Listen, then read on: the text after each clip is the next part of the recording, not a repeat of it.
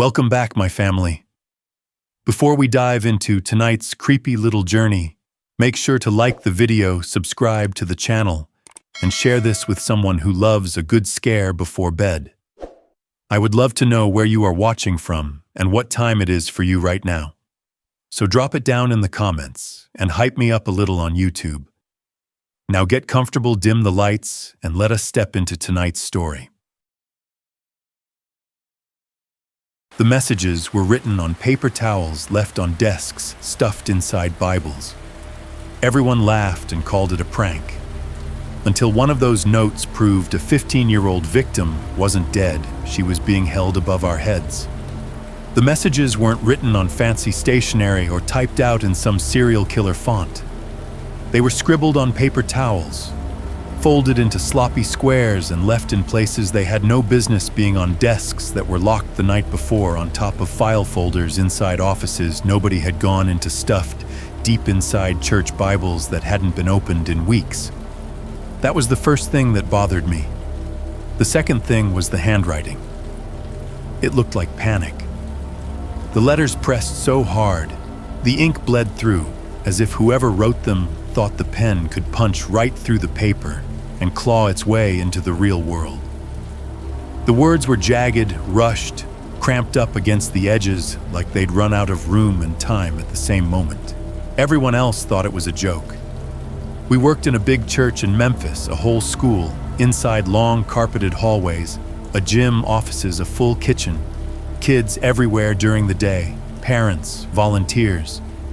If there was any place on earth that felt too busy to be haunted, it was that building. So when food started disappearing from the kitchen, people rolled their eyes and blamed the kids. When the cook's shoes kept being moved to weird places overnight, they called it a prank. When my snack bowl in my office got mysteriously emptied even after I locked the door, I told myself I'd just forgotten how much I'd eaten. But then the notes started mentioning her. They didn't just say creepy nonsense. They named a 15-year-old girl everybody in Memphis assumed was dead. A girl the news said had been taken from her bedroom in the middle of the night.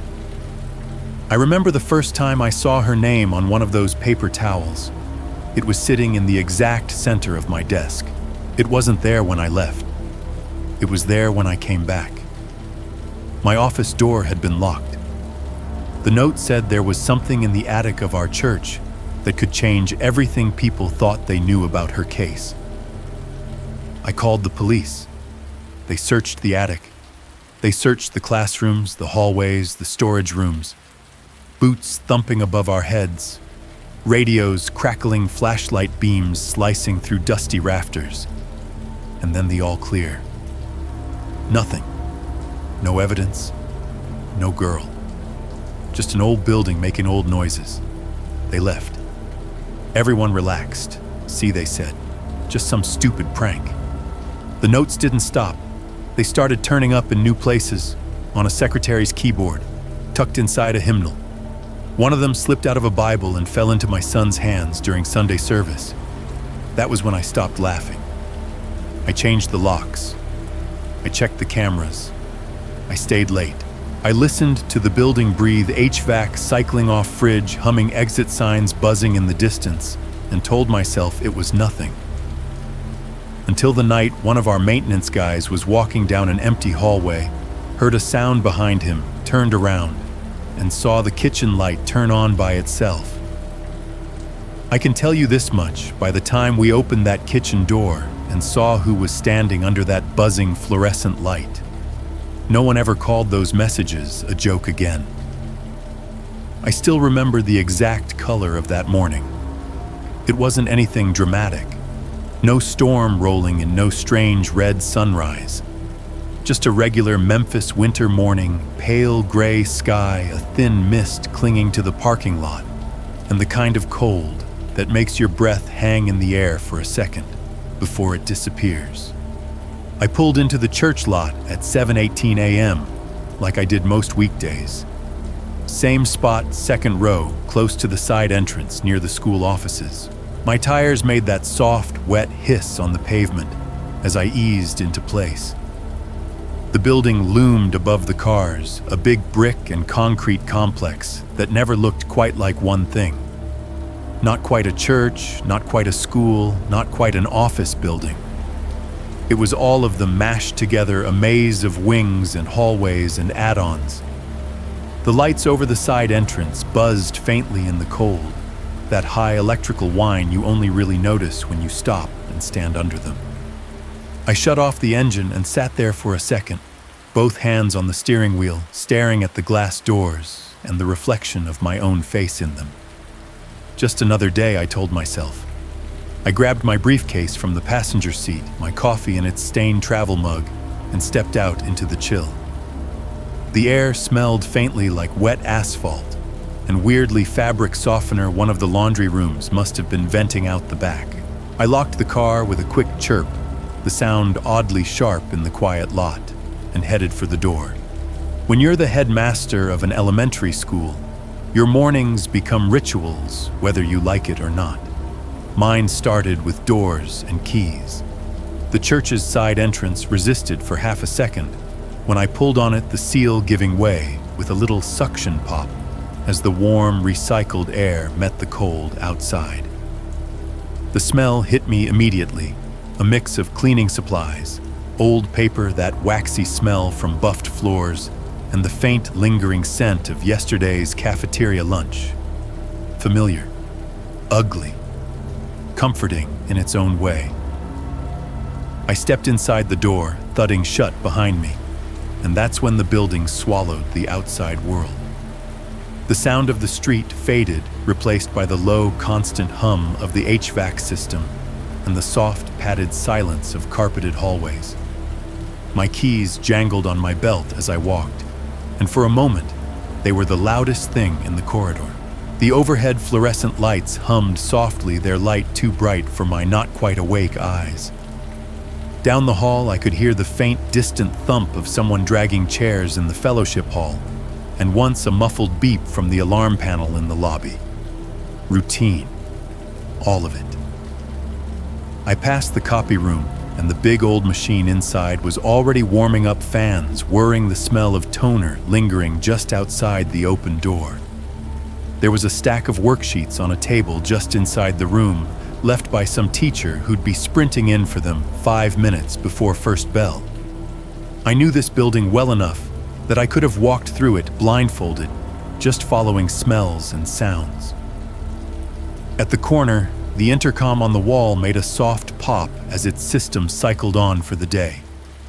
Just a little burst of white noise and then silence again. I didn't think anything of it. The intercom popped like that every morning. If anything, I think I would have been more unsettled if it hadn't. My office was at the end of the hall by the stairs that led up to the older Sunday school rooms, and eventually the attic. The brass plate on the door read, "Headmaster slightly crooked from years of kids slamming into it with their backpacks." I shifted my coffee to my left hand, fished out my office key with my right, and slid it into the lock. The key turned with the same familiar stiffness, the deadbolt giving a soft metallic click as it retracted. I pushed the door open with my shoulder and stepped inside, already mentally running through the emails I needed to answer.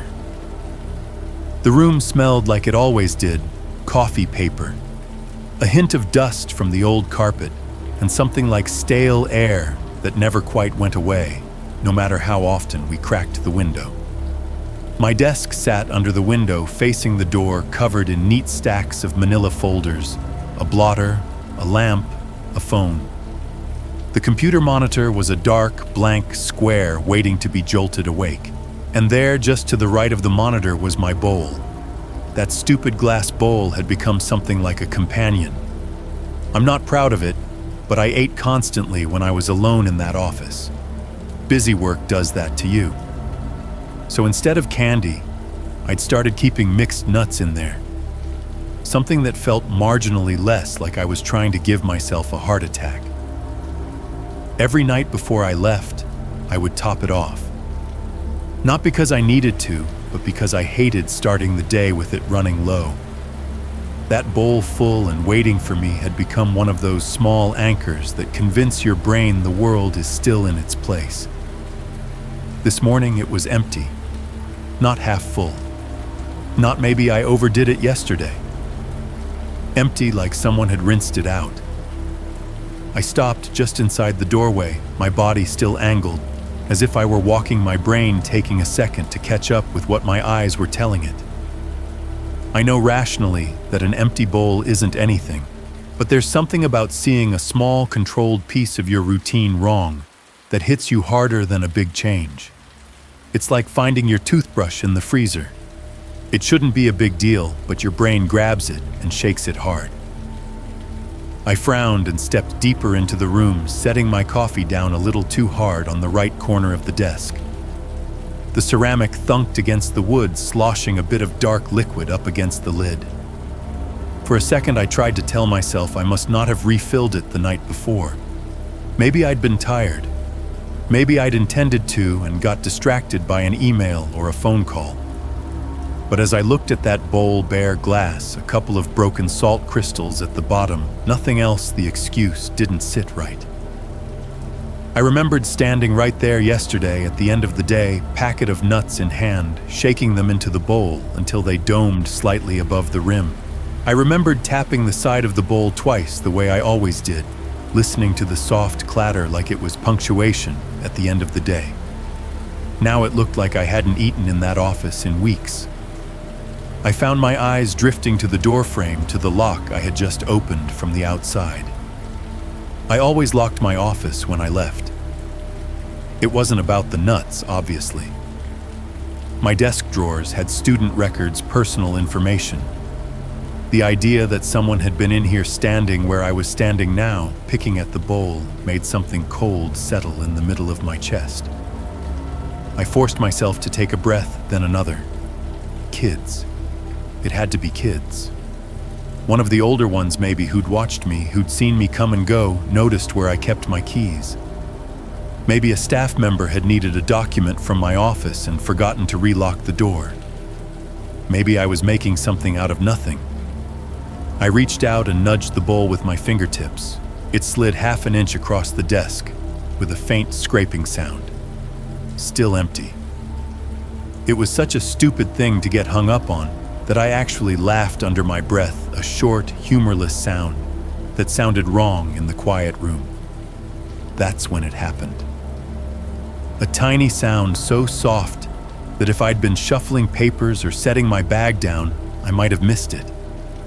A sharp, dry tick from somewhere above and behind me, like metal contracting in a vent or a pipe settling inside the wall. It might as well have been a gunshot. I spun around so fast my chair bumped my calf. My heart punched once hard against my ribs. My eyes went straight to the ceiling, to the corners, where the acoustic tiles met the beige walls, expecting what I don't know. A face looking down through a gap, a shadow ducking out of sight. Something. Nothing. Just the hum of the HVAC filtering in from the hallway vent and the faint, distant whine of the copier warming up down the corridor. The office around me was shock still. The guest chairs sat where they always sat, pushed neatly under the small round table near the door. The filing cabinet in the corner was closed, its drawers flush. My coat hung on the hook behind the door sleeve, swaying almost imperceptibly from when I'd come in. The silence pressed on my ears in a way that made me suddenly aware of my own breathing.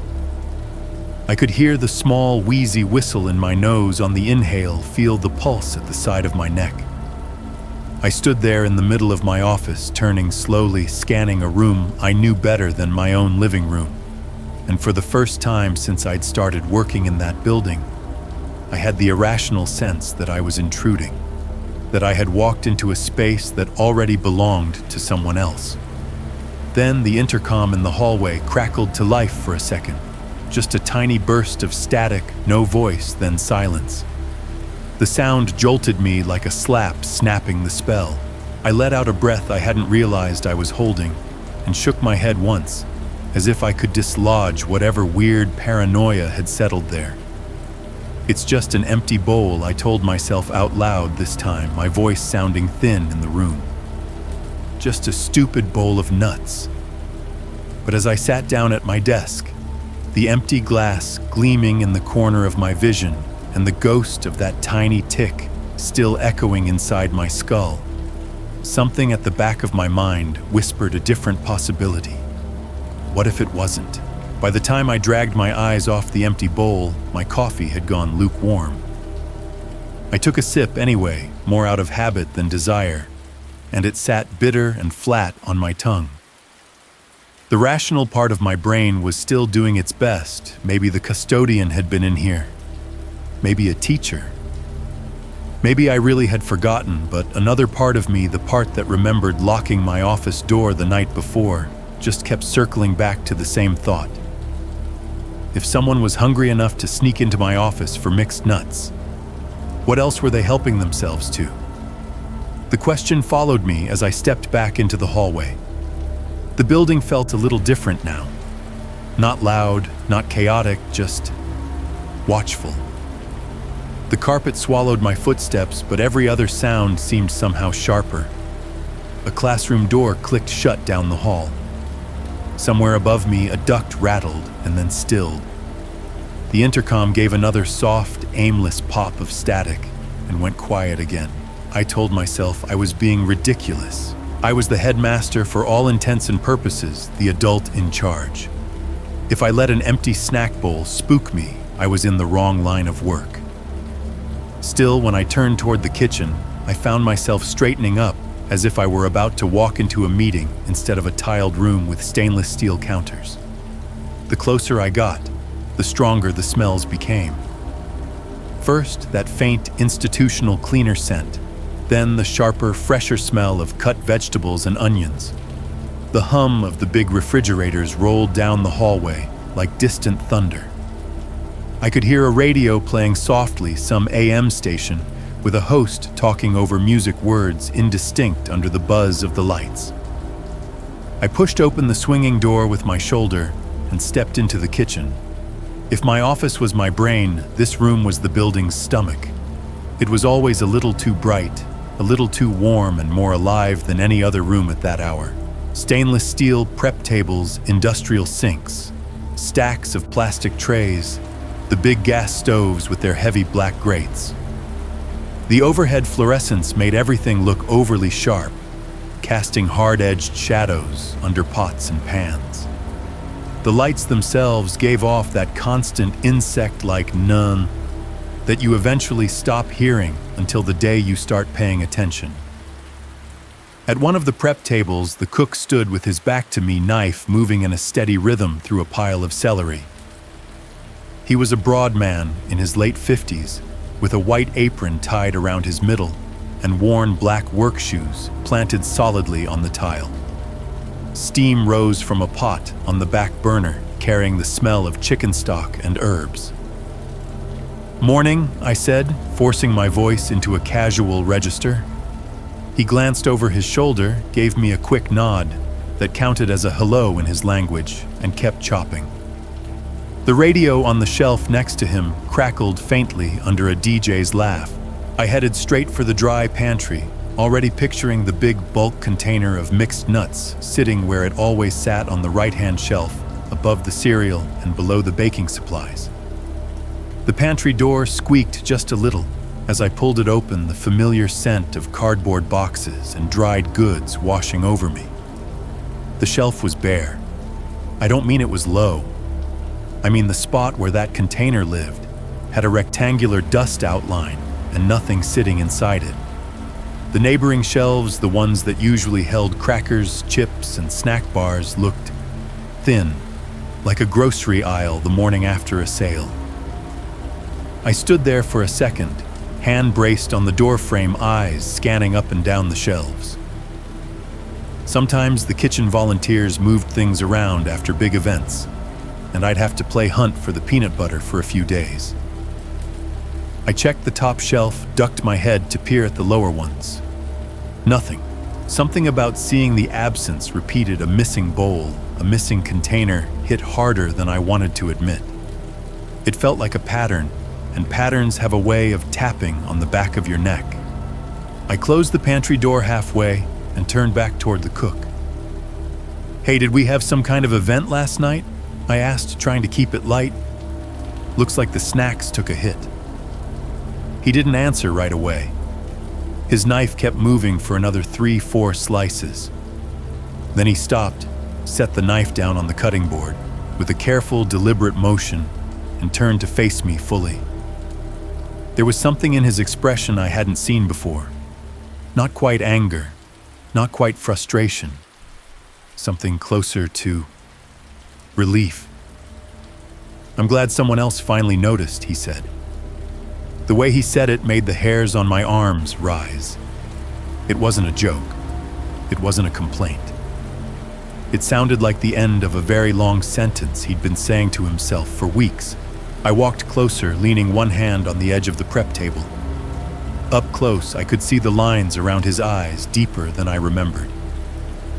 He wiped his hands on his apron, leaving faint green smears of celery, and jerked his chin toward the pantry. "It's been going on for a while," he said. "At first I thought I was going crazy. A couple bags of chips lighter than they should be. A few sodas missing. You know, nothing you'd call the cops about." He gave a short, humorless huff of laughter, then shook his head. But it kept happening.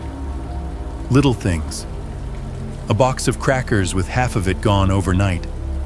A loaf of bread that was a lot shorter than I left it. I'd check the inventory list, check my memory. It never added up. I felt that cold weight settle in my chest again. It was one thing to have my bowl raided. Another to hear that the kitchen, the heart of the building with its own locks and routines, had been quietly bleeding food for a month. Kids, I offered, because that was the obvious answer. Kids found their way into everything in a place like this. Maybe some of the older ones sneaking down after hours. He gave me a look that told me exactly how many times he'd already had that conversation in his head. Maybe for the small stuff he conceded. Maybe. But 2 weeks ago, I put a whole tray of lasagna in the fridge, leftovers from Wednesday night supper. I had plans for it. Next morning, half of it was gone. Just scooped out. Clean. He motioned with his hand like he was carving something invisible. And then last night he said, voice tightening just a hair, "I put a ham in there. Big one, for Sunday." Wrapped it, labeled it, put it on the middle shelf. Locked the fridge, locked the kitchen, went home. He turned away from me without another word and walked toward the far wall, his work shoes squeaking softly on the tile. I followed him past the big industrial stove to the pair of stainless steel refrigerators that stood like two silent sentries against the wall. Heavy doors, padlocks hanging from thick metal loops near the handles. He slid the keyring from his pocket, the jingling louder than it should have been. Something about the way the metal chimed in that bright humming room made the back of my neck prickle. He picked the right key without looking, fitted it into the lock, and twisted. The padlock snapped open with a satisfying, solid clack. He pulled the door open. Cold air washed out into the kitchen, carrying the smell of chilled meat and leftovers, that indescribable fridge scent every institutional kitchen has. Condensation beaded along the rubber seal. The fluorescent light inside flicked on, casting the shelves in harsh white. He stepped aside so I could see. There were tubs of prepared vegetables, a pan of something covered in foil, cartons of milk stacked in neat rows, plastic wrap crinkled on a couple of trays. And right in the exact center of the middle shelf, where you'd expect something big and heavy to be there, was a rectangle of empty space. Not crowded, not messy. Just wrong. Like a missing tooth in a smile. "Right there," he said quietly. "That's where the ham was." I stared at that empty patch of shelf for longer than I care to admit. It shouldn't have been anything. It was just a piece of stainless steel with a slightly cleaner outline where a pan had been. but my brain kept trying to fill it in to overlay the weight of a whole ham, wrapped and labeled and ready over the emptiness I was seeing now. "You're sure no one moved it?" I asked, even though I knew how insulting that sounded. The man had been running kitchens longer than I'd been in education. He shot me a flat look. "I'm the one who put it in," he said. "I'm the one who locked it. I'm the one who opened it this morning. No one else has this key." He held up the key ring with a little shake. The metal jingled in the cold air, spilling out of the fridge, sounding thinner somehow, like the sound itself was nervous. For a moment, all I could hear was the overlapping hums, the fridge compressor, the overhead lights, the faint, muffled voice of the radio host still talking in the background. It felt like standing inside a giant electric throat. I thought about my empty bowl upstairs, about the pantry shelf with its ghost outline of a missing container, about the trays of food he'd just casually described as half-vanished over weeks, a kid snatching a candy bar, sneaking a soda sure. That I could picture. A teenager figuring out which door the cook sometimes forgot to lock. Mischief. Poor judgment. But a whole ham. From a locked fridge. In a locked kitchen. In a building that was supposed to be empty. My brain's stubborn thing that it is tried one more time to shove the square peg of normalcy into the round hole of what I was seeing. Could it be one of the staff? I said. Someone staying late grabbing something, meaning to ask you later if they did. He said they'd have to walk past my office to leave. And I never left my station last night until I set the alarm. He paused, then added, "And nobody's owning up to it. I've asked." The knife on the cutting board behind him caught my eye for a second, just for a second. Not because it was threatening, because it was the only thing in the room that looked capable of cutting through the thick layer of denial everyone seemed to be wrapped in. My swallowed throat suddenly dry in the chilled air bleeding out of the fridge. "Have you told the administrators?" I asked. "I did," he said. "About the snacks, about the lasagna. I told them this morning about the ham. They said they'd look into it." The way he repeated the phrase made it sound thinner than the air fogging around the fridge shelves. But they think it's kids. Everybody thinks it's kids. He let that sit for a second, then added quieter, "I don't." There was no drama in the way he said it. No attempt to scare me. Just a man who'd watched his work disappear one bite at a time, who knew his kitchen as well as I knew my own office, and who could tell the difference between mischief and whatever this was. I looked back into the fridge at that empty space, and suddenly I understood why the empty bowl had bothered me so much. A missing handful of nuts, a missing bag of chips, an empty cereal box, those were annoyances. They fit in the story we like to tell ourselves about kids and temptation and minor sins. But a missing ham from a fridge you know you locked in a room you know you shut, that doesn't fit the story. It doesn't belong anywhere comfortable. It was the first point in this whole thing where my mind quietly stepped away from a kid, grabbed a snack, and toward a much colder question. If it wasn't just a kid, who was it? Standing there with the fridge door hanging open and that empty strip of stainless steel staring back at me, I felt like I had stepped over some invisible line. But my brain didn't want to stay there. It immediately started dragging me backward toward safer explanations, like a parent pulling a child away from traffic. "Look," I finally said to the cook, forcing my voice into something that sounded like authority, "we'll figure this out. It's probably just some kids being creative." I gave him a weak half smile I didn't feel, or somebody on staff who thought they'd square up with you later. "Either way, I'll talk to the administrators. We'll change the lock again, tighten things up." He watched me for a second, like he was trying to decide whether to believe me or not. Then he nodded once more out of habit than conviction and shut the fridge. The rubber seal kissed metal with a soft thump, cutting off the cold air. He snapped the padlock back through the hasp and clicked it shut, the sound sharp in the hum of the kitchen. As I walked out, I kept replaying my own words in my head. Kids, copying keys, staff mistakes. They were comfortable ideas, familiar problems, things I knew how to deal with. Warnings, phone calls, home, stern talks, in small offices that smelled like old coffee and anxiety. I clung to them like handrails on a staircase that felt suddenly too steep. The hallway felt narrower on the way back to my office. The same carpet, the same beige walls, the same bulletin boards with crooked flyers for youth group events and bake sales. But my eyes kept snagging on the little details I'd usually ignore, the way a classroom door wasn't quite fully shut, the subtle scuff marks on the baseboard near the corner, the faint, oily fingerprint on the glass of the fire extinguisher cabinet. I had to stop myself from turning those things into clues. This was how people ended up seeing ghosts in every shadow, I told myself. You take one weird thing, then another, and before you know it, you've built a whole haunted house in your head. When I reached my office, the door was still closed.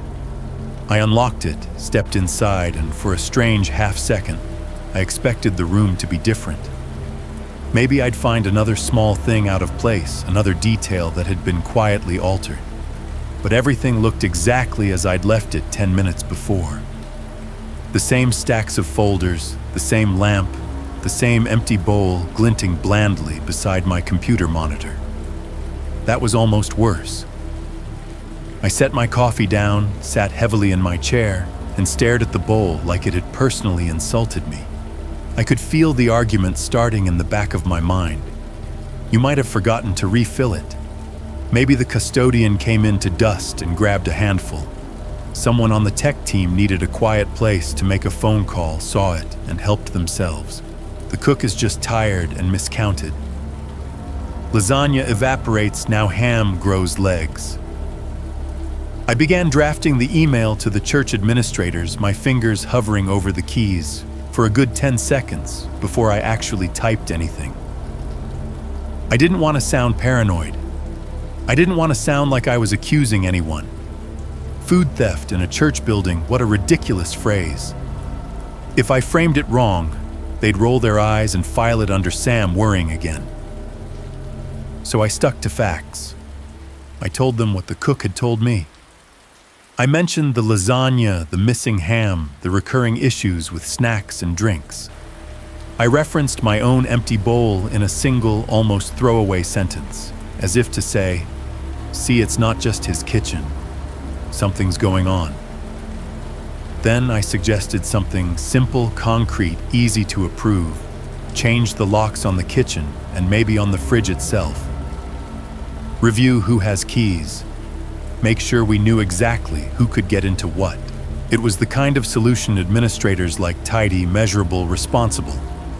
It didn't accuse anybody, didn't require any uncomfortable conversations, beyond maybe a gentle reminder about boundaries at the next staff meeting. I hit send. Within an hour, I had a reply they agreed. Maintenance would be called. Locks would be replaced. We'd reiterate expectations at the next all-staff gathering. For a little while, that made me feel better in the way a Band-Aid makes a deep cut feel better.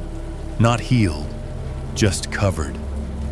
Later that day, the maintenance guy came by my office with his key ring rattling and his tool bag thumping against his leg. I walked down to the kitchen with him and watched as he removed the old padlock, installed a new one, and made an entry in his little spiral notebook about which key was which. Fresh start, he said, handing the new keys off to the cook. Only you and admin got this one. Fresh start. The phrase sounded good. Clean. It sounded like something you could put on a poster. That night, when I shut off my office light, my bowl was full again. I'd refilled it that afternoon, refusing to let the stupid thing win. As I locked my door and walked down the now quiet hallway, I told myself that between the new lock and the renewed attention, the problem would shrink back down to what everyone wanted it to be, a brief flare-up of bad behavior. I went home. I ate dinner with my family. I watched the local news talk about Leslie Gaddis again, because that case was everywhere those days. A 15-year-old girl taken from her bedroom in the middle of the night, presumed dead, no body found. Talking heads speculating. Grainy photos of a smiling teenager. Police asking for tips. I listened with half an ear the way you do when tragedy becomes a background hum. Then I turned off the TV, did some grading at the kitchen table, went to bed. The next morning, my bowl was still full. I actually felt a wave of relief when I opened my office door and saw it sitting there, the nuts mounded slightly above the rim exactly as I'd left them. I didn't realize how much tension I'd been holding in my shoulders until I felt it drain away. See, I told myself. Locke's reminders, a little bit of attention, that's all it took. Someone got the message. Whoever had been sneaking around sobered up and decided it wasn't worth the risk. The second morning, same thing. Bowl undisturbed, kitchen quiet. No new complaints from the cook. The administrators moved on to other business. Field trip forms, budget meetings, calendar planning. The missing food story shrank into a footnote. By the third and fourth day, the incident had almost smoothed itself over in my mind into something that could be told as a funny anecdote in the teacher's lounge. Remember when we thought someone was stealing a ham, kids, man? They'll eat anything that's not nailed down. But underneath that surface, something didn't quite sit right. It was the way the calm felt sudden. Not like a problem slowly resolving itself, but like a noise that had been cut off mid-word. One day the building was bleeding food. The next, after the new lock, everything was perfectly still. Too still. When you work in a place long enough, you know its soundtrack. The church and school had a specific sound on weekday mornings. Kids chattering chairs, scraping lockers, banging the low murmur of adults, trying to herd chaos into lines. In between those big noises, there was a subtler track. The whoosh of air from vents, the hum of vending machines, the distant feedback squeal when somebody tested a microphone in the sanctuary. At night, the loud channel cut out, and the quiet track stayed. The HVAC became a main character. The fridge in the teacher's lounge clicked on and off. The ice maker in the kitchen dropped cubes with a hollow plunk. Sometimes a pipe in the wall would expand or contract with a little metallic tick, like the one I'd heard that morning. But after the locks were changed, I started noticing that quiet track in a different way. On my second late night in the office that week, I was sitting at my desk going through enrollment forms. It was past 6. The sun had gone down, and the only light in the hallway came from those humming fluorescents. I could hear the HVAC running its cycle through the ceiling vents. Then, without warning, the fan cut off. The silence that followed was so complete it felt physical. The only sound left was the faint whir of my computer and the distant hum of the vending machine down the hall. My own breathing sounded too loud. I could hear the tick of the clock on the wall behind me, each second landing like a small footstep. Somewhere deep in the building, something metal settled with a soft ping. I froze, waiting for the next sound, the follow-up that would tell me ductwork instead of footstep, expanding pipe instead of someone shifting their weight. Nothing. I shook it off, went back to the forms. A few minutes later, the fridge compressor down the hall kicked on that low mechanical rumble, vibrating faintly through the floor. A perfectly normal sound. I still almost jumped out of my skin. This started happening more often. Not the noises, I'm sure they'd been there all along, but my awareness of them. The way they arrived in sudden clean breaks, HVAC on HVAC off. Silence. Click. Hum. Silence again. Like the building was breathing in, holding it, breathing out, holding it. It began to feel less like a place and more like something alive. Something that could listen. During the day, everything looked fine. The kids lined up. The teachers taught. The staff passed each other in hallways with quick nods. No more complaints about missing food. No more whispers about pranksters. My bowl stayed full. The kitchen inventory stabilized. On paper, the problem was resolved. But late at night, when most of the lights were off, and my office was a small rectangle of yellow on a floor of dim blue, I started to get the unnerving sense that the calm wasn't natural. It wasn't peace. It was adaptation. Whoever had been slipping through our routines had stopped, yes, but not because they couldn't get in anymore. That possibility nagged at me, sitting heavy in the back of my skull as I listened to the building's mechanical heartbeat. Maybe they just learned to move when the sounds were loudest, to sync their steps with the creak of pipes and the rush of air through vents. Maybe the new lock wasn't a barrier so much as a warning sign. I'd wanted quiet. I got it. But as the days went by and the food stayed put and my bowl remained untouched, the quiet stopped feeling like safety and started feeling like something else entirely. It felt like whoever had been here had figured out how not to leave a trace. The strange thing about human beings is how fast we decide something is over. A week of calm and the missing food quietly slid down my internal list of concerns. By the second week, it was almost a joke, one of those remember when stories you toss into conversation while pouring coffee in the lounge. Remember when we thought someone stole a ham? Hey, at least it wasn't the communion wine. I laughed along with everyone else because it was easier. The bowl on my desk stayed full. The cook didn't report anything new.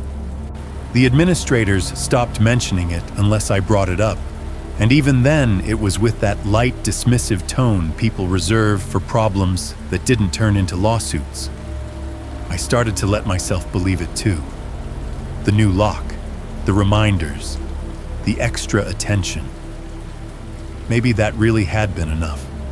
Maybe a kid had been scared straight. Maybe someone on staff had felt guilty and decided to cut it out. Maybe the intruder in my imagination had been nothing but a shadow cast by stress and a few bad nights of sleep. Then March 3rd rolled around. It was one of those mornings where the building felt especially alive, teachers talking faster than usual, in the hallway kids coming in with wet sneakers from an overnight rain, the smell of coffee so thick in the air you almost felt like you could chew it. The intercom had already done its morning pop and crackle. The copier was groaning its way through a stack of handouts, and somewhere down by the gym, a basketball thudded rhythmically against the floor. I left my office around 9:30, a stack of folders tucked under one arm, intending to drop them off with the church receptionist. As I stepped into the hallway, I did my now habitual glance back at my desk. The bowl gleamed in the morning light, nuts piled neatly untouched. It shouldn't have felt like a good omen, but it did. I walked down the hall, one hand in my pocket, my keys jingling with each step. The air smelled faintly of floor cleaner and pencil shavings. A couple of kids trotted past me in the opposite direction, hall passes flapping at their sides, their sneakers squeaking against the waxed tile. As I approached the stretch of corridor that passed by the kitchen, I caught a whiff of something stronger, tomato sauce garlic, the unmistakable smell of school spaghetti in progress. The kitchen door was propped open a few inches, a sliver of bright fluorescent light cutting across the dimmer hallway. I might have walked right past. Sam. The cook's voice snapped out from inside the kitchen, sharp enough that I stopped mid-stride. There was an urgency to it I hadn't heard before, not annoyed, not casual. Tight, controlled. I stepped back, nudged the swinging door open with my shoulder, and stuck my head in. He was standing near the far wall this time, not at the prep counter. The big stainless steel fridge door was yawning open beside him, spilling cold air and harsh white light into the room. His apron was still on. His knife was still on the cutting board. But the way he was standing, frozen, one hand braced on the edge of the fridge door, the other loosely hanging at his side, made it look like he'd been interrupted in the middle of talking to someone else. "What's up?" I asked, pushing the door wider and stepping all the way in. He jerked his chin toward the fridge, the motion tight and clipped. "Come here," he said. "You need to see this." My stomach did a small, involuntary flip. I crossed the tiled floor, feeling a little thrill of cold creep over my face as I neared the open fridge. The smell was familiar, cold, dairy leftover meat, that faint tang of metal and plastic. Frost clung in a thin film to the vents at the back. He didn't say anything. He just pointed. On the middle shelf, where we'd both stared at an empty rectangle of stainless steel not long ago, there were now rows of plastic containers, prepared vegetables, a couple of foil-covered pans, a tub of something pale and gelatinous I didn't want to identify. On the shelf just below, 2 cartons of milk sat side by side, their cardboard edges beaded with condensation.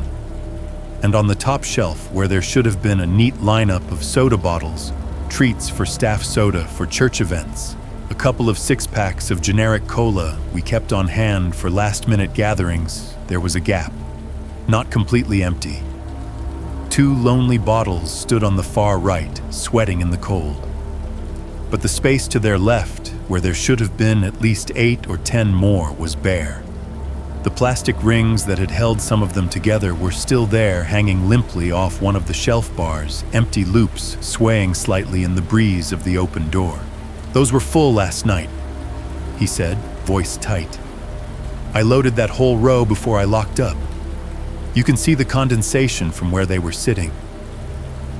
He gestured toward the faint, bottle-shaped outlines on the metal.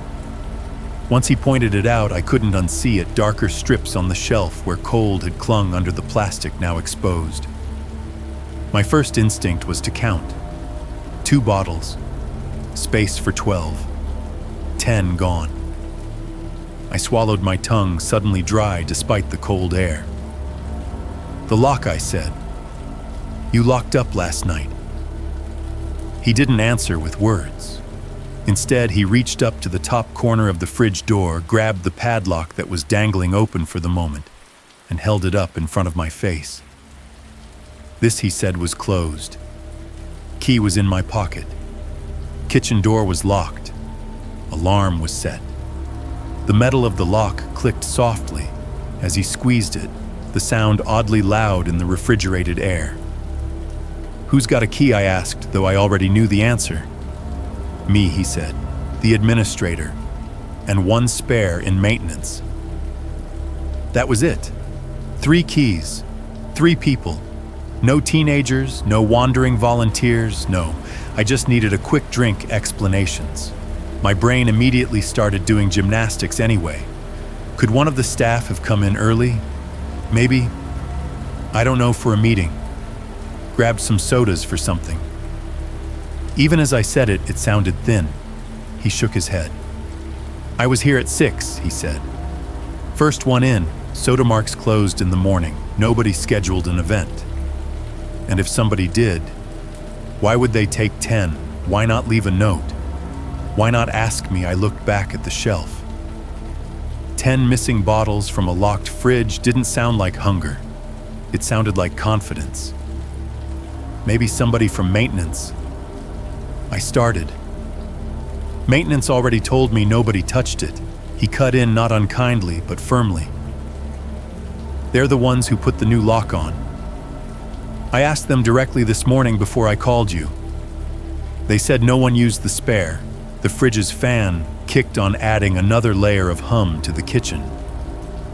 I felt that familiar sense of the building closing in, a rising awareness of how many doors this place had, How many small spaces, how many blind corners you could pass 100 times without really seeing. 10 sodas wasn't much, not compared to a whole ham, not compared to trays of food, but the timing gnawed at me. This wasn't a month ago before the conversation, before the lock change.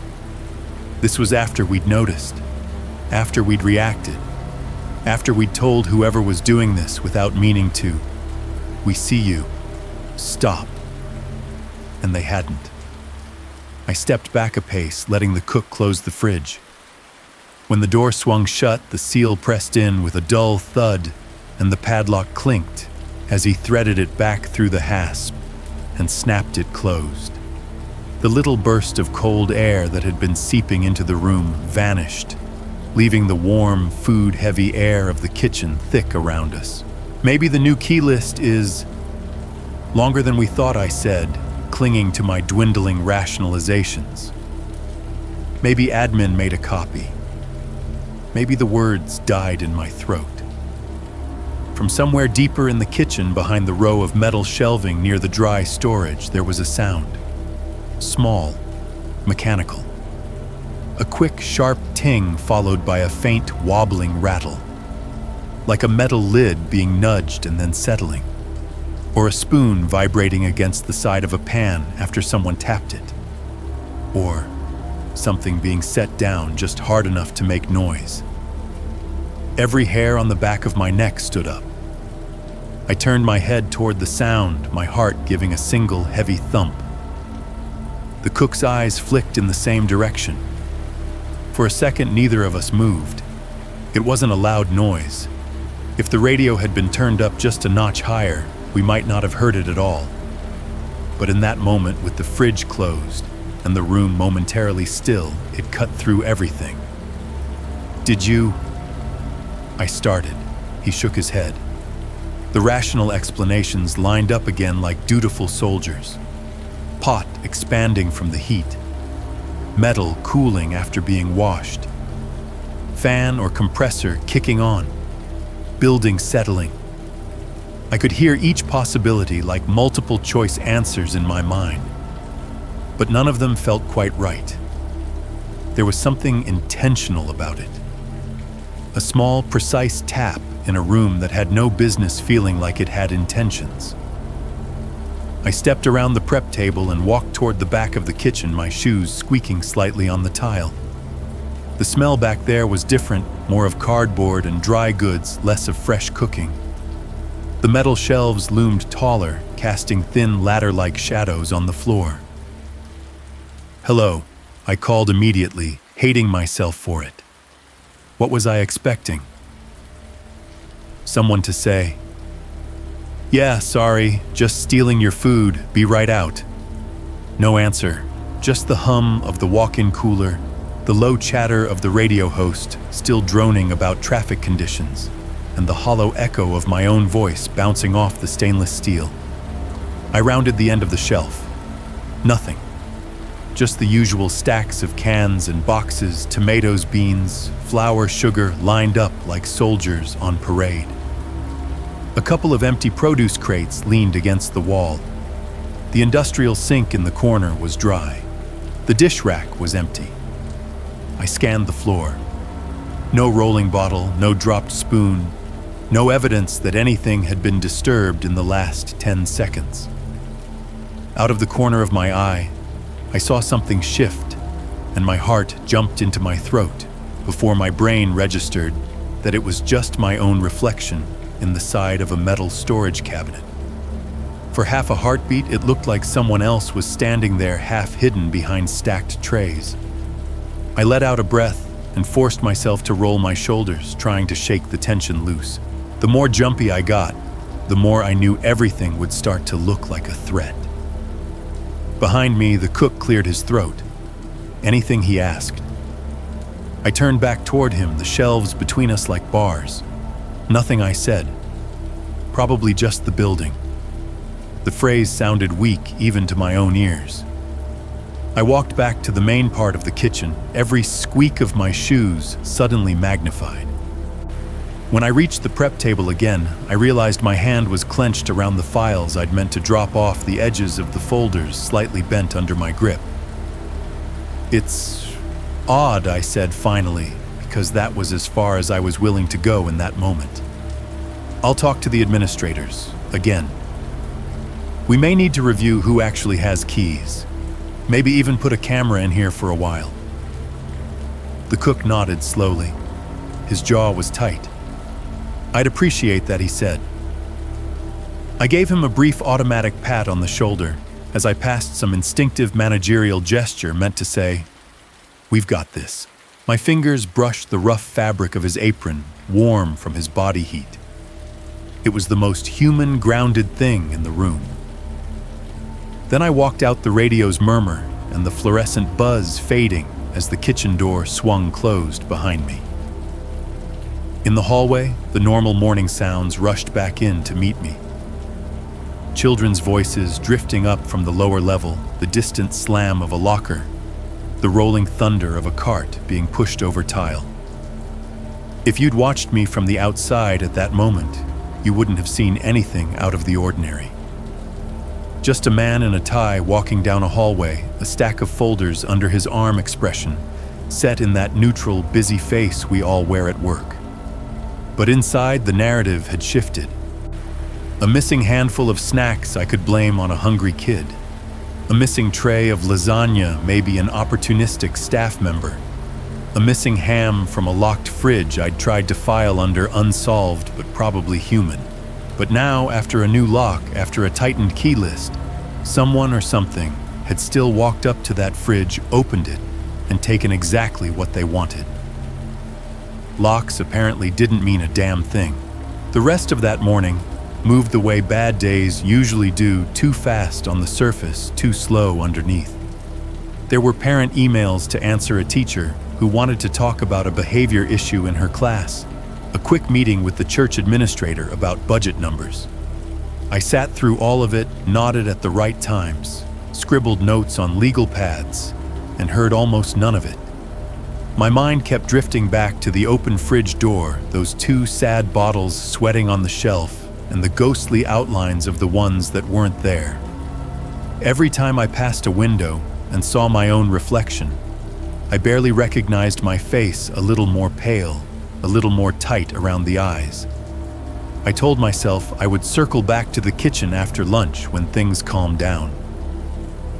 I didn't make it that long.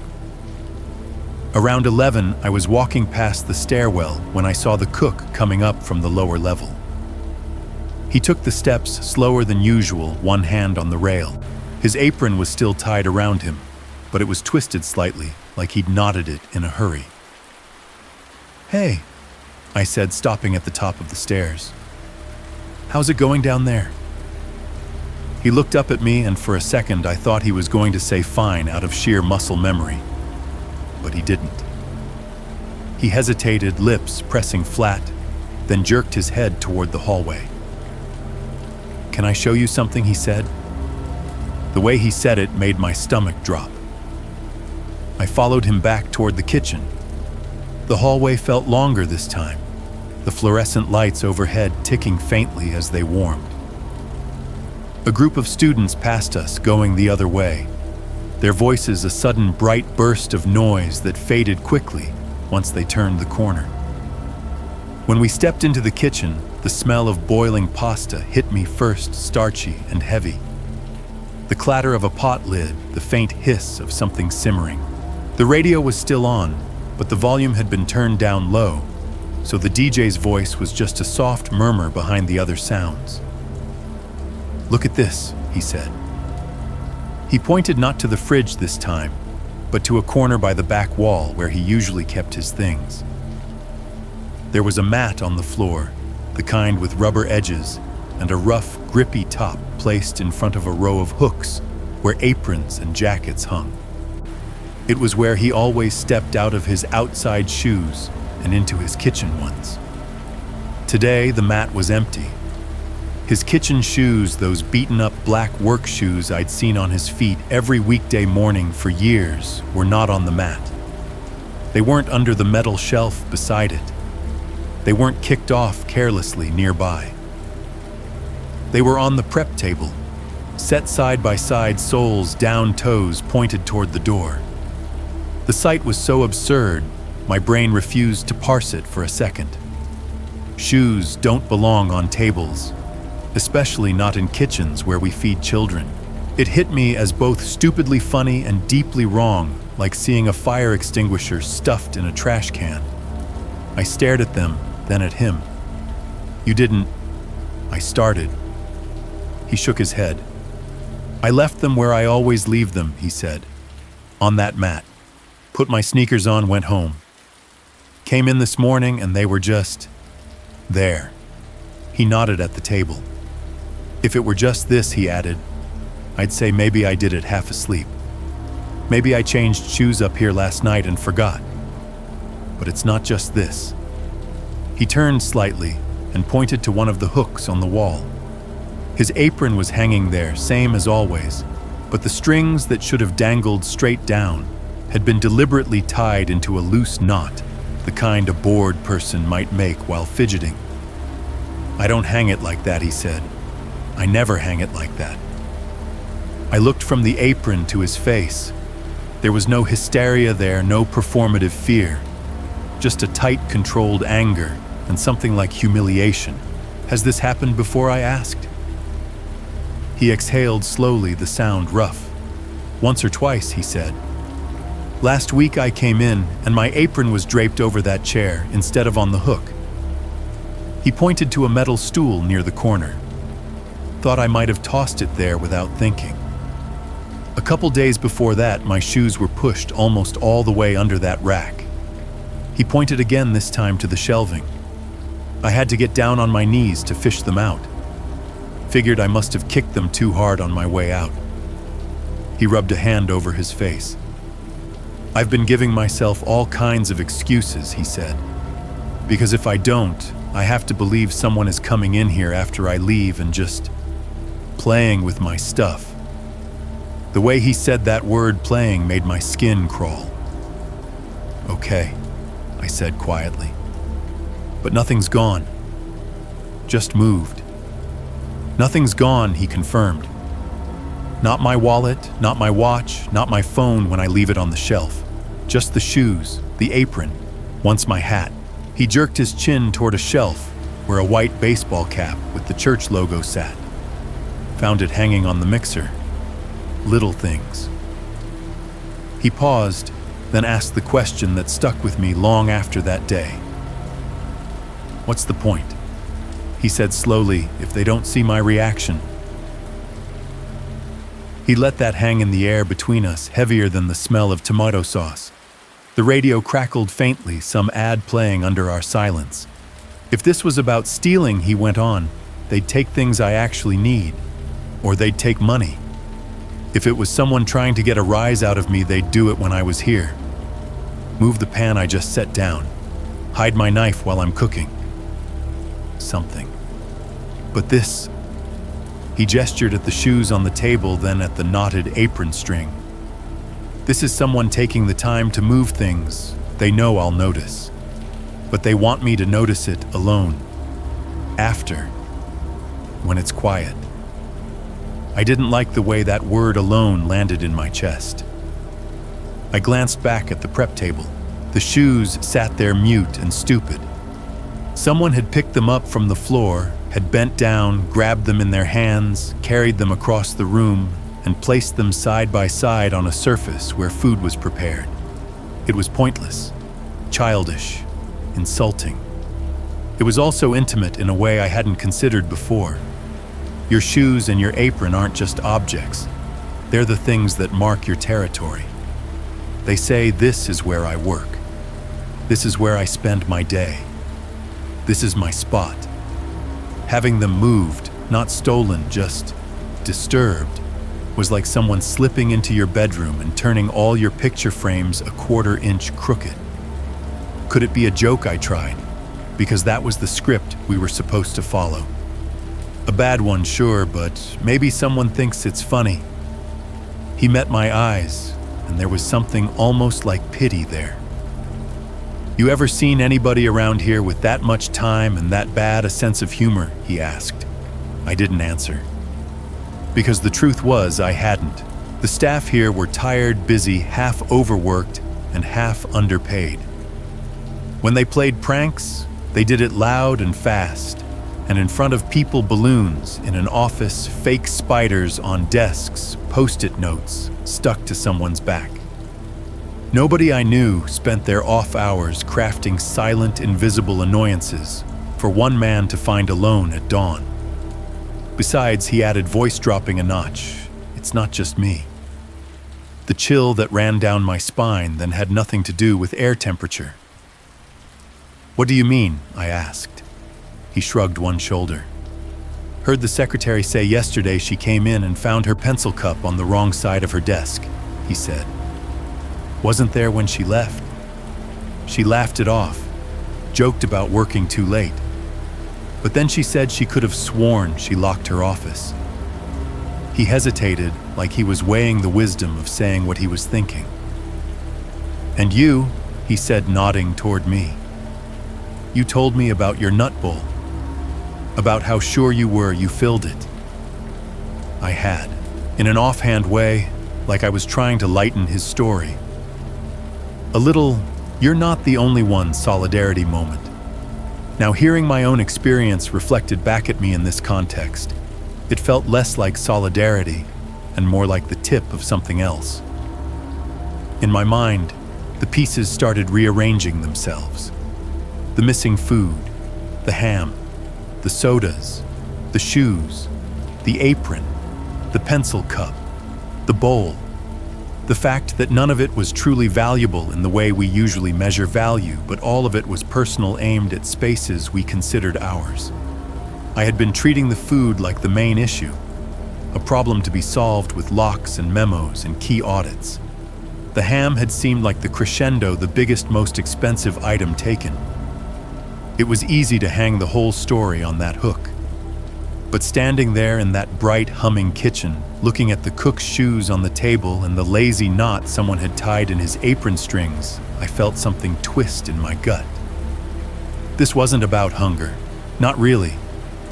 If someone wanted to feed themselves, there were easier, quieter ways. They could take a loaf of bread, a couple of cans, a stash of granola bars. They could swipe cash from a purse or a petty cash box and go to the corner store. It would have been less risky, less theatrical.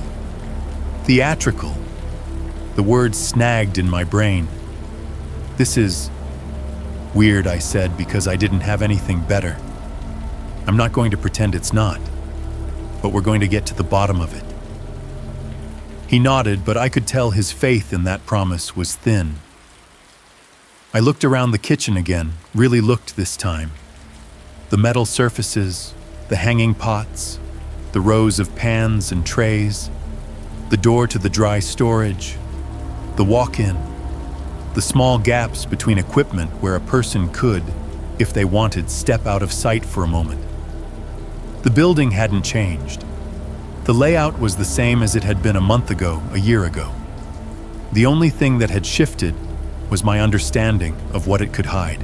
Up until that moment, I'd been thinking of this whole situation like theft, a problem you could fix with better locks, fewer keys, maybe a camera. But now, with those damn shoes on the table and that question echoing, what's the point if they don't see my reaction? I realized something I hadn't let myself consider. Maybe the point was never the things themselves. Maybe the point was the gap between leaving and finding. The private, silent moment when you walk into your space expecting it to be just the way you left it and realize someone else has been there. That's when your stomach drops.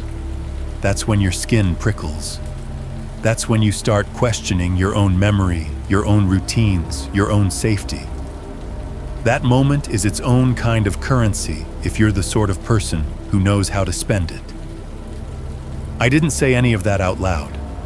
Not yet. Instead, I told him again that I'd talk to the administrators, that we'd tighten things further, maybe extend the alarm coverage, maybe check the logs more closely.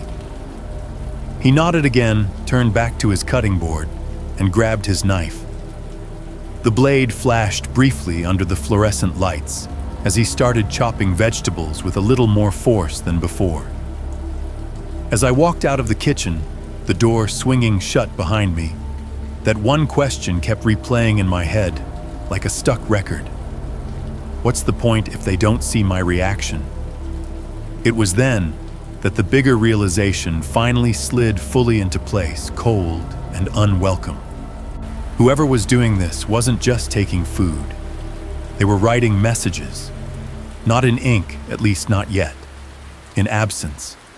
In rearranged objects.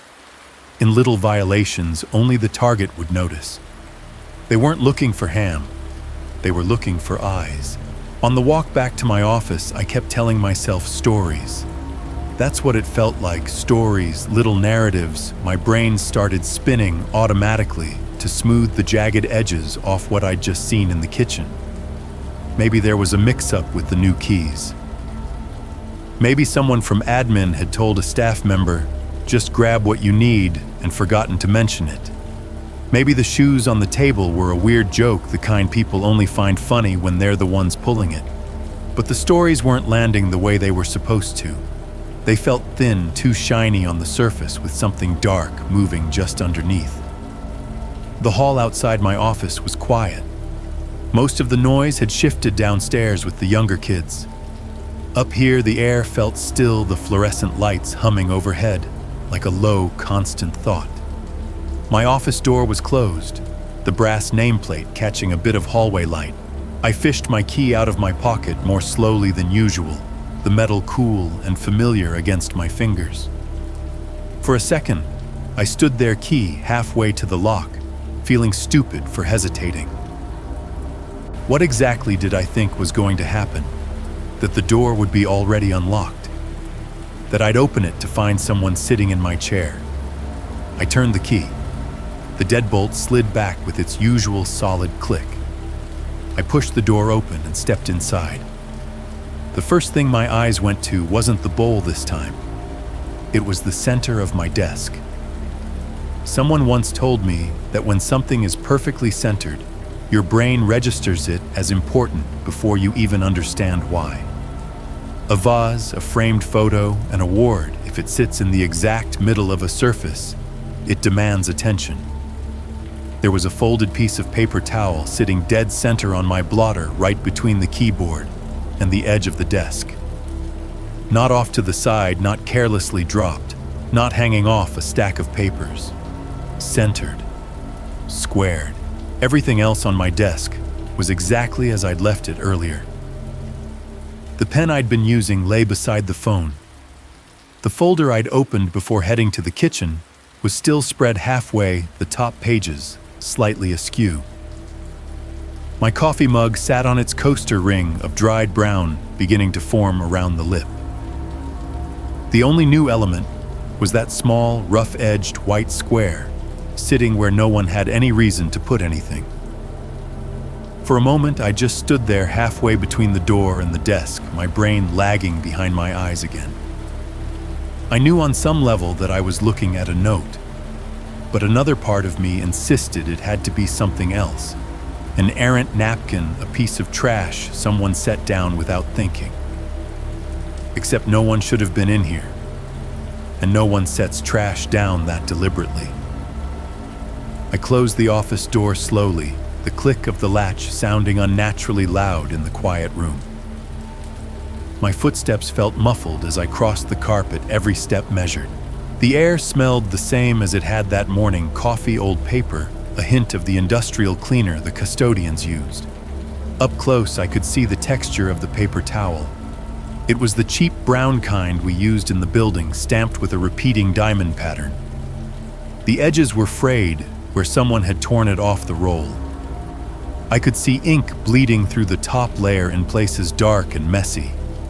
I set the folders I'd been carrying down on the visitor chair instead of my desk, almost reverently, as if putting them anywhere near that small square might disturb something. Then I reached out and picked it up. The paper was stiff, slightly damp in spots where ink had soaked in too hard. When I unfolded it, the fibers crackled under my fingers. The sheet opened into a roughly torn rectangle, creases forming a cross through the center. The handwriting hit me first. It wasn't neat. It wasn't even controlled. The letters jerked up and down along an invisible line, some too tall, some cramped and tiny. Certain strokes were pressed so hard into the paper that they'd almost cut through. In those places, the ink had bled into the fibers, fuzzing the edges of the letters like they were fraying. It looked like the way someone writes when they know they don't have much time, or when their hand is shaking. I scanned the words once quickly, then went back to the beginning and read more slowly, each phrase sinking into me like a drop of cold water. It didn't start with "Dear Sam," or "To whom it may concern," or even a simple hello. It started with a name, Leslie Gattis. The letters of her name were slightly larger than the rest, pushed into the paper with extra pressure. The ink at the bottom of the L and the T had pooled into tiny dark blots, as if the pen had lingered there a fraction of a second longer. Seeing her name written on that cheap paper towel in that room did something to my sense of scale. Up until that moment, Leslie had been a story contained inside a screen. A face smiling out of a TV report. A name said in solemn voices by anchors who didn't know her and by cops who were careful with their words. Now that name was in my office, on my desk, in my hands. I kept reading. The note didn't give a full explanation. There were no tidy sentences, no straight lines. It was all fragments, phrases, jagged thoughts that looked like they'd been wrestled onto the page rather than written. You think she's dead. She's not. Taken in the night from her room. Not where you think she is. Your church. Your attic. The word attic was underlined 3 times, the line growing more unsteady with each pass. The third stroke trailed down at the end, like the hand holding the pen had faltered. Below that, more fragments, 119 days. Up here, no windows. He says ransom. He won't let me go. One line near the bottom had been scribbled over so hard, the paper tore a little. I could just make out the ghost of the original letters underneath. My name is the line. After that was cleaner, look in the attic before it's too late. My throat felt tight. The room had gone absolutely silent, even the hum that always seemed to hover in the background. HVAC electronics, the life support systems of a modern building, felt muted. All I could hear for a moment was my own heartbeat banging dully in my ears. The case had been everywhere for weeks. I'd watched it on the news with my family, seen the same photos everyone else had seen. The soft focus school picture. The shot of the front of her house police tape bright against the dark. B-roll of patrol cars and search teams combing through wooded areas. We'd all heard the phrase "presumed dead" repeated enough times that it had settled into the back of our minds like a bad song. Now here I was, standing in my locked office in a church that sat less than 20 minutes from where she'd last been seen, holding a piece of paper towel that claimed there was something about her case up in our attic. There were about 100 reasons to assume it was a cruel hoax. Every kid in Memphis knew her name by then. Every adult, too. Some bored teenager could have easily grabbed a paper towel, Googled the details, and scribbled out a fake message to scare the church staff. Someone could have slipped into my office while a teacher had it open to borrow something. It could have been a prank layered on top of our existing problem, a new development in whatever twisted game somebody was playing in this building. Because the alternative, that this was somehow real, required me to accept not only that someone had been in my office, but that they might be trapped a few floors above my head while I did attendance reports and discipline logs. I set the note down on the desk and stepped back like it might explode. My office suddenly felt too small. The walls seemed closer than they had a minute before. I found myself looking up past the ceiling tiles, as if I could see through them to the beams and insulation, and beyond that to the dark, dusty space I'd only been in once or twice. The attic. When I closed my eyes for a second, I could picture it, the long expanse of wood and shadow above the sanctuary and side wings. A place of stored decorations and forgotten furniture. A place no one went without a very specific reason. I thought about my empty bowl, about the vanished ham, about the missing sodas, about the cook's shoes on the table, and his apron strings tied into a lazy knot. Little things, petty things, stupid things, and now this. A paper towel written with a shaking hand that knew too much about a girl we all thought was dead. For the first time since this all began, the fear I felt wasn't vague. It wasn't the general unease of someone realizing their building isn't as secure as they thought. It was focused, sharp. Someone had been in my office. Not some faceless concept. A person. Someone who knew how to get past locked doors. Someone who had stood exactly where I was standing, looked at the same desk, and chosen the precise center as the place to put their message. Had they done it at night, when the building was hollow and echoing in the early morning before coffee and chatter filled the halls? How long had the note been sitting there before I walked in and saw it? Minutes, hours, had they lingered, or had they slipped in and out like a breath? The thought made my skin crawl in a way no ghost story ever had. I picked up the note again more carefully this time and read it through one more time, looking for any sign that would tip it definitively into hoax. A smiley face, a swear word, a joke, something, anything. There was nothing like that, just raw, jagged words. Desperation squeezed into short, brutal phrases. The repetition of attic like a drumbeat. The underlined plea to look before it's too late. My rational mind tried one last time to assert itself. This could get you laughed out of the room, it said. You'll call the police, they'll come, they'll search, they'll find nothing. You'll be the headmaster who cried wolf. People will start rolling their eyes when they see you coming.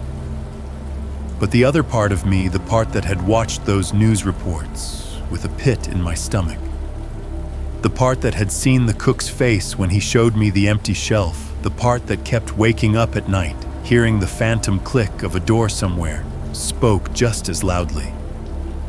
What if you're wrong?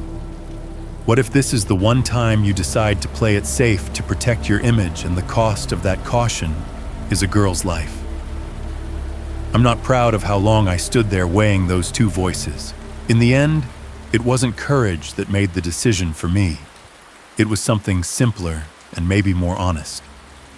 I couldn't live with the idea that this note might be real and that I did nothing. My hand went to the phone almost on its own. The plastic felt slick under my fingers, the keypad familiar. I dialed the non-emergency line we had for the local precinct, the one we used for minor incidents, a stolen bicycle, suspicious car in the lot, vandalism. When the operator answered, my voice came out hoarser than I expected. "This is Sam Drash," I said. "I'm the headmaster at the United Methodist School on..." I gave them the address automatically. I need to report something. I've received a note about the Leslie Gaddis case. I know how that sounds, but I think you should come see it." There was a pause on the other end, just long enough for me to hear the faint background noise of the call center, other voices' phones, ringing the low hum of official business. Then the operator said they would send someone over to take a look. I hung up the phone and sat down in my chair, the paper towel note laid out in front of me like evidence in a trial. Outside my office, the hallway looked exactly the same. The lights hummed. Somewhere a teacher laughed. Far off, a locker door slammed. Inside, everything had shifted. I had just invited the outside world into whatever was happening in this building. And somewhere above my head, in that dark, empty space under the roof, something or someone might have been waiting to see what I would do next. They didn't make me wait long. Maybe it was the name Leslie Gaddis that did it. Maybe it was the way my voice sounded on the phone. Maybe it was just a slow morning at the precinct. Whatever the reason, less than 20 minutes after I hung up, I heard the front doors of the church open, and the building's carefully curated quiet was broken by a very different kind of noise. Boots. You can always tell when it's police long before you actually see them. It's the cadence. Janitors, teachers, parents, they all move through a school building with a sort of shuffling, distracted rhythm. Cops walk like they are always arriving at a scene even when they're just passing through. I stepped out of my office and moved toward the front hallway. The echoes met me halfway, heavy footsteps, the clink of gear on belts, the low murmur of radio chatter bridging gaps in conversation. There were 3 of them, 2 in uniform, 1 in plain clothes with a badge hanging on a chain over his shirt. The midday light coming in through the glass doors hit their reflective patches and made them flash for a moment like they were underwater. "Mr. Drash," the plainclothes officer asked. His voice was calm, practiced. "Yes," I said. "Thank you for coming." We shook hands, his grip firm, mine a little slicker than I wanted to admit. Up close, I could see the fine lines at the corners of his eyes, the little smudge of coffee on his cuff. Normal details, human, grounding. "Let's see what you got," he said. I led them down the hallway to my office, keenly aware of every sound we made. The scuff of their boots on the carpet, the faint hiss of their radios, the way bits of their conversation bounced off the cinder block walls and came back thin and altered. As we passed a classroom, a couple of kids craned their necks to look out the narrow window in the door. I caught a flash of wide eyes, then a teacher's hand gently pressing a head back toward a workbook. I could imagine what would be circulating by lunch. "Cops are here. Something's wrong." In my office, the note lay where I'd left it, spread out in the center of my desk. The room suddenly looked smaller with 3 extra bodies in it. One of the uniformed officers stepped aside to make room, his radio crackling softly with someone else's distant conversation. "This it?" the detective asked. It was a stupid question. Of course it was.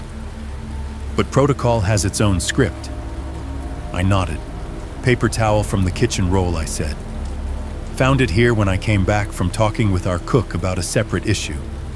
Door was locked when I left. Locked when I came back. Only a few of us have keys." He put on a pair of latex gloves with the smooth, practiced patience of someone who's done it 1,000 times, then picked up the note delicately by 2 corners. The paper drooped slightly in the middle, the ink darkened spots forming uneven shadows. He read in silence. The uniforms leaned in as far as they could without crowding him, their expressions carefully neutral.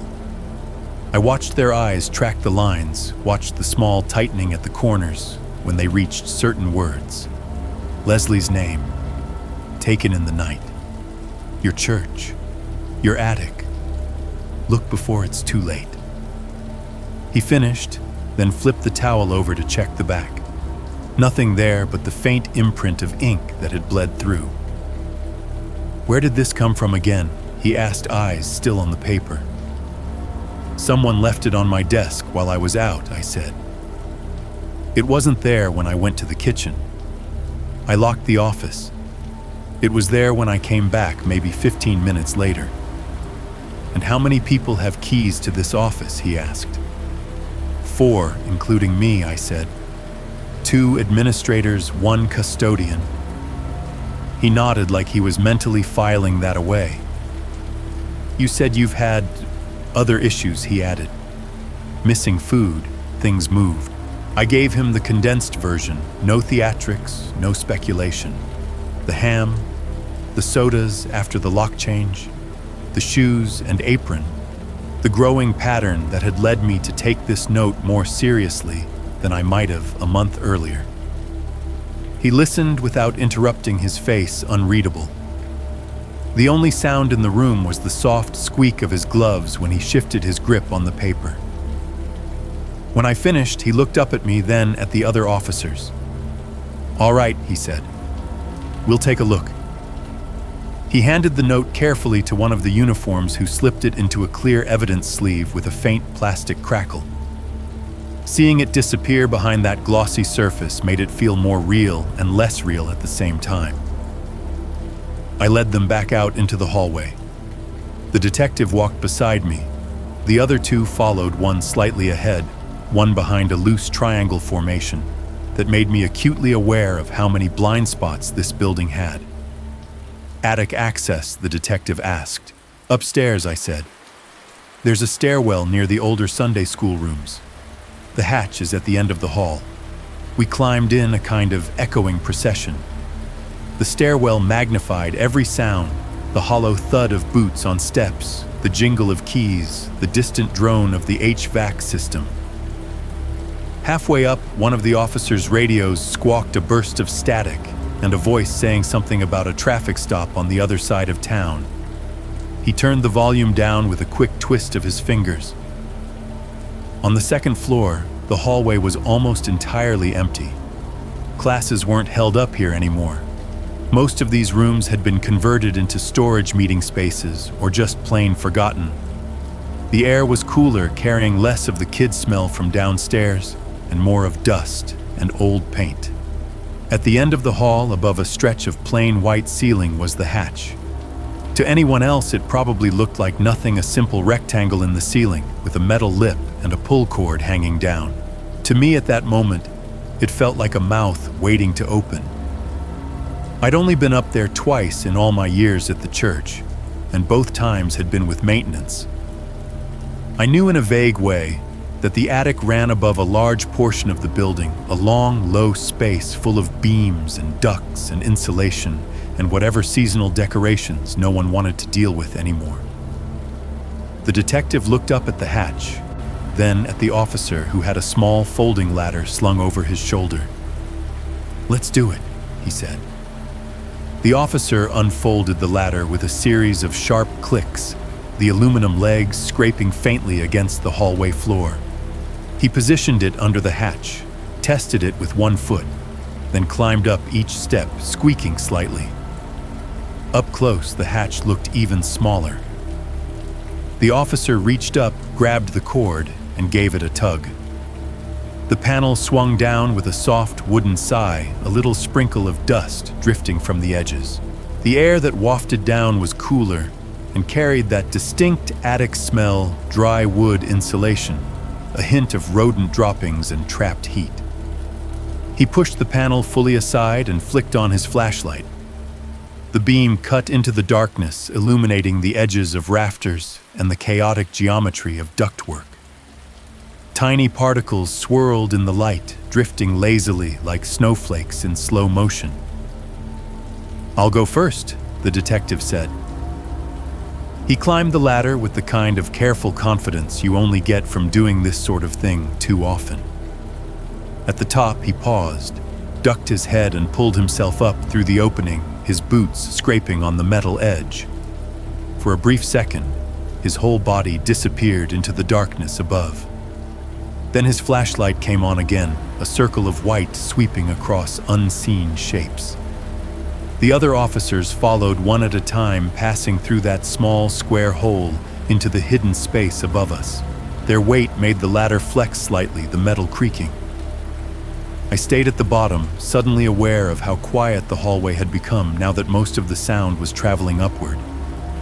I couldn't see much from where I stood, just glimpses of light bouncing off surfaces, the occasional silhouette of a shoulder or arm as one of them shifted.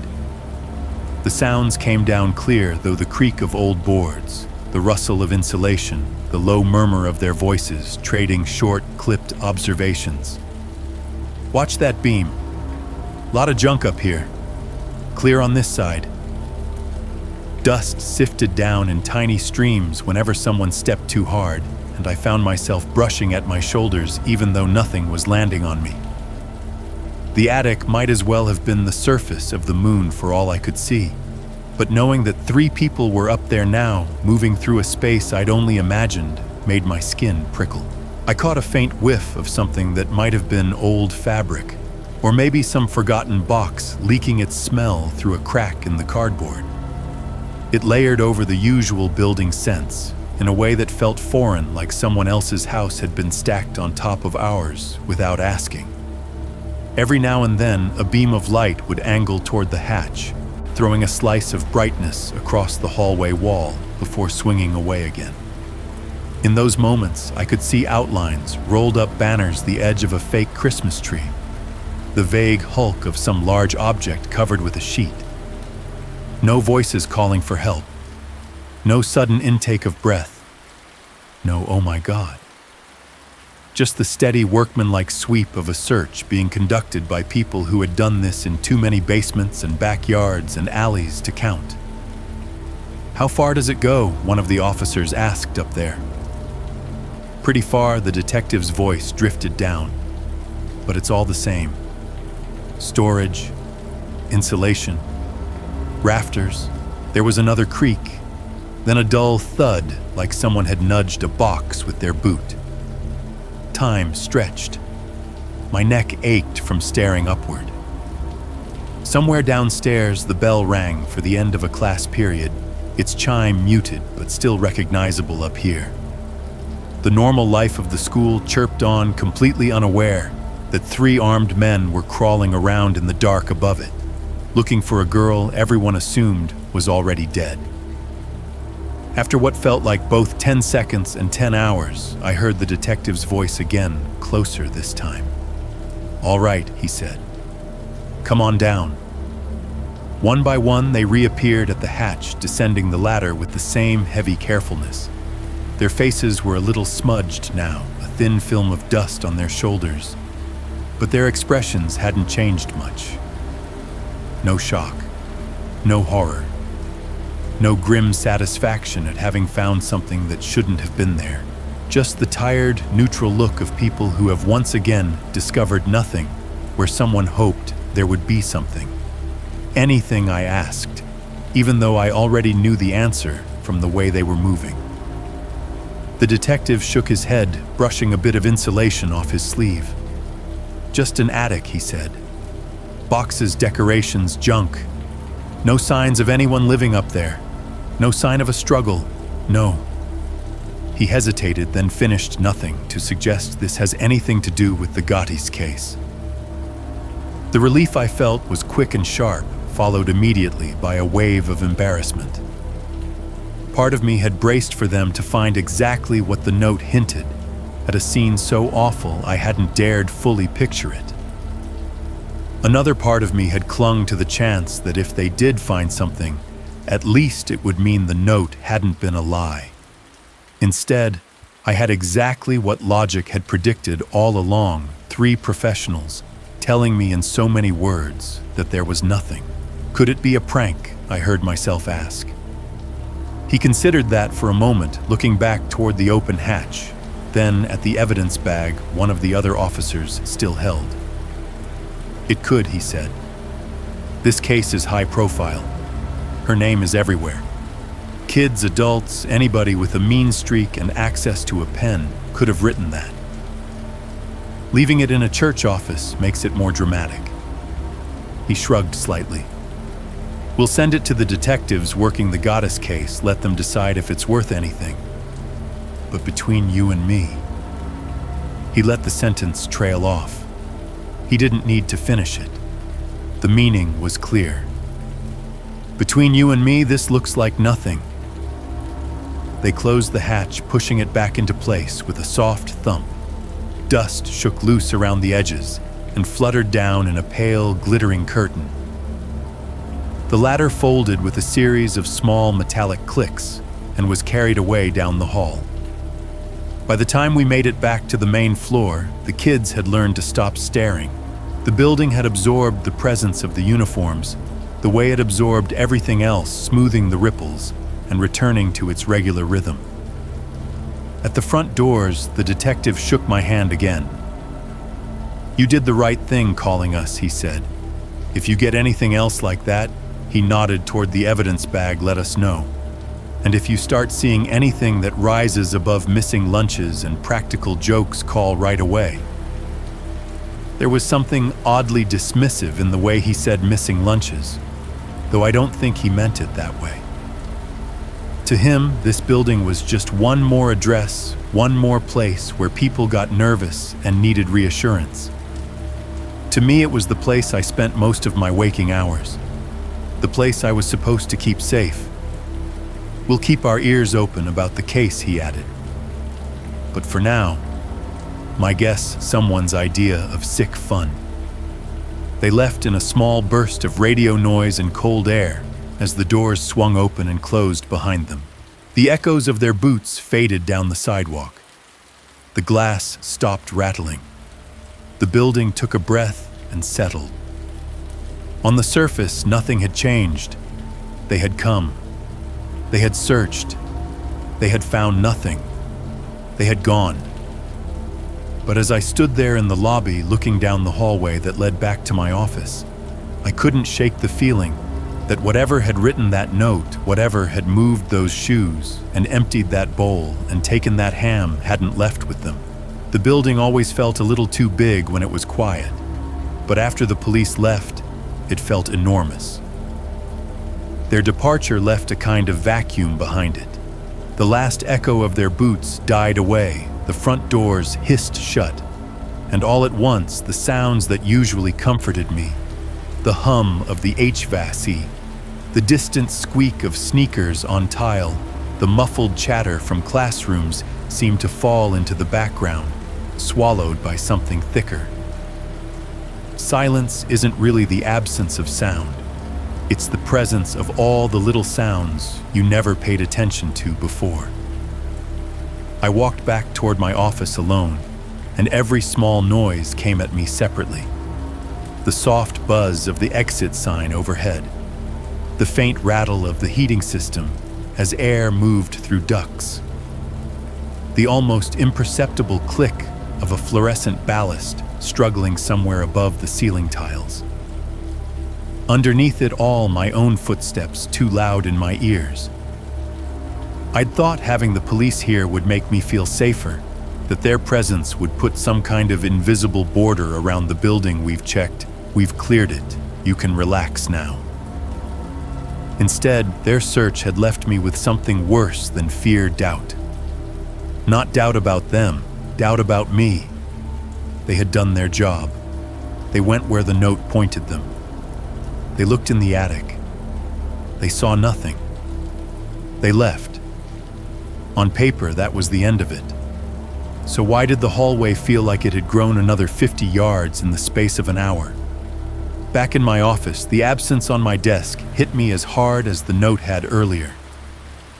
The paper towel rectangle was gone, now replaced by a slightly lighter square where it had lain. A ghost mark.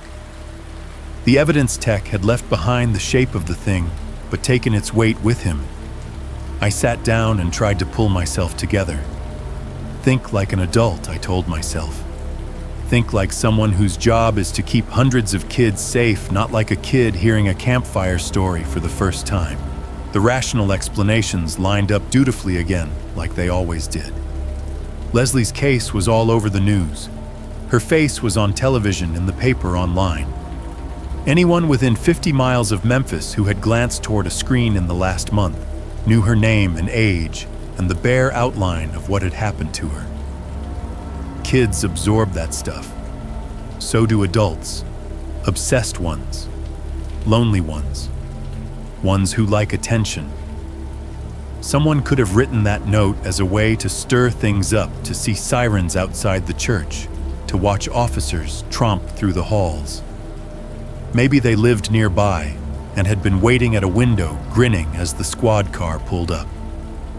Maybe they were one of our own kids peeking from a classroom door, heart racing with the thrill of being the hidden cause of all this fuss. We had weird kids. Every school does. We had adults with odd senses of humor. Every workplace does. Not everyone who does a weird thing is a monster. I clung to that thought like it was a life raft. then the other thought slipped in, quiet and insistent. But not everyone who does a weird thing is harmless either. For the next couple of days, I tried to file the whole episode under unresolved, but probably nothing. I told myself the police had done everything they could reasonably be expected to do. I told myself that the attic was dusty and empty, the note was likely a dead end, and life had to go on. Life, for its part, refused to get the memo. The first note that showed up on someone else's desk came the very next morning. I heard about it not through an official channel, but in the staff lounge where the world's real information always spreads first. I was pouring myself coffee when one of the secretaries came in, shaking her head and half laughing. "You won't believe this," she said, dropping into a chair. "Found the weirdest little thing on my desk when I came in." My neck prickled. "What kind of thing?" I asked, trying to keep my tone conversational. She made a little scribbling motion in the air. "One of those brown paper towels, like from the bathroom," she said. "Right in the middle of my keyboard, all scribbled on. About that girl, you know, the one from the news. Leslie." She said the name casually, like she was talking about a celebrity, not someone whose name I'd just watched go into an evidence bag. "What did it say?" I asked. She shrugged. "Gibberish mostly," she said. "Stuff like, she's not where you think, and you're not looking in the right place. That kind of drama." She rolled her eyes, taking a sip of her coffee.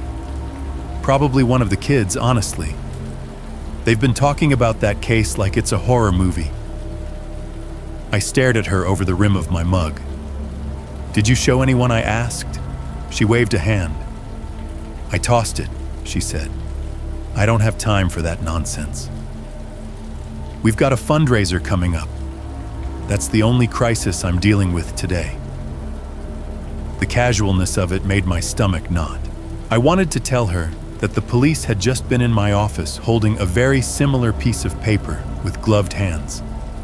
That they had put it into plastic and taken it away, not because they believed in ghosts or monsters, but because the smallest chance it might be real demanded a response. Instead, I just nodded and made a non-committal sound. The coffee in my mouth tasted suddenly sour. It didn't stop there. Over the next week, I heard variations of the same story from 2 more staff members. A teacher came in grumbling about finding some weirdo's fanfic about the goddess case on her lesson plan folder. One of the pastors mentioned finding a note tucked under his Bible on the pulpit, scrawled in the same kind of rushed, chaotic hand. "How are they even getting in here?" he'd said, more puzzled than frightened. Who has time to sneak around a church leaving soap operas on paper towels? In each case, the reactions were the same: mild annoyance, mild amusement, maximum dismissal, prank, joke, stupid, kids. I'd reached the point where those words no longer comforted me. They sounded like spells people cast on themselves to keep something bigger at bay. Meanwhile, the original problem, the one that was supposed to have been solved with new locks and stern emails, refused to stay solved. The cook came to my office one afternoon smelling like fryer oil and onions and closed the door behind him before he spoke. "It's still happening," he said. I didn't ask what it meant. I knew. How bad, I asked. He shrugged, lips tightening. "Not as blatant," he said. "Not whole hams anymore. But things are still off. A tray that should be full feels light. A bag I know I left sealed is already open. I'm not losing as much, but I'm losing enough to know I'm not crazy." He hesitated, then added, "And my stuff." He didn't have to finish the sentence. I pictured his shoes lined up on the prep table, the knot in his apron string, the hat on the mixer. "Again?" I asked. He nodded. "Came in yesterday," he said. Apron on the hook like it should be, shoes in the corner, hat on the shelf. For a second I thought, okay, maybe that part's over. Went about my morning, started prep, went to the walk-in. When I came back, he looked down at his hands. My hat was on the stove, he said, right in the center of the front burner, brim facing the door. A chill ran straight down my spine. Could someone have done it while you were in the walk-in? I asked, even though I already knew that was the point. Yes, he said. That's what scares me. He looked up at me then, and the expression on his face stayed with me. It wasn't panic. It wasn't rage. It was the look of someone who has realized they're being watched in a place they thought they were alone. That's what I don't get, Sam, he said. They know my schedule. They know when I'm in the freezer, when I'm at the sink, when I'm in the bathroom. They pick these little windows where they can slip in, move something, and slip out before I turn around. He paused, jaw working. Locks don't matter if they're already inside, he said quietly. The sentence landed like a stone in my gut. That afternoon, I walked the building the way I hadn't since my first weeks on the job, paying attention to things most people learn to ignore. Stairwells that turned twice before opening onto a landing. Old storage rooms we hadn't used in years. A tiny broom closet under a set of stairs with just enough space for one person to stand inside and the door to close. It occurred to me not for the first time that you could live inside a building like this in little pieces, sticking to the edges of routines, slipping into the empty spaces between schedules. You'd never have to break in if you never really left. The administrators, to their credit, did not ignore me when I brought all this to them. We had another meeting. We talked about the notes, the continuing food issues, the cook's experiences. They listened. They frowned. They made a few more calls to the police, who reassured them that the note had been logged with the Goddess Task Force, but hadn't yielded anything actionable. They suggested a stronger emphasis on locking doors, better communication between staff, maybe a reminder to students about appropriate behavior. Look, one of them said, finally rubbing his forehead. They went up there, Sam. They searched. If there was someone in our attic, they would have found them. Right, he wanted me to say yes. I could hear it in the way his voice lifted at the end. I wanted to say yes too. Yes would have wrapped this whole mess in a neat bow. Yes would have let us all go back to worrying about test scores and budget lines, instead of the idea that our church might be playing unwilling host to something we didn't fully understand. But every time I pictured the officers in that attic sweeping their flashlights over beams and boxes, another image intruded the narrow gaps between rafters, the little wedges of shadow behind ductwork, the crawl spaces even they hadn't known about until they went looking. They didn't see anything, I said finally. That doesn't mean there was nothing to see. The words tasted wrong even as I said them. Arrogant. Ungrateful. But they were the only ones that felt honest. Here's the part that's hard to explain.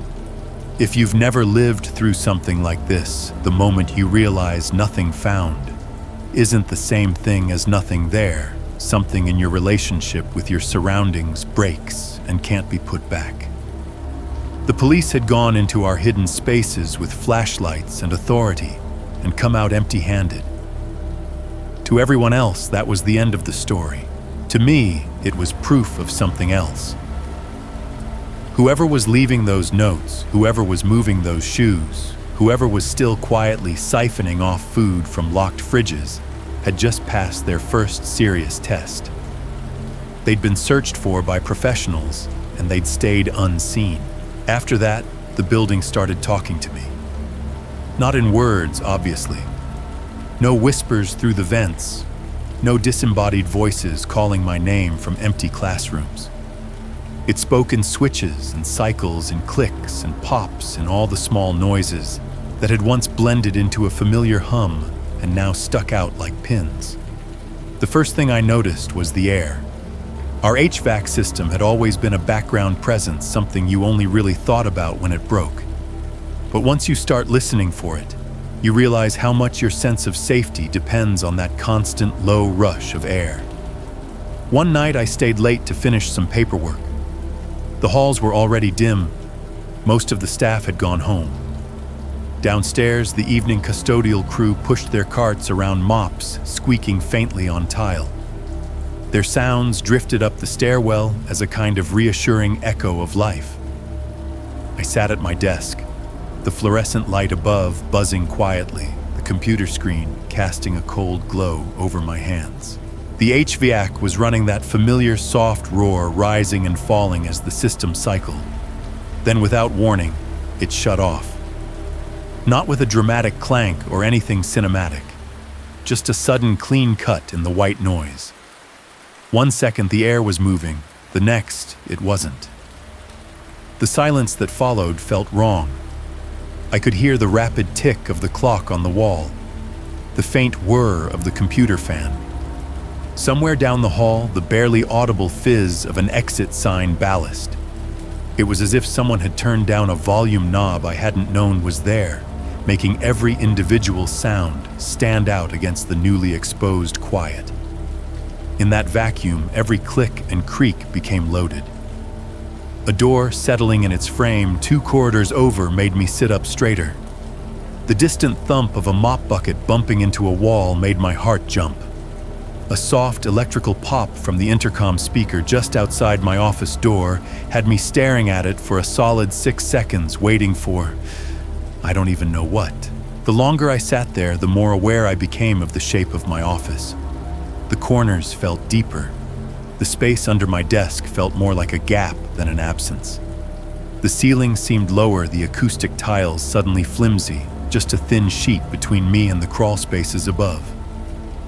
I realized I hadn't actually sat down at my desk in days without first doing a quick subconscious inspection. It had started so subtly I hadn't noticed. I'd unlock the door, open it, pause. My eyes would go to the center of the desk, checking for anything out of place, a piece of paper that shouldn't be there. A pen moved, a folder shifted. Then I'd check the bowl, even when I'd promised myself I wasn't going to care about it anymore. Full untouched. Okay. Only then would I step fully into the room. If something looked even slightly off, I'd scan further. Corners. The space between the filing cabinet and the wall. The narrow gap behind the door. It wasn't like I expected to see a pair of shoes there or a face or the edge of a paper towel fluttering in a non-existent breeze. I didn't expect it. But I also wouldn't have been surprised. That was the problem. It crept into my daytime routines too. In staff meetings, I found myself taking seats where I could see the door, the windows, the hallway beyond. Standing in the lobby, talking to a parent about enrollment, I'd catch myself glancing past their shoulder at the balcony rail that overlooked the foyer, as if I might spot someone standing there who shouldn't be. Meanwhile, the building went on behaving like a building, as if nothing had changed. The intercom still popped randomly as the system cycled. That crisp, static chuff would burst out of nowhere in a quiet office and die just as quickly. I'd never noticed how many times a day it did that before. Now every pop snapped my attention to the speaker grill like a whip crack. The fridge in the staff lounge still clicked on and off its compressor, groaning to life, and then sighing into silence. Late one afternoon, I stood in there alone, staring at the magnet-covered door, listening to the low thrum of it running. When the motor cut out, the quiet that rushed into the space it left felt like someone had stepped into the room behind me. I turned so fast I almost dropped my coffee. Nobody there. I laughed it off, out loud. The sound bounced harshly off the cinder block, too loud in such a small room. Jesus, Sam, I muttered to myself. Get a grip. But even as I said it, part of me was cataloging the way the fluorescent tube above the sink flickered twice before settling. The way the vending machine's hum undercut the fridge like a second lower note. The way the door to the hallway didn't quite close flush unless you pulled it all the way, leaving a sliver-wide gap you could peek through from either side. Once you let the idea in that someone might be occupying those gaps, those slivers of time and space between normal activities, it's very hard to evict it. The notes didn't help. Most of them I never saw. They were found grumbled about and thrown away before I could get my hands on them. It became this weird little undercurrent in staff conversations. Found another one of those Leslie letters on my desk. Oh God. Still, people need to get a hobby. I swear the kids are getting darker every year. The ones I did see, 2, maybe 3, had the same frantic handwriting as the one left in my office. Same cheap paper towel. Same sense of someone compressing panic into short phrases like they were trying to get as many words out as possible before someone came back into the room and caught them. The content varied, but the themes were the same. She is still here. Why won't they look where I said? In the dark space above you. Each note felt less like a message to the police and more like a message to us. To the people who walked these halls every day, flipped these light switches, locked and unlocked these doors. It was as if whoever wrote them was desperately trying to drag our sense of dread up to match their own. I couldn't explain why anyone would keep doing this without some obvious payoff. They weren't extorting us. There were no demands for money, no threats against the school spelled out plainly. They weren't even escalating in the way most attention-seeking behavior does. No graffiti on the walls, no broken windows, no overt acts of vandalism that would force us to take public notice. Instead, whoever it was kept choosing these quiet, intimate violations. The empty bowl, the missing ham, the moved shoes, the hat on the burner, the notes that only the finder would see, at least at first. I found myself turning that choice over and over in my mind like a coin. What kind of person does this? What do they get out of it? The only answer that made any kind of sense was also the one I liked the least. Power. Not the kind everyone thinks of: money, status, influence. A smaller, meaner kind. The power to change someone else's reality by half an inch. The power to make a man doubt his own memory about where he left his shoes. The power to make a headmaster walk into his own office and hesitate in the doorway, scanning for something that doesn't belong. If the person doing this was inside the building, and I had long since stopped believing they weren't, that meant they got to watch their handiwork in motion. They could stand at the end of a hallway and see the cook pause when he noticed his hat. They could peek through a cracked door and see a secretary frown at a note. They could watch me from some unseen vantage point shift uncomfortably at my desk, eyes flicking to the corners. That's a heady kind of fuel for someone who thrives on control. The more I thought about it, the more it made sense that there hadn't been any big cinematic payoff. No dramatic confrontation, no obvious gotcha. For someone like that, the payoff was the in-between moments, the quiet, private shifts in the people around them. Everyone else, of course, saw nothing. The teachers taught their lessons. The kids spilled into the hallways between classes, their voices rising in a dozen overlapping conversations about homework and TV shows and who said what to whom on the playground. Parents came and went, signing forms at the reception desk, nodding to me in the lobby. From the outside during the day, we looked like any other school attached to any other church in any other American city. That normalcy became its own kind of horror for me. I'd stand in the main corridor sometimes between tasks, watching life flow through the building. The line of kindergartners holding onto a rope. The youth pastor joking with a volunteer, a custodian pushing a trash cart, and feel this bizarre double exposure in my mind. On one layer, everything was fine. On another, stacked directly on top of it, the small anomalies shimmered: the shoe on the table, the note on my keyboard, the empty spot in the fridge. Both layers were true at the same time. That's what made it so unnerving. Because if a place could look this normal, this safe, and still harbor someone who understood how to twist reality by inches without ever being seen, then the very thing we rely on most, the visual comfort of daylight routines, couldn't be trusted. I think that's when it really sank in.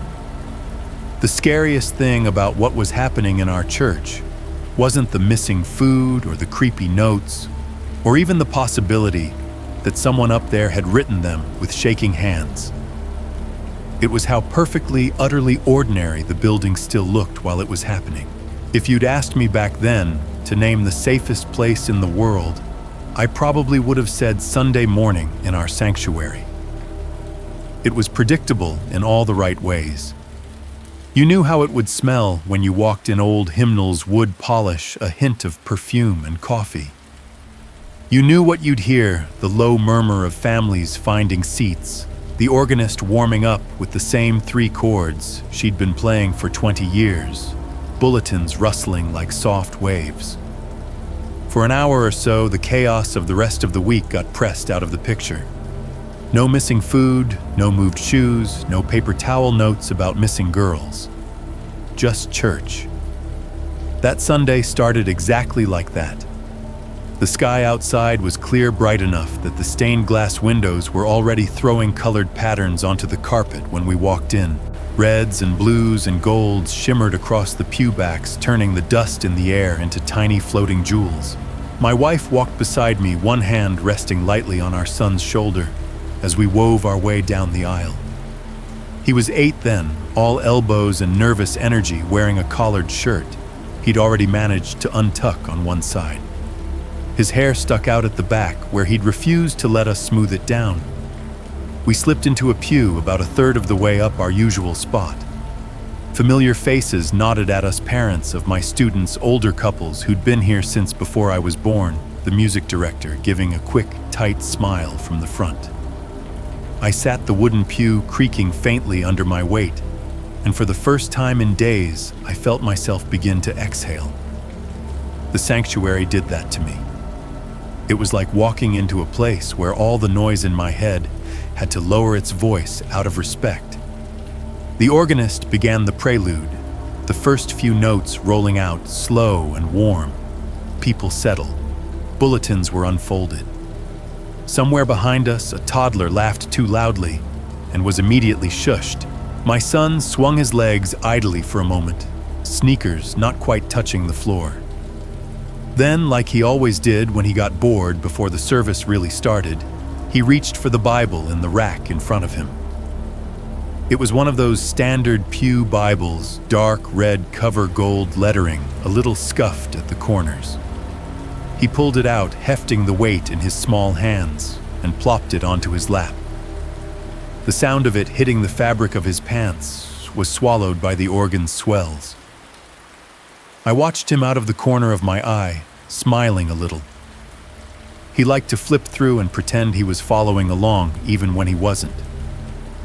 It was one of the small, harmless rituals that made Sunday feel like Sunday. He stuck his thumb in somewhere in the middle and opened it. Something white slid out from between the pages. For a split second, it was just motion, a small flutter in my peripheral vision, like a moth jerking away from light. Then, it resolved into a familiar texture and shape, a rectangle of cheap brown paper towel tumbling down onto the pew between us. Everything in me went cold. The organ kept playing. People still murmured softly. Someone up front adjusted a microphone, the faint squeak of it echoing across the room. But all of that receded muffled, as if I ducked my head underwater. My son glanced down at the fallen paper towel, curiosity flickering across his face. His hand started to move toward it. Time did something strange then. The distance between his fingers and that scrap of paper was maybe 4 inches, but in my mind, it stretched out like a hallway. I saw every detail in crystal clarity, the tiny hangnail on his thumb, the way the light from the stained glass caught the edges of the towel and made its rough surface glow faintly, the crease down its center where it had been folded and tucked into the Bible. It was just like the one I'd found on my desk, just like the ones my staff had shrugged off and thrown away. Only this one had fallen into my child's lap. "Hey, buddy!" My voice came out too quickly, too bright. I reached down and snatched the paper towel off the pew before his fingers could close around it. He frowned up at me, confused. "What is it?" he whispered. "Just trash," I said automatically, already folding it twice into a smaller square. My heart was thudding so hard I felt it in my throat. Probably somebody's old note. "Don't worry about it. Focus on the music." He gave me the look kids give adults when they know they're being lied to, but don't know how to prove it. Then he shrugged and went back to flipping through the Bible, flipping pages a little more aggressively than before. I sat there with the folded paper towel in my hand, fingers pressed so tightly around it that the edges dug into my skin. The sanctuary swam around me, the organ, the murmur, the shifting bodies, and underneath all of it, a roaring in my ears that had nothing to do with sound. I didn't open it right away. I couldn't. There was something obscene about the idea of spreading it out on my knee while the congregation sang about grace and mercy. Instead, I slid it into my jacket pocket, the rough fabric catching on my knuckles, and tried to breathe. Tried to be present. Tried to sing when the hymn numbers were called. My mouth formed words my brain didn't process. My eyes went to the front when the pastor spoke, but my mind was still back at the moment that scrap of paper had fallen between my son's hands. Whoever had put it there had taken their time. They'd chosen a Bible in a pew where families usually sat. They'd folded the towel just so and tucked it far enough in that it wouldn't be seen until someone, a child, maybe happened to open it to that page. It wasn't just about slipping messages into offices anymore, or onto desks where only staff would see them. It had wormed its way into the one place I still believed was sealed off from whatever game was being played. Sometime during the sermon, while everyone laughed at one of the pastor's gentler jokes, I found my hand drifting up to my pocket fingers, pressing against the small, stiff square inside. It felt like a stone, heavy, unyielding. My son leaned against my side, his head on my arm, eyes half-lidded in that way kids do when they're not really listening but don't want to get in trouble. I could feel the warmth of him through my shirt. He smelled like shampoo and syrup from breakfast. I looked down at him, at the curve of his cheek, the softness of his eyelashes, the small scab on his knee from where he'd tripped on the playground earlier that week. For the first time since this started, the fear I felt wasn't abstract, wasn't about my building or my reputation, or even the hypothetical girl in the attic. It was about him. Whatever this was, prank, obsession, something worse, it had just reached past all the adult layers and brushed its fingers against my child's life. And it had used the Bible to do it. I didn't read the note until my hands stopped shaking. All through the rest of the service, it sat in my jacket pocket like a live coal. Every time I shifted, I felt the stiff edge of it press into my side. Each contact lit up the same thought in my head. Someone wanted my son to be the one who found this. When the final hymn ended and people began to shuffle out, bulletins, crinkling pews, creaking, the organist playing those soft, familiar exit chords, I went into autopilot. I smiled when people shook my hand. I made small talk in the aisle. I answered a parent's question about a field trip I could barely remember scheduling. All the while, my awareness kept sliding back to that rectangle of paper. As soon as I could, I steered my family toward the fellowship hall with some excuse about needing to check on something. I kissed my wife on the cheek, ruffled my son's hair, told them I'd be right back. My wife gave me a look that asked a question I didn't want to answer in public, then nodded. Instead of going to the hall, I cut down a side corridor and slipped into an empty classroom. The door shut behind me with a soft click, muting the rolling chatter of the congregation, like someone had turned down a radio. The room smelled like dry erase markers and construction paper. Sunlight slanted in through the narrow windows, painting bright rectangles on the carpet. Plastic chairs were stacked in the corner. A felt board on the wall still had last week's lesson shapes pinned to it, a smiling sun, a sheep, a cardboard heart. I stood in the middle of that bright, kid-friendly space and finally pulled the note from my pocket. It was folded twice, edges already softened where my fingers had crushed it earlier. I unfolded it carefully, the fibers crackling. The towel was the same as all the others, cheap brown, stamped with a faint diamond pattern. The ink was the same, too dark, jagged, pressed into the paper with too much force. And there she was again. Leslie. Her name sat at the top, slightly off-center, as if whoever wrote it had started before the towel was fully opened. The L dug so deep into the paper it had almost cut through. The tail of the Y trailed off thinner, like the pen had started to run dry. She is still here, the first line read. The letters staggered up and down, crowding each other, some tall, some cramped. There was no greeting, no explanation. Just a flat assertion, like the continuation of a conversation I hadn't heard the beginning of. Below that, more fragments. You pray under her. You all sing while she waits. He walks over your heads. The phrase "over your heads" was underlined, the line wavering as it crossed each word. I could picture the hand moving, jerking slightly with each stroke. Then children open the book, but you won't open your eyes. That one hit me like a punch. Children, not staff, not police, not administrators. Children. My son's face flashed in my mind, eyes down, thumb in the Bible, the exact moment the towel had slipped out and fluttered toward the pew. For a second I felt physically dizzy, like the floor had tilted under me. The rest of the note was more of the same desperate insistence, not gone. Not where news says, attic above your pretty windows.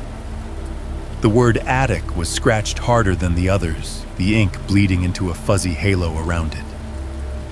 The final line was smudged at one corner, as if someone's thumb had dragged across it in haste. Look up before you bury her. I stared at those words until the edges of the towel blurred. I had told myself over and over that this was probably a sick joke, some twisted attempt at attention. I had told myself that rational adults don't let scraps of paper dictate their sense of reality.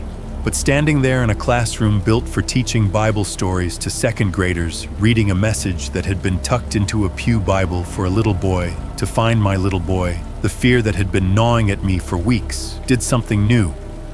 It turned. If fear is cold, anger is heat. It came up fast, flushing my face, tightening my jaw. Not the righteous, noble kind they talk about in sermons. A rougher kind, protective, ugly. Whoever was doing this had crossed a line I hadn't realized I'd drawn until they stepped over it. You want to mess with my office, fine.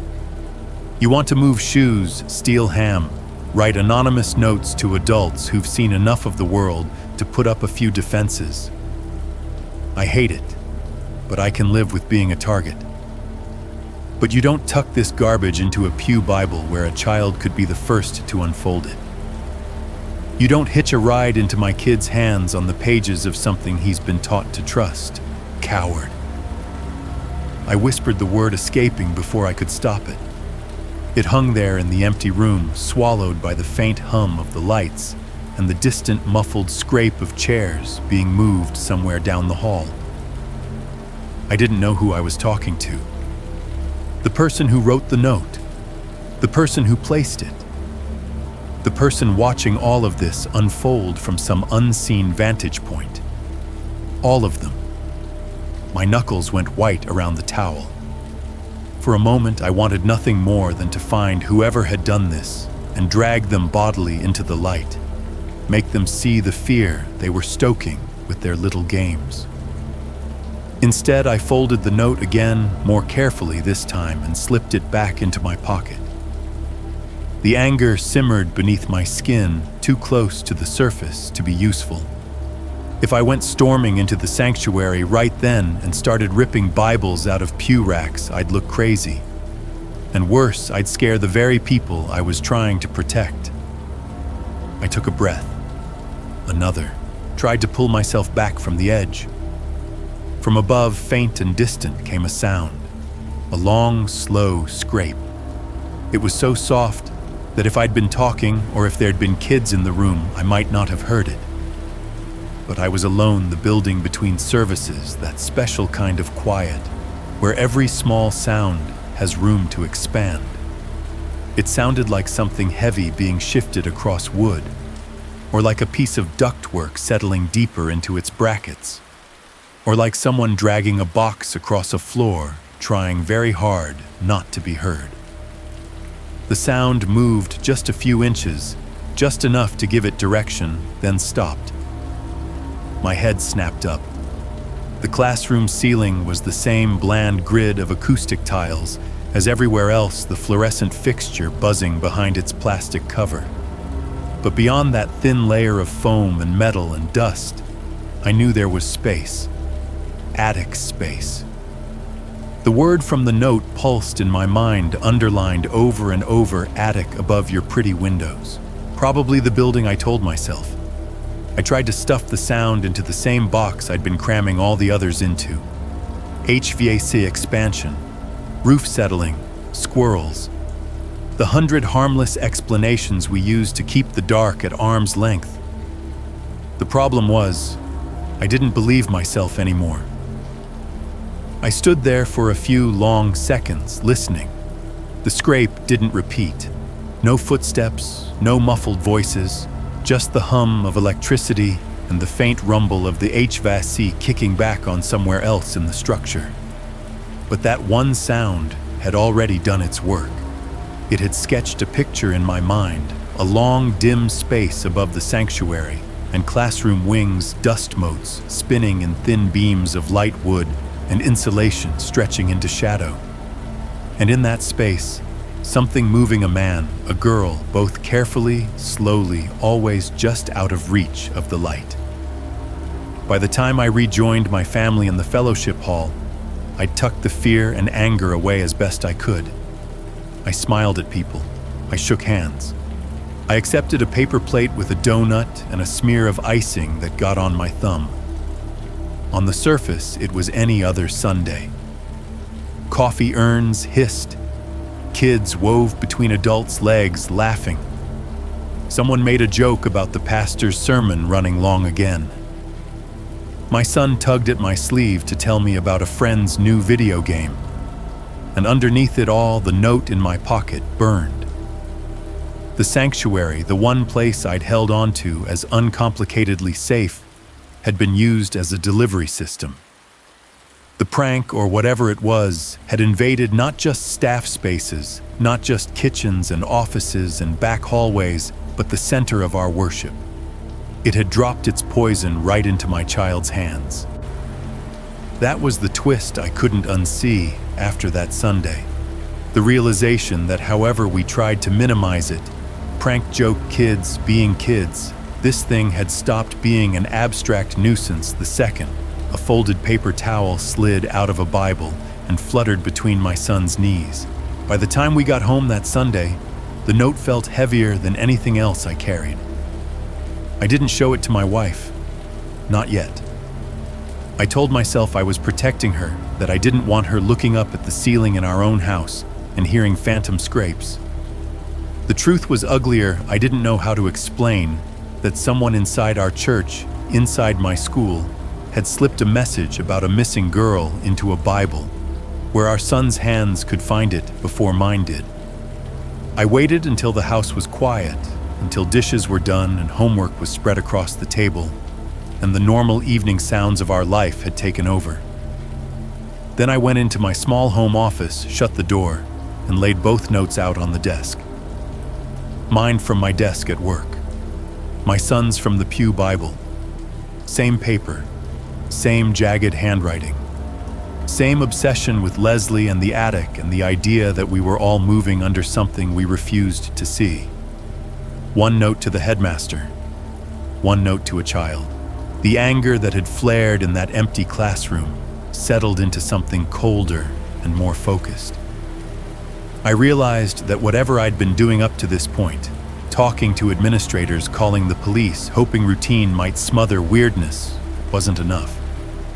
I wasn't just spooked anymore. I was done. The next morning, I didn't wait for a spare moment. As soon as the first bell rang and the hallway traffic died down to a trickle of late kids, I went straight to the maintenance office. It was a cramped room off the back corridor, just big enough for a desk, a metal filing cabinet, a wall of pegboard covered in hanging tools, and a rolling cart loaded with bottles and rags. The air smelled like oil dust and whatever cleaning solution they used on the floors. Our head maintenance guy, Rick, looked up from a clipboard when I came in. He was in his 50s, built like the carts he pushed, solid, utilitarian, dependable. He'd been in the building longer than I had, longer than most of the staff. If anyone knew every inch of this place, it was him. "Morning, Sam," he said. "What broke now?" "Nothing," I said. "Yet. That's the problem." He raised an eyebrow. "That's a new one." I shut the door behind me. It clicked into place with a dull thud. The small room suddenly felt very, very private. I didn't dance around it. I told him about the note from my desk, the attic search, the missing food that hadn't stopped, the shoes, the hat, the notes showing up on other desks, and finally, the note that had fallen out of the Bible and landed between my son's hands. Rick listened without interrupting, one hand resting on the edge of his desk, the other rubbing slowly at his jaw. His eyes narrowed a little more at each new detail, not in disbelief, but in concentration. When I finished, there was a beat of silence. "Well," he said finally, "that's something. Something isn't good enough anymore," I said. My voice came out tighter than I intended. "I've tried locks. I've tried going through admin. Police came, did what they could, found nothing. Whoever's doing this is still in the building. They're not stopping. And now they're using the sanctuary on Sundays." I leaned forward, planting my hands on his desk. "I want to catch them," I said. "In the act. I want to stop guessing and stop finding little reminders after the fact. I want to see them." Rick's gaze flicked toward the wall, where a set of old walkie-talkies sat in a charging cradle. Next to them, a couple of flashlights leaned against the pegboard. "You're talking about a stakeout," he said. "Yes," I said. "Exactly that." He sat back in his chair, the old metal frame creaking under his weight. For a second, I thought he was going to laugh, make some joke about us playing cops, suggest I'd been watching too many movies. He didn't. Instead, he blew out a breath, then nodded slowly. "Yeah," he said. "Been thinking the same thing, if I'm honest. All this piecemeal crap, we're always looking at what they've already done. Never at them while they're doing it." He reached over and grabbed one of the radios, turning it on. It crackled to life with a hiss of static. "You, me, and a couple of the night guys," he said. "We know the building better than anyone. We can sit on the main corridors. If your friend comes around for a midnight snack, we'll be there." We spent the next half hour planning. It was unsettling how easily my brain snapped into that mode. Sightlines, blind corners. A second ago, we'd been men in an office. Now we were mapping field positions. The corridor that mattered most was the one that ran between the kitchen and my office. That was the artery where most of the weirdness had clustered. Food notes, the cook's possessions, my bowl. Whoever was moving through our building liked that stretch. "There's the entrance by the parking lot," Rick said, tapping a photocopied floor plan with his pen. "And the one by the gym. You can see either end of this corridor from here and here." He circled 2 points, one near the intersection by the front office, another near the south wing. We put one guy in the dark in this alcove by the copy room, he went on. From there he can see anyone coming or going near the kitchen door. Another guy near the stairwell that leads up to the old classrooms and the attic hatch. You and I can find spots by your office and the main hall. You think they'll come in the front door, I asked. Rick shook his head. If it's who I think it is, someone already inside, they won't come in anywhere. They'll just start moving once it's quiet. He said it so matter-of-factly that I felt a chill creep up my spine. We pulled radios from the charger, checked batteries, synced channels. The static hiss and quick squawks as we tested them sounded wrong in the bright light of morning. We dug out extra flashlights, checked bulbs, checked batteries again. We'll kill most of the lights when we set up, Rick said. Leave the emergency strips on. Enough to see silhouettes, not enough to give ourselves away. Won't that, I don't know, spook whoever it is, I asked. Rick snorted softly. You think they aren't used to the dark by now, he said. Nah. If anything, they're counting on it. We just have to be better at it than they are for one night. It shouldn't have been reassuring, but it was. There was something stabilizing about having a plan, even a simple one. For the first time in weeks, I felt like I was moving towards something, instead of being pushed around by it. Tonight, I said, hearing the word land between us. Tonight, he agreed. The day crawled by after that. On the surface, everything was the same. Kids spilled out of classrooms at lunch. The cook banged pots and slid trays, the smells of pizza and tater tots filling the hall near the kitchen. The secretary answered phones and typed with the quick, unconscious rhythm of someone married to a keyboard. Underneath, I carried the shape of the stakeout around with me like secret armor.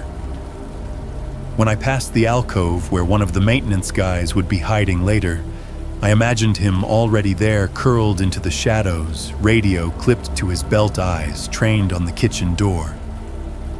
By the time the last student was picked up, the building felt like it was holding its breath. Parents' cars pulled away one by one, red taillights disappearing onto the main road. The daycare kids went home.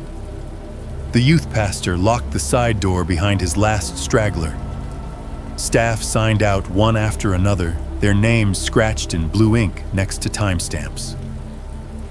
Big plans tonight, one of the teachers asked me on her way out, her tone light.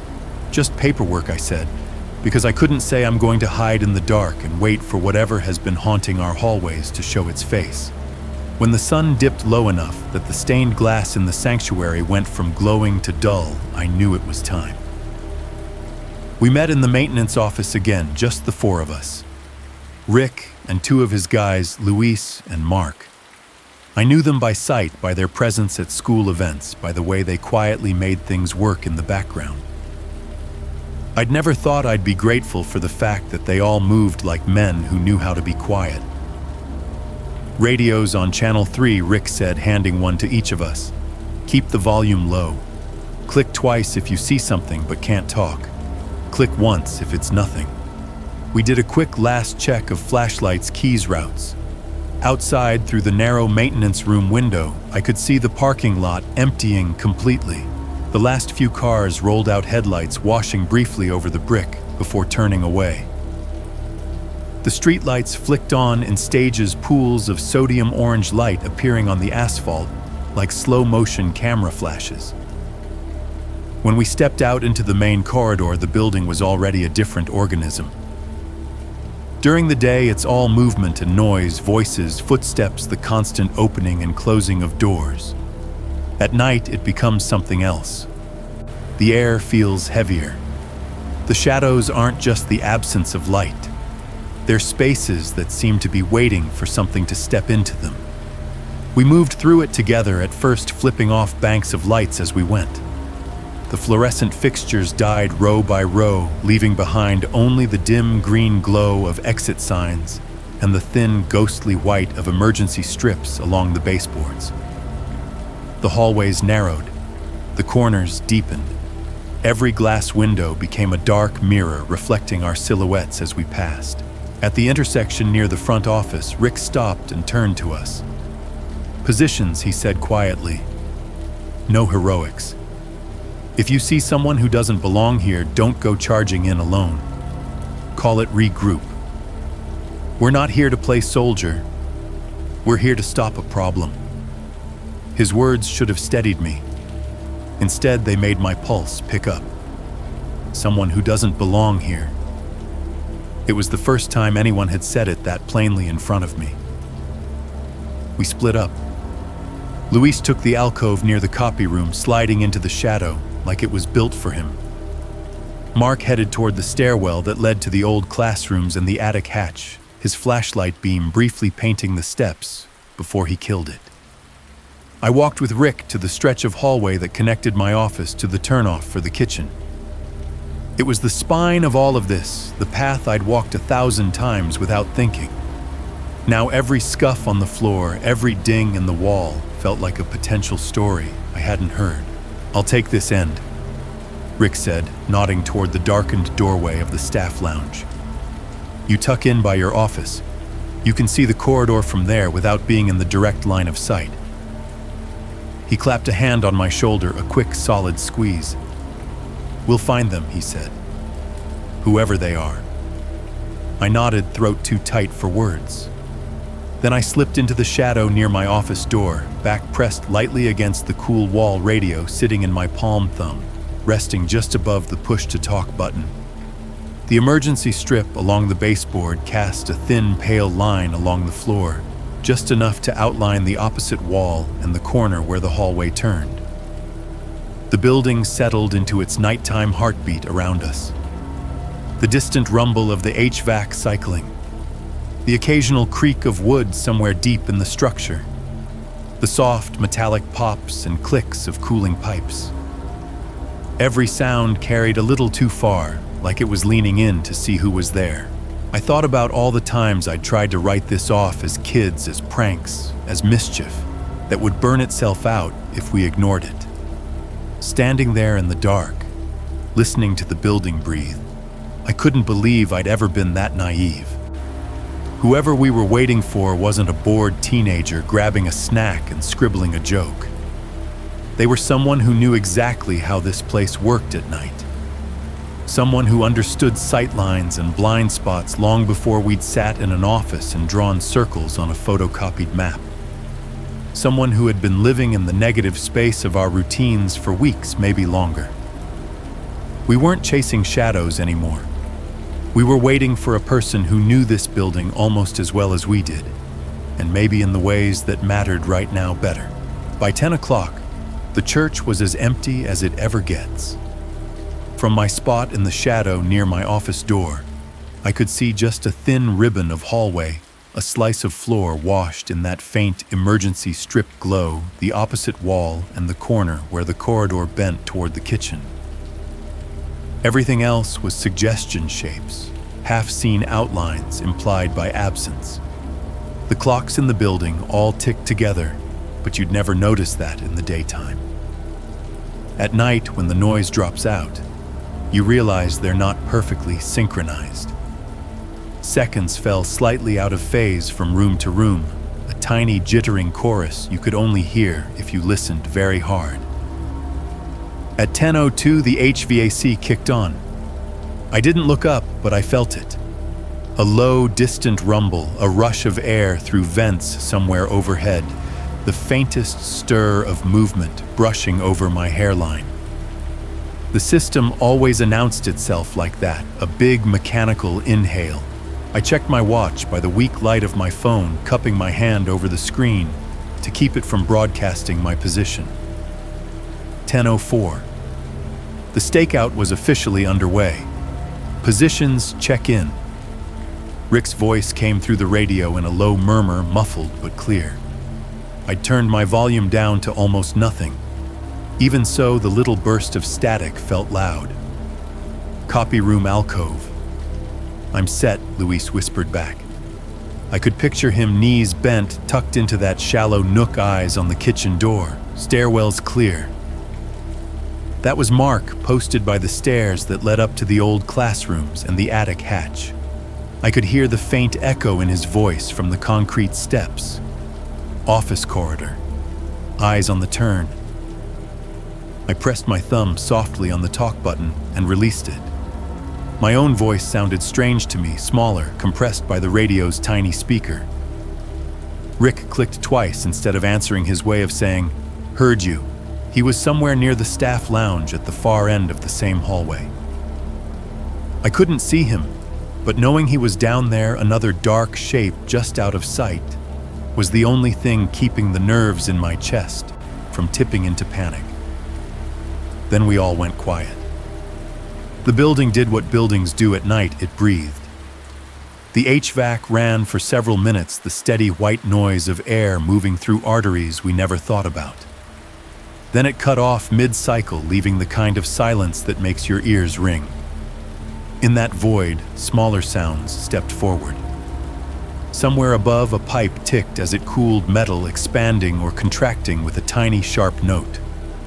A second later, another answered it. For a moment, it sounded stupidly like two people trading signals. In the dark, logic becomes a negotiation instead of a fact. Pipes, I told myself. Just pipes. The emergency lights hummed faintly, feeding a thin electrical throb into the floor. Every time I shifted my weight from one foot to the other, the rubber sole of my shoe made the softest squeak against the waxed tile. I tried to move as little as possible. 10 minutes passed. 15. 20. I kept expecting some dramatic moment to arrive, the creak of a door at the end of the hall, the silhouette of a figure rounding the corner. Something that would justify the way my muscles were coiled. Instead, the night stretched out, slowly, made of nothing and little noises.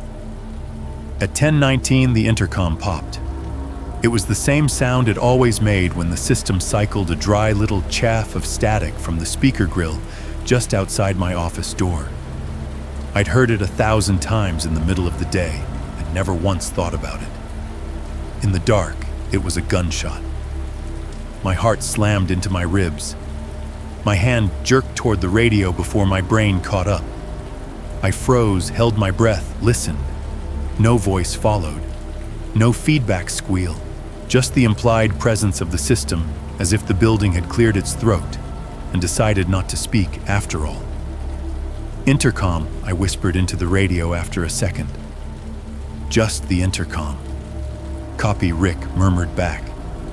His voice sounded tighter than before. After that, the boredom set in. Real fear is exhausting. Once you've spent 20 minutes expecting something to appear around the corner and nothing does, your body starts to revolt. The adrenaline fades, leaving behind an ache in your legs, a burn between your shoulder blades, a slow, crawling itch under your skin that makes you want to move just for the sake of movement.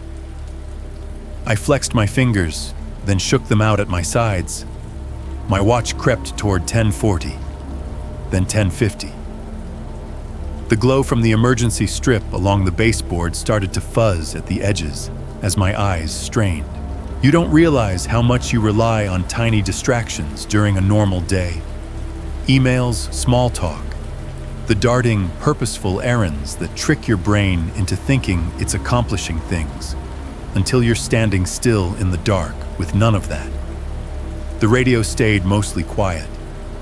Every so often it would click twice, just a wordless little blip from someone saying, "Still here," still nothing. A couple of times I thought I heard more than the building footsteps maybe, or the impression of weight shifting at the far end of the corridor. Each time I went still and listened so hard my ears hurt. Each time it turned out to be something mundane, the distant roll of a cart as the last custodian left, the faint thud of a door closing elsewhere as the alarm system armed itself in stages. By 11:00, the air in my lungs felt stale. Status Rick's voice came softer than before. "Nothing," Luis said. Been staring at a closed door for an hour. It's starting to stare back. Stairs are clear, Mark added. If our guy's up in the attic, he's not exactly doing laps. I exhaled through my teeth, barely audible. I was starting to feel foolish. 4 grown men hiding in the shadows of a church, listening to pipes and electricity and their own blood. If someone had turned all the lights on at that moment and walked down the hall, we would have looked ridiculous, like kids playing spies. The thought made a thin thread of shame worm through my chest, and I hated it. Fear I could justify. Shame was harder to swallow. Hang in, Rick said. If they've been using the late night hours, this is when He stopped mid-sentence as if something had cut him off. For a half second, I thought maybe he'd just lifted his finger from the transmit button. Then a second later, his voice came back, but it wasn't in my ear. It was in the hallway, faint and distant, carried from wherever he was posted. It took me a moment to realize what that meant. He'd turned his head and spoken to someone near him, not over the radio. The urge to lean out and look was almost overwhelming. I held myself back. Unoiled hinges, even the whisper of fabric against wall, might carry farther than I wanted. Instead, I strained my ears, trying to pick out any sound that might tell me what he'd seen. Nothing new, just that endless layer cake of hums and ticks. The next voice to break the radio silence wasn't Rick's. It was Mark's, up by the stairwell. "Hey," he whispered, his breath slightly louder than his words. "How long we planning to do this? 'Cause if nothing happens in the next 30, I'm gonna lose feeling in both legs. Don't go soft on me." Rookie Rick's voice came back, the old man's humor creeping in despite the situation. "You wanted more hours. Consider this overtime." "Overtime usually comes with coffee," Mark muttered. The banter was thin, but it was something. A reminder that I wasn't the only one fighting the urge to crawl out of my own skin. A few more minutes passed. The HVAC cycled again. Somewhere far off, the ice machine in the kitchen dropped a load of cubes into its bin with a hollow clatter that echoed weirdly through the ventilation. Jesus Luis whispered the sound, just barely audible over the radio. "Let's not do that again." It occurred to me, sitting there in the dark, that this was exactly the window our intruder had been using all along the boredom window. The time when people stop paying sharp attention, when they start trusting their environment to behave itself. When keys get left on counters and doors don't quite get latched because everyone is just a little too tired to care. We were trying to be better than that, to hold the line. But we were still human.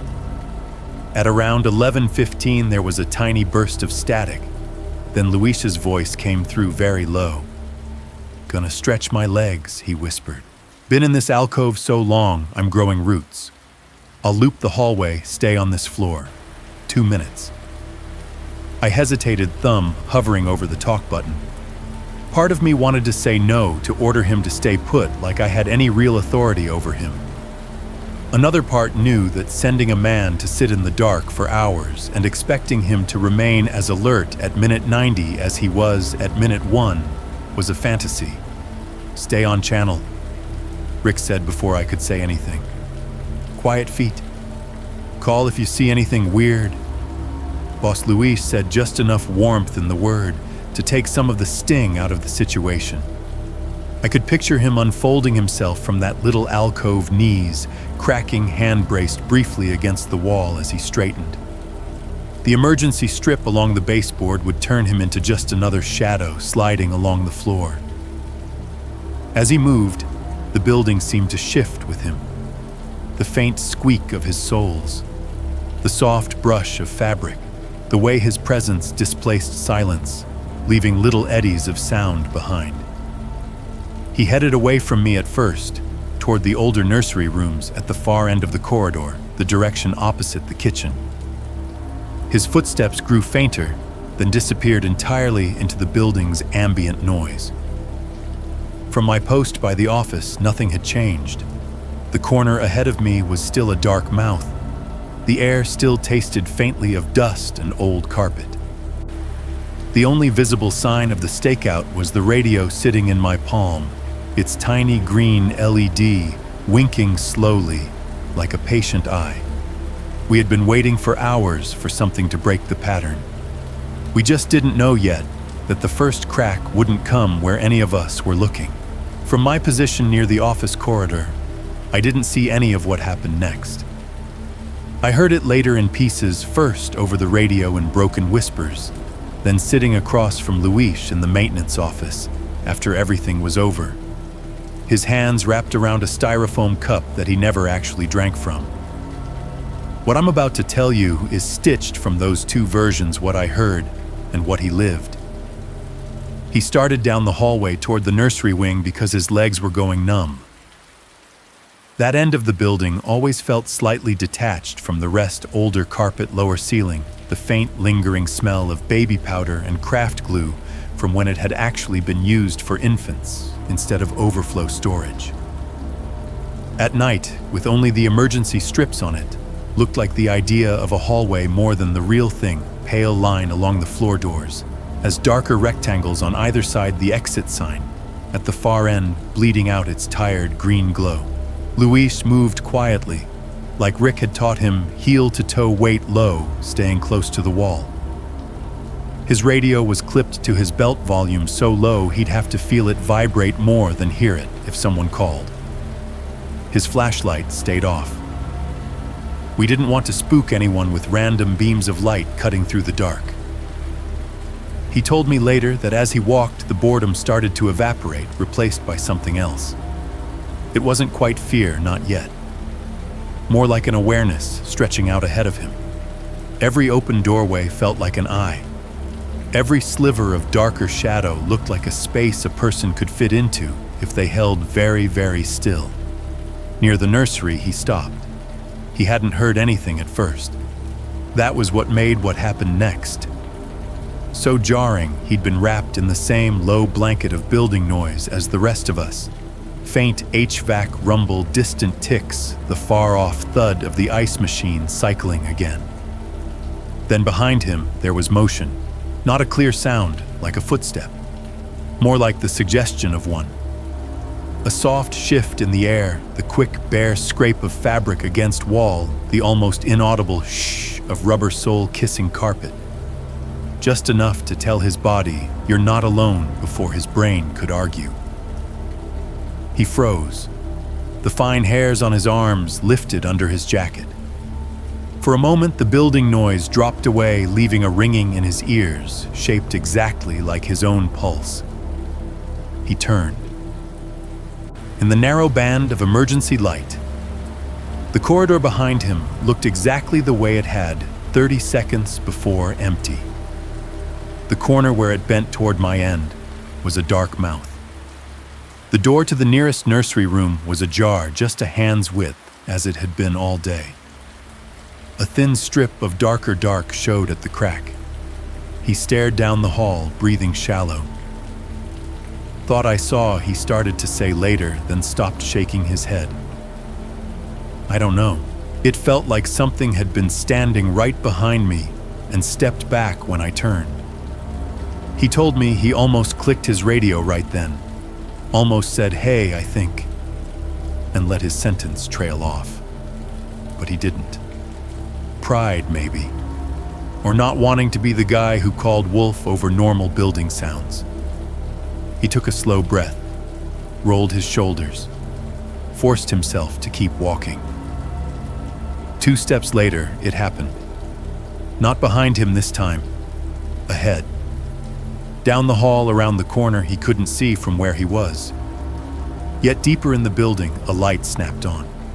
It was unmistakable even from a distance. The sudden sharp flicker against the far wall, followed by the steady, ugly white of fluorescent.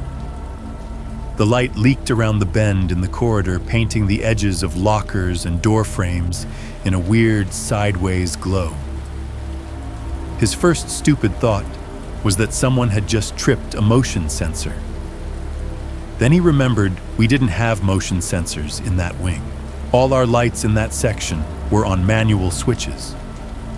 The only way that light came on was if someone pressed a very real, very physical button with their very real hand. His body reacted before his mind finished the thought. His heart kicked into a sprint. The boredom that had been draped over him like a heavy blanket tore clean off. "Kitchen," he hissed later when he told the story, eyes still wide even in the retelling. I knew it was the kitchen. It's the only room down there that throws light like that. He spun Radio Forgotten on his belt and ran. From my side of the building, what I got was sound. First, the distant muffled thud of fast footsteps on carpet. Then, a half-second later, the surprised burst of static as Luis's radio jostled against his hip and keyed itself briefly. In my ear, it sounded like someone gasping. I straightened up from my half-crouch, instinctively muscles snapping taut. "Luis," I whispered into my radio. "Status." For a second, there was nothing. Just the hiss of the channel. Then faint and breathless on the edge of my hearing, not from the radio, but carried down the corridor itself, I heard the hollow whoomp of someone's shoes hitting the vinyl flooring near the kitchen where the carpet ended. He was really running now. Luis's memory fills in the parts my ears couldn't. As he rounded the corner toward the kitchen corridor, the light got harsher, eating more of the darkness with every step.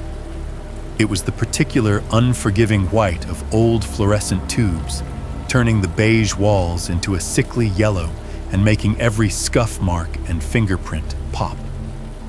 The kitchen door ahead of him was open. It shouldn't have been. They'd made a point of locking it when we set up. Rick himself had turned the key, checked the handle. The lock could be opened from the inside. Sure, you didn't design kitchens to be fire traps, but the door didn't just swing ajar on its own. It was heavy with a hydraulic closer that made it latch with a thick, rubbery thunk. Now it was standing half open, the wedge of light spilling out onto the hallway floor, like someone had tipped over a bucket of glare. Luis's lungs burned. His heart felt like it was trying to tear its way out of his chest. With every step, his shoes slapped louder against the floor, the sound ricocheting off the cinder block in a thunder that seemed way too big for one man.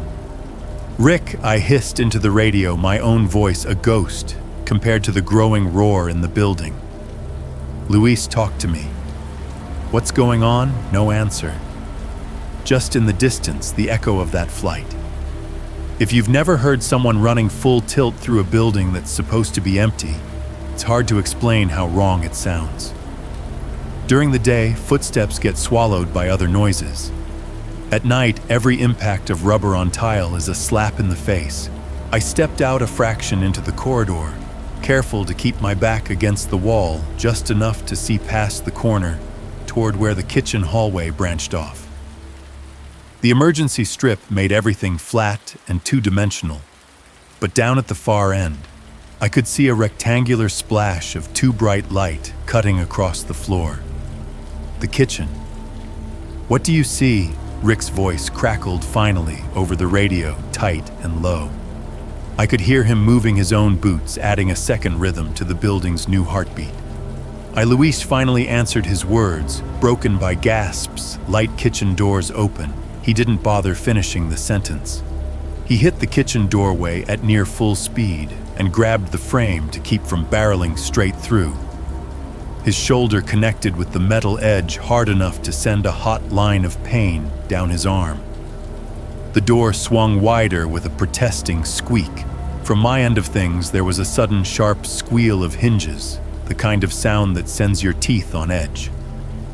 The light from the kitchen broadened across the hall, throwing Luis's shadow in a long, distorted smear toward the lockers. I pressed my back harder into the wall, heart beating so loud, it sounded like it was trying to talk through my chest. This was it, I thought. This was the moment we'd been waiting for weeks, the moment when the pattern would break and whatever had been toying with us would finally step out into the open. I expected shouts, a scuffle, the clatter of pots and pans as someone knocked into them, maybe a scream. Instead, what came first was silence. Not the absence of sound silence from before, a different kind. The sharp, sucked-in quiet that happens when someone walks into a room and sees something that rearranges their understanding of the world in an instant. Luis Thurcuturimoy said again, barely pushing the button this time. "What is it? What do you see?" There was a long, stretched moment where the only answer was the soft hiss of the radio and the faint, distant hum of the kitchen's fluorescent lights. Then his voice came back. Not quite a whisper, not quite normal, pitched in that thin register people use when their brain is trying to run two scripts at once. "Sam," he said, there's a girl in here." For a heartbeat, my mind supplied the worst possible image, a small, still shape on the floor. Limbs at wrong angles, eyes staring. All the things the news anchors had been too careful to say out loud about Leslie Gaddis. Then he added 4 words that changed everything we thought we knew about what was happening in that building. "She's alive," he said, "and she's looking right at me." For a second, after those 4 words came through the radio, my body forgot how to move. She's alive. They didn't sound real, not in that small plastic box voice, not in that building. My brain tried to treat them like bad reception, something misheard. But they snapped something loose anyway, like a rope that had been holding all my fear in place. I stepped out fully into the hallway before I even knew I'd decided to my shoulder brushing the wall. The pale strip of emergency light caught half my shoe, half shadow. My thumb mashed the radio button so hard it hurt. "Say that again," I hissed. "Luis, what did you say?" His answer wasn't words at first. It was breathing fast, ragged, too loud for the tiny speaker distorting into a harsh, static rasp. Then "girl in the kitchen," he got out. "Young. She says her name is Leslie." My mouth went dry. Behind that faint but unmistakable, I heard another voice. Not through the radio this time, but bleeding into it, from where he was, higher, hoarse, threaded with panic in a way no prank could imitate. "Please," she was saying, "don't let him take me back up there." I started running. From my end of the hall, the kitchen was nothing more than that slice of overbright light and the open door. But it pulled at me like gravity. The carpet under my feet tried to swallow sound, but the moment I hit the vinyl near the staff lounge, every step exploded rubber on tile. The slap ricocheting off cinder block, off closed office doors, off the ceiling. On my way, I barked into the radio, not caring how loud my own breath sounded. "Rick, you hearing this? Already moving?" he shot back. He was closer to the kitchen than I was. His voice had a different echo now, bouncing off the same surfaces mine would hit in about 3 seconds. The hall ahead of me narrowed into a tunnel. The emergency strips glow, the dark lockers, the rectangle of kitchen light, everything compressed into a straight line. With every stride, that line got shorter. I remember thinking absurdly as I ran, if this is another sick joke. Then I hit the corner, grabbed it to swing myself faster, and the kitchen opened up in front of me. If you've ever walked into a room you know well and found it suddenly fundamentally wrong, you know the feeling. The kitchen was the same kitchen I'd been in 100 times, stainless steel counters hanging pots, the big walk-in cooler humming in the back industrial sink, gleaming dully under fluorescent tubes. But the way the light hit it, the way the shadows pooled under tables and between shelves, the way the air itself felt charged, it may as well have been a different planet. Luis stood just inside the doorway, half-turned toward me. His chest was heaving, his eyes wide, in a face that looked like it belonged to someone older than the guy who'd gone to stretch his legs 15 minutes ago. One of his hands was up, palm open, not at me, but at something behind the prep table, as if he'd stepped between a line. And there on the far side of that line was the girl. She was smaller than I expected. When you see someone on the news, their image fills the whole frame, becomes bigger than life. In person, she looked like any 15-year-old who had been abruptly yanked out of normal life and left somewhere she shouldn't be. Her hair hung lank around her face, darker at the roots from weeks of not seeing proper shampoo. Her clothes didn't fit right, too loose in some places, too tight in others, as if they'd been scavenged. There was a grayness to her skin that had nothing to do with dirt and everything to do with bad light and worse air. But her eyes were painfully alive. Alert in that way, only people who've been scared for a long time learn. They were fixed on Luis, on the open doorway behind him, on the sliver of hallway beyond, like she was measuring the distance between her and the idea of out. Her body was angled slightly away from the metal counter behind her, like she'd just stepped out from where she'd been pressed. Her hands trembled, the fingers curled in like she had to think about not making them fists. Behind her, not quite touching, but close enough that you could feel the claim in the way he stood, was a man. If you passed him on the street, you wouldn't have remembered him. Medium height, soft around the middle, hair thinning on top. Plaid shirt, work pants. He looked like he might fix your car or sell you hardware or sit in the back pew and nod along during sermons. There was nothing about him that screamed monster at a glance. That was what made him terrifying, because the way his hand hovered near her shoulder, without resting on it, without committing, spoke of ownership, of long practice. The set of his jaw, the way his eyes flicked between Luis and the open door and the corners of the room, they belonged to someone for whom this was already a disaster, a carefully built life splintering in seconds. I knew his name before anyone said it. We all did. It had been on the news along with hers. A suspect at first, then a person of interest, then a ghost in the narrative when the story shifted to presumed death. Ernest Stubblefield. Seeing him in my kitchen, our kitchen standing under our lights with our stolen food in the fridge behind him and our notes scattered across our desks somewhere in the building, made the whole situation snap into grotesque focus. This wasn't some mythic monster living in the walls. This was a man who knew how to turn keys and climb stairs and stand in line at the grocery store like everyone else. For a heartbeat, no one moved. Then Leslie did. Later, when I replayed it in my head, I realized she'd made her decision long before we walked into that room. She'd been making it in pieces every time she took too much food and moved shoes and tied apron strings every time she scribbled on a paper towel and left it where only certain eyes would find it.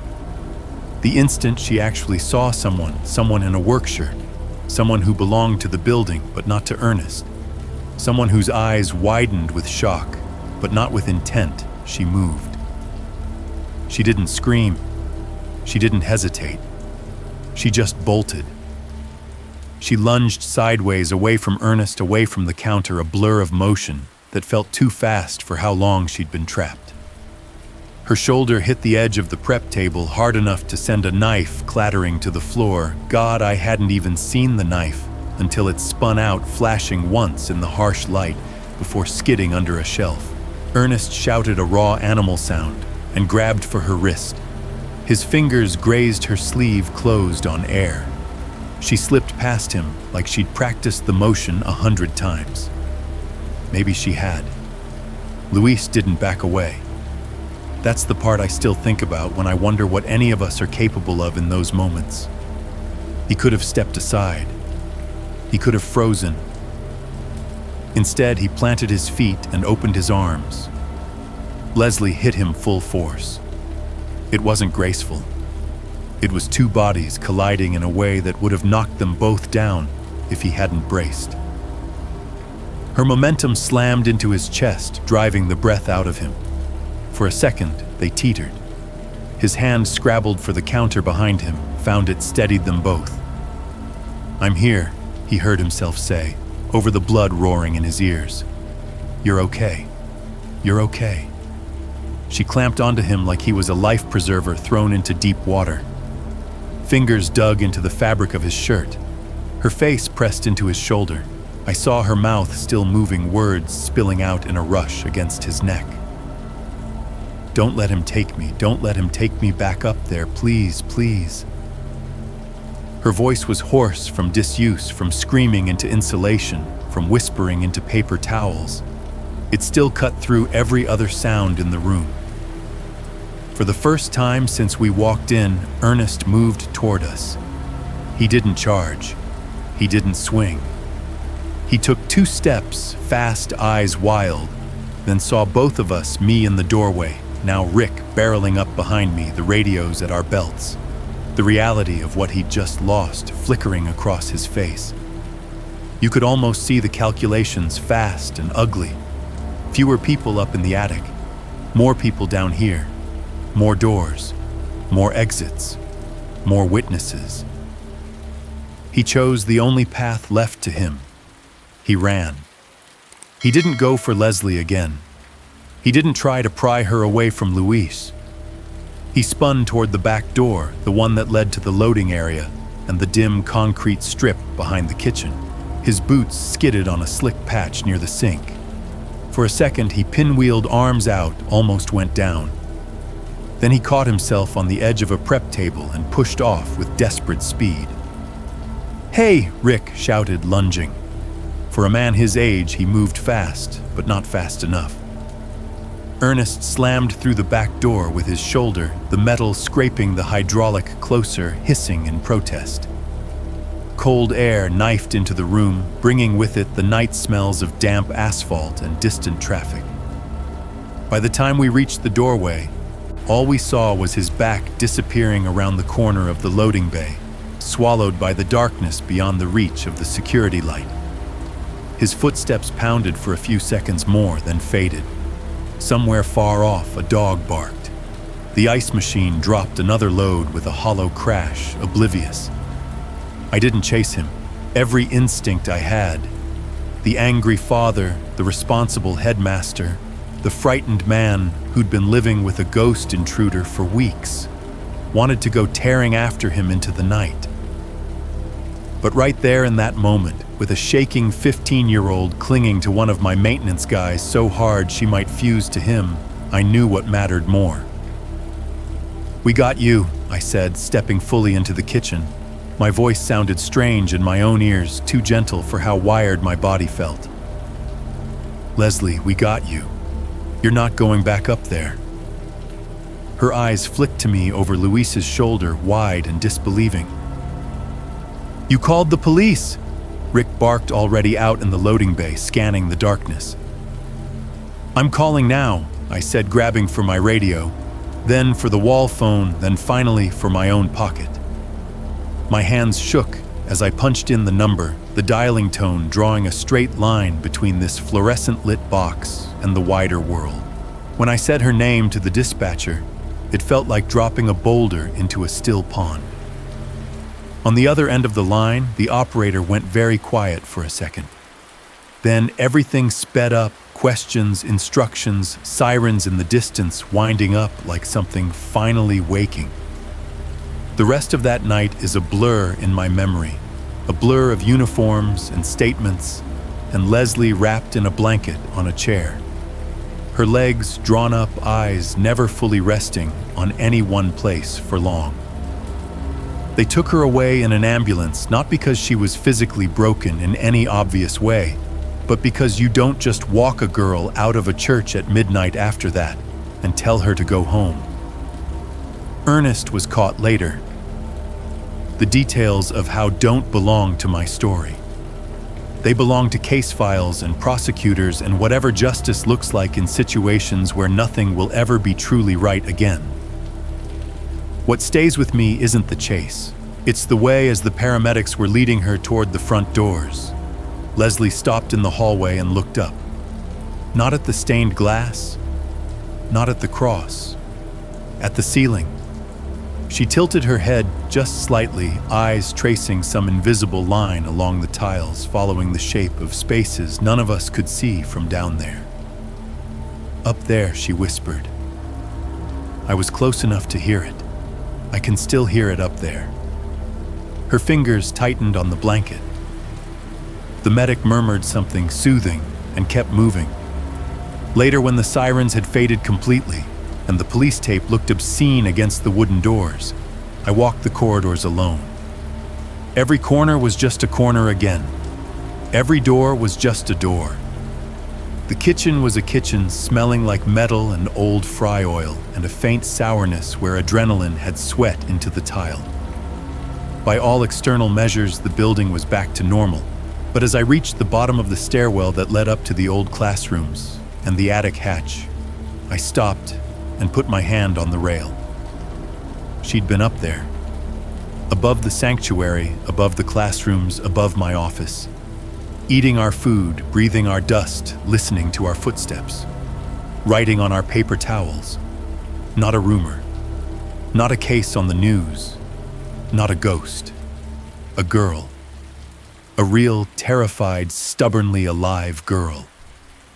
And the thought that has never really left me since that night, the one that still hits me sometimes, when I'm alone in any big, quiet building, not just that one is simple and awful, she was here the whole time. They came back, like they should have come the first time, fast, focused, and with no patience left. For maybe. I don't blame them for that first search anymore, not the way I did in the weeks after. They followed the note, they went where it pointed. They saw what any normal person would see: dust, ductwork, boxes, beams. Nothing that looked like evidence. Nothing that looked like a girl. The second time, they didn't come to take a look. They came because we'd said her name and she'd answered. By the time the last ambulance and patrol car had cleared out that night, it was technically the next day. The clock in my office read something like 2:11 a.m. when I finally sat down, my muscles buzzing with fatigue and adrenaline. I remember staring at the surface of my desk, the same desk that had held that first paper towel, thinking stupidly I should wipe this down, as if Lysol could erase what had just been confirmed in this building. They didn't give me much time to sink into that thought. 2 detectives came back less than an hour after Leslie was taken to the hospital. Not the same ones who'd done the attic search. These men moved differently. Leaner, sharper, like all of their edges had been honed on too many nights like this. They took statements first. From me, from Luis, from Rick, from anyone whose orbit had intersected that kitchen. Their notepads filled with our words, times, locations, who heard what first. How long it took from the moment the kitchen light snapped on to the moment Ernest hit the back door. They didn't raise their voices. They didn't tell us what we should have done. They just kept asking questions, circling back, tightening the picture. Somewhere else in the city, I knew Ernest was being processed or chased or cornered. Those details came to me later in articles and rumors. That night, all I had were the flashes that made it back over radios filtered through uniforms posted in our halls. Male in custody, admitting to the abduction, claims she was never harmed. That last part almost made me laugh when I heard it, a bitter sound that startled the officer standing next to me. As if harm only counted when it left visible marks. As if stealing every second of a child's life for 119 days and nights was something less than violence because he hadn't broken skin. It was a number that stuck in my head, 121. I didn't know where it came from at first. It was just there, circling, attaching itself to the edges of my thoughts. Later, I heard a detective say it out loud in the kitchen, his voice flat. He says she's been here 119 days. I did the math automatically, backward from that night. Back past the day I found the empty bowl on my desk. Past the first ham. Past the first soda. Past whatever stupid thing I'd been worrying about before all this started. 4 months, give or take. A whole season of life. She disappeared from her bedroom in the middle of the night, the news said. One moment, a girl in her own bed, in her own house. The next, a missing person poster, stapled to telephone poles. I'd watched those early reports with my family, shaking my head like everyone else. Evil, we tell ourselves, is always somewhere else, at least a few miles away. I hadn't known that while I sat in my living room watching those broadcasts, Leslie might already have been in my attic. The detectives pieced her time here together in fragments. From what she told them, from what he told them, from what the building itself showed, once they started looking like men who knew there was something to find. He'd brought her in the same night he took her. No dramatic out-of-state drive, no elaborate hideout. Straight from her house to our church. It made a horrible kind of sense. Nobody suspects the church. People drive past it and feel comfort, not suspicion. He knew the layout, knew where the cameras were and weren't, knew which doors stuck and which alarms had been deactivated years ago to save money. He knew the forgotten stairwells that didn't see much use, and the half-locked storage rooms on the upper floors. He knew the attic. Not the attic the police had seen that first time, the big open space you reach by unfolding a ladder and pushing a hatch. He knew the geometry behind the geometry. It was Rick who found the crawl space.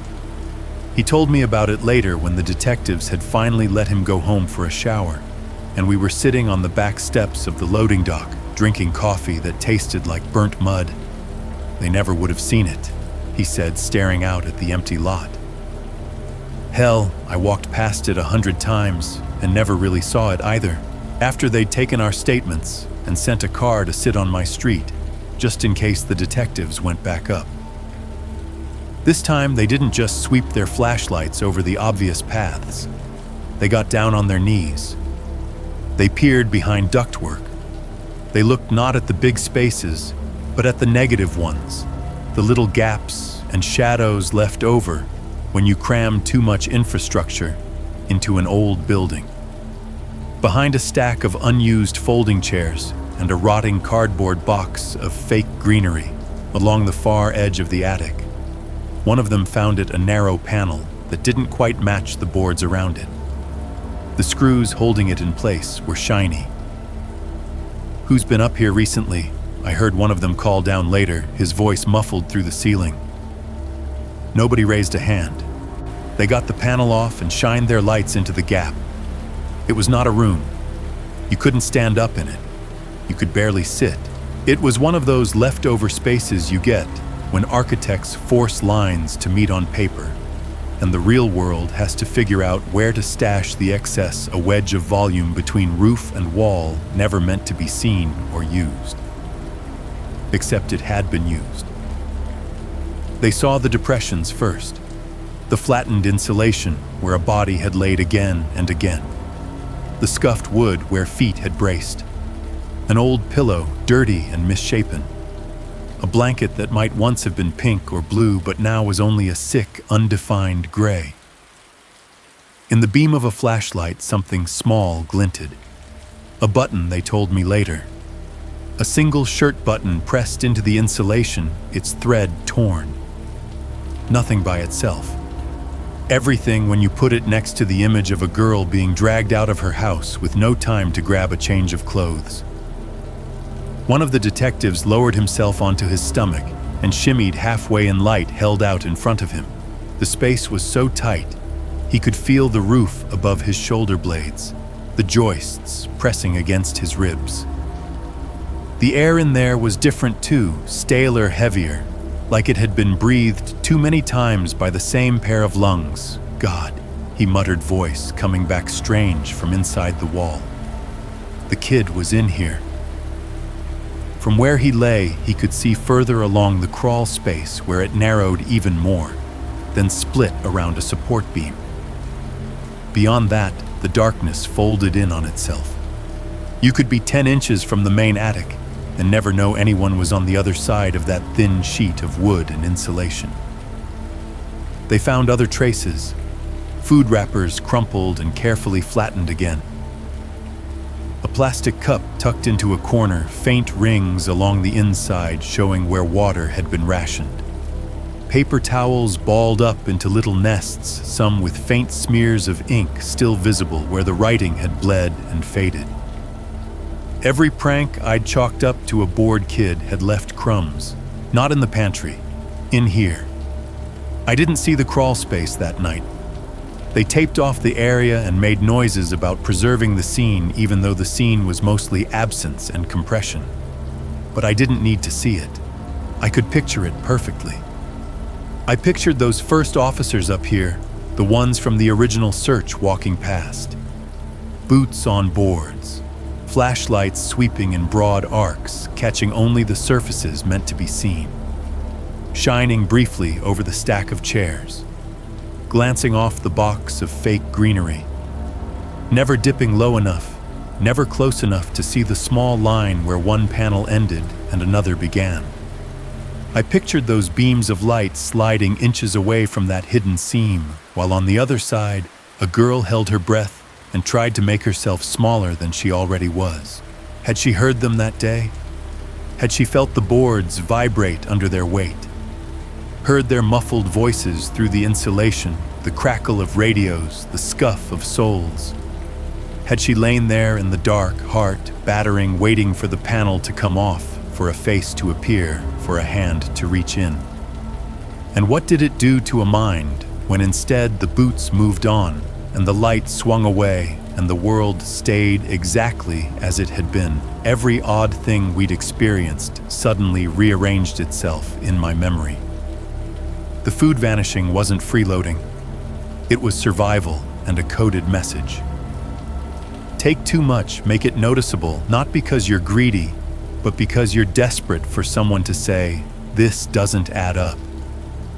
The cook's shoes on the table, his hat on the burner, his apron strings tied in lazy knots. They weren't petty harassment. They were provocations, nudges, little disruptions designed to break the spell of normalcy, to make someone in authority stop and really look at their environment. The notes. That was the part that hurt the most.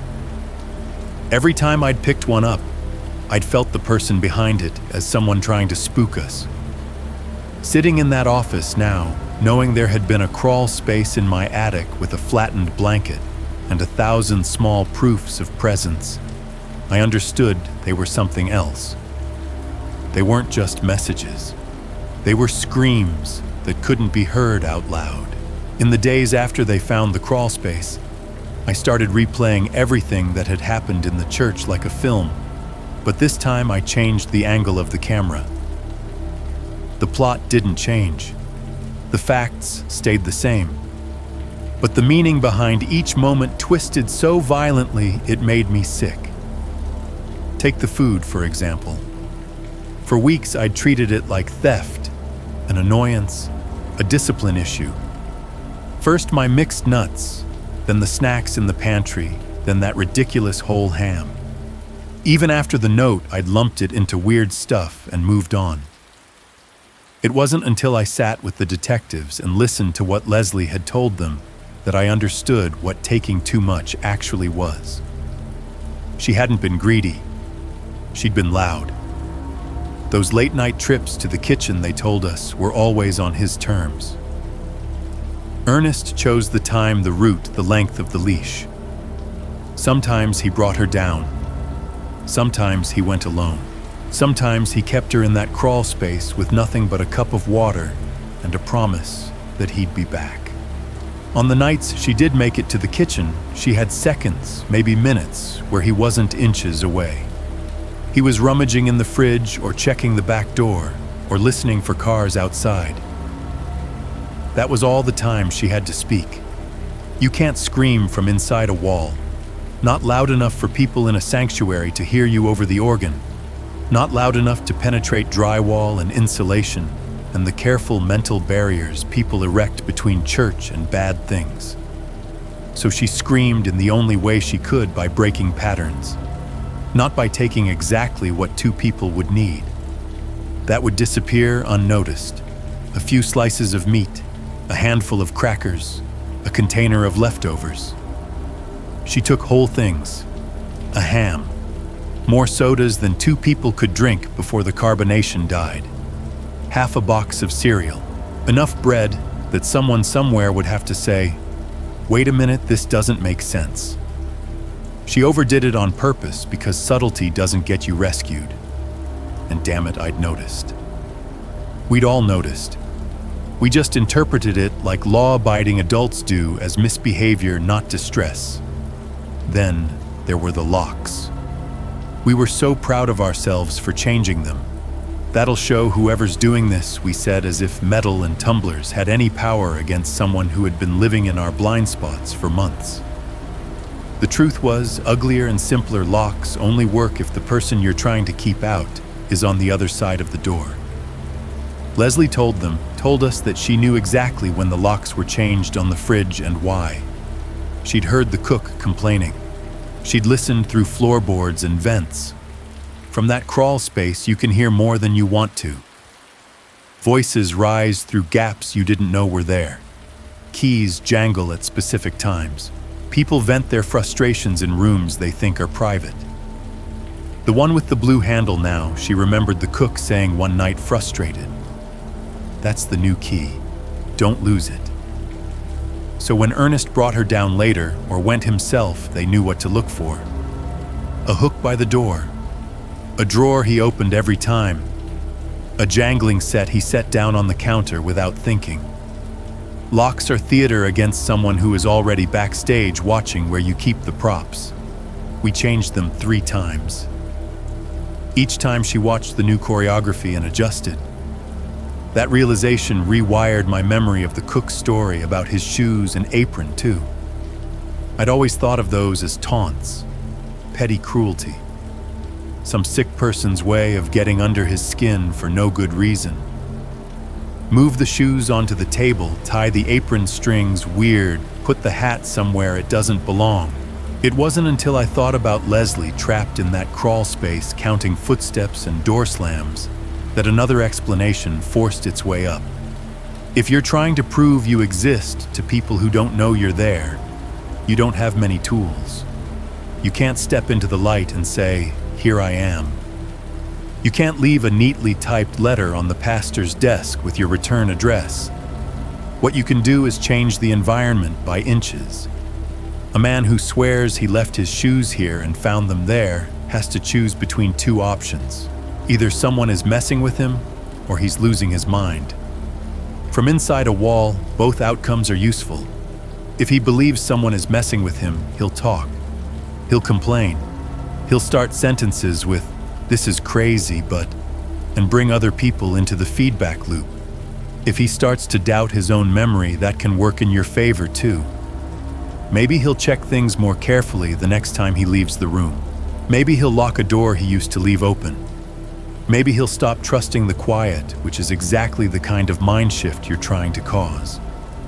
The hat on the burner, the shoes on the prep table. The apron moved a few feet to the left. Those weren't jokes. Those were fingerprints she couldn't afford to leave on anything else. And the notes. God, the notes. I used to imagine someone sitting comfortably at a desk or in a pew taking their time to craft those messages. Pen in hand, unlimited minutes, maybe even smiling to themselves as they thought up creepy phrases. After I learned about the crawl space, that picture evaporated. Now when I think about those paper towels scattered across our lives, I see stolen seconds. I see Leslie in the kitchen, standing just outside the fridge light, while Ernest's back is turned. She hears him rummaging in the walk-in or messing with something in the pantry. She has maybe 20-30 seconds where his eyes aren't on her. She snatches a towel from the roll fingers, fumbling because they're cold, because she's hungry, because she knows exactly how narrow the window is. The cheap paper scratches her skin. She grabs a pen she's hidden, pocketed from an office, snagged from a counter, found dropped on the floor by some teacher who never missed it. The ink is cheap, the tip blobby, but it works. She doesn't have time for sentences, for careful wording, for dates, for context. She has time for fragments. My name is scratched so hard into the paper, the fibers tear. I am in the attic. Look before it's too late. Letters pressed deep enough to bruise the towel. She hears his footsteps change tone, coming closer instead of moving away. She doesn't sign the note. She doesn't fold it neatly. She jams it into a pocket or under a tray or between a stack of plates, trusting she'll find a moment later to drop it in the right place. Sometimes she does. On my desk. On a secretary's keyboard. In a Bible. Sometimes she doesn't. The detectives found a few half-finished scraps in that crawl space, a line here, a word there, ink bled out where tears or condensation had smeared it.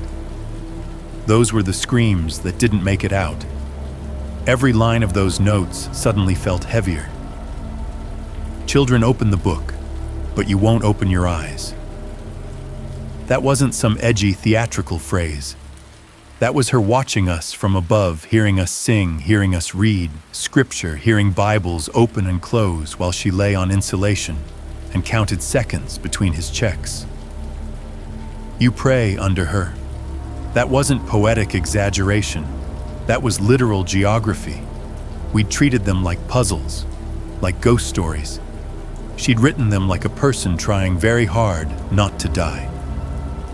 There was another layer of horror under all of this, and it was Ernest himself. For a man like that to keep someone hidden in a place like that for 119 days, he had to know our routines almost as well as the head custodian did. He had to know when the cook usually came in, when I usually arrived, when the daycare staff took their smoke breaks, when the pastors disappeared into their offices for sermon prep, and when they walked the halls hoping to catch anyone who looked lost. Locks didn't matter to him because the building's real security system wasn't metal and tumblers. It was habits. If you know that the kitchen is empty from 10:45 p.m. to 5:30 a.m. every weekday, and from noon to 3 on Sundays when everyone's in the sanctuary or at lunch, you can bring someone down for food without much risk. If you know that the hallway outside the staff lounge is dead on weeknights after 7, you can slip out of a stairwell, cross to the copier, and leave a note without being seen. If you know that a certain headmaster goes to the kitchen for coffee at the same time every morning, and always locks his office door behind him, you can time how long it takes him to make that walk and use that gap. He watched us move through that building like we were pieces on a board. She watched him watching us, and in the tiny cracks between his control and our obliviousness, she tried to wedge herself into our reality.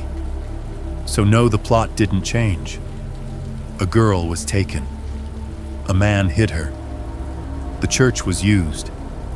The police missed her the first time and found her the second. The man ran and was later caught. Every step of that story stayed the same. But once I reframed every prank, every missing ham, every moved shoe, every scribbled towel as a precise, desperate act inside someone else's prison, the ground under my feet shifted. I wasn't just the headmaster of a school in a big old church anymore. I was the guy who'd been walking under a scream for weeks and calling it a nuisance. News about what happened to Ernest traveled back to us in pieces like everything else. First, it was just a sentence from a patrol officer who came by a few days later to pick up some additional paperwork they got him. Dropped almost casually, as if we hadn't spent weeks living with the idea of a faceless intruder, and then watched him explode out of our kitchen into the night. Where I asked. Couple towns over, the officer said, shifting his weight from one foot to the other. Car spotted plates matched. He tried to play dumb. Didn't work for long. Later, one of the detectives filled in more of the blanks. Ernest hadn't put up much of a fight once the walls of his little universe started closing in. Whatever story he'd built in his head, that ransom would come, that this was temporary, that he could control everything forever, collapsed under real questions and real charges. He was tried for kidnapping, convicted, sentenced to 20 years. It felt both too much and not nearly enough. Too much if you looked at it in isolation on paper, a man in his 40s, no obvious history of violent crime, now facing 2 decades in a cell. Not enough if you'd heard the way Leslie's voice sounded when she begged Luis not to let him take her back up there. I didn't go to the trial. I thought about it. The courthouse wasn't far. I could have sat in the back row and watched him in a suit instead of in a kitchen. But something in me recoiled at the idea of sharing physical space with him again, of seeing him in a context where he might look like just another defendant, another problem for the system to process. I heard the details later in snatches, through colleagues, through news updates, through the odd quiet phone call with one of the detectives who seemed to feel some obligation to keep me in the loop. He says he never laid a hand on her in anger, one of them said once, voice flat, like he was reading off a menu. Says he fed her, kept her warm, talked to her. As if that makes it better, I said. Yeah, the detective answered. We told him it doesn't. The part that stayed with me wasn't the sentence or his excuses or the official closure. It was something smaller, the detective said near the end of that call. She's something else, he told me. Leslie, smart as hell. Angry in a way that's going to take her far, I think. He was right. Years later, when the story gets told now on local news retrospectives and articles about resilience, in the kinds of human interest pieces they slip between disasters, you'll hear that she went on to become a lawyer. You'll hear she works with organizations that deal with missing and exploited children.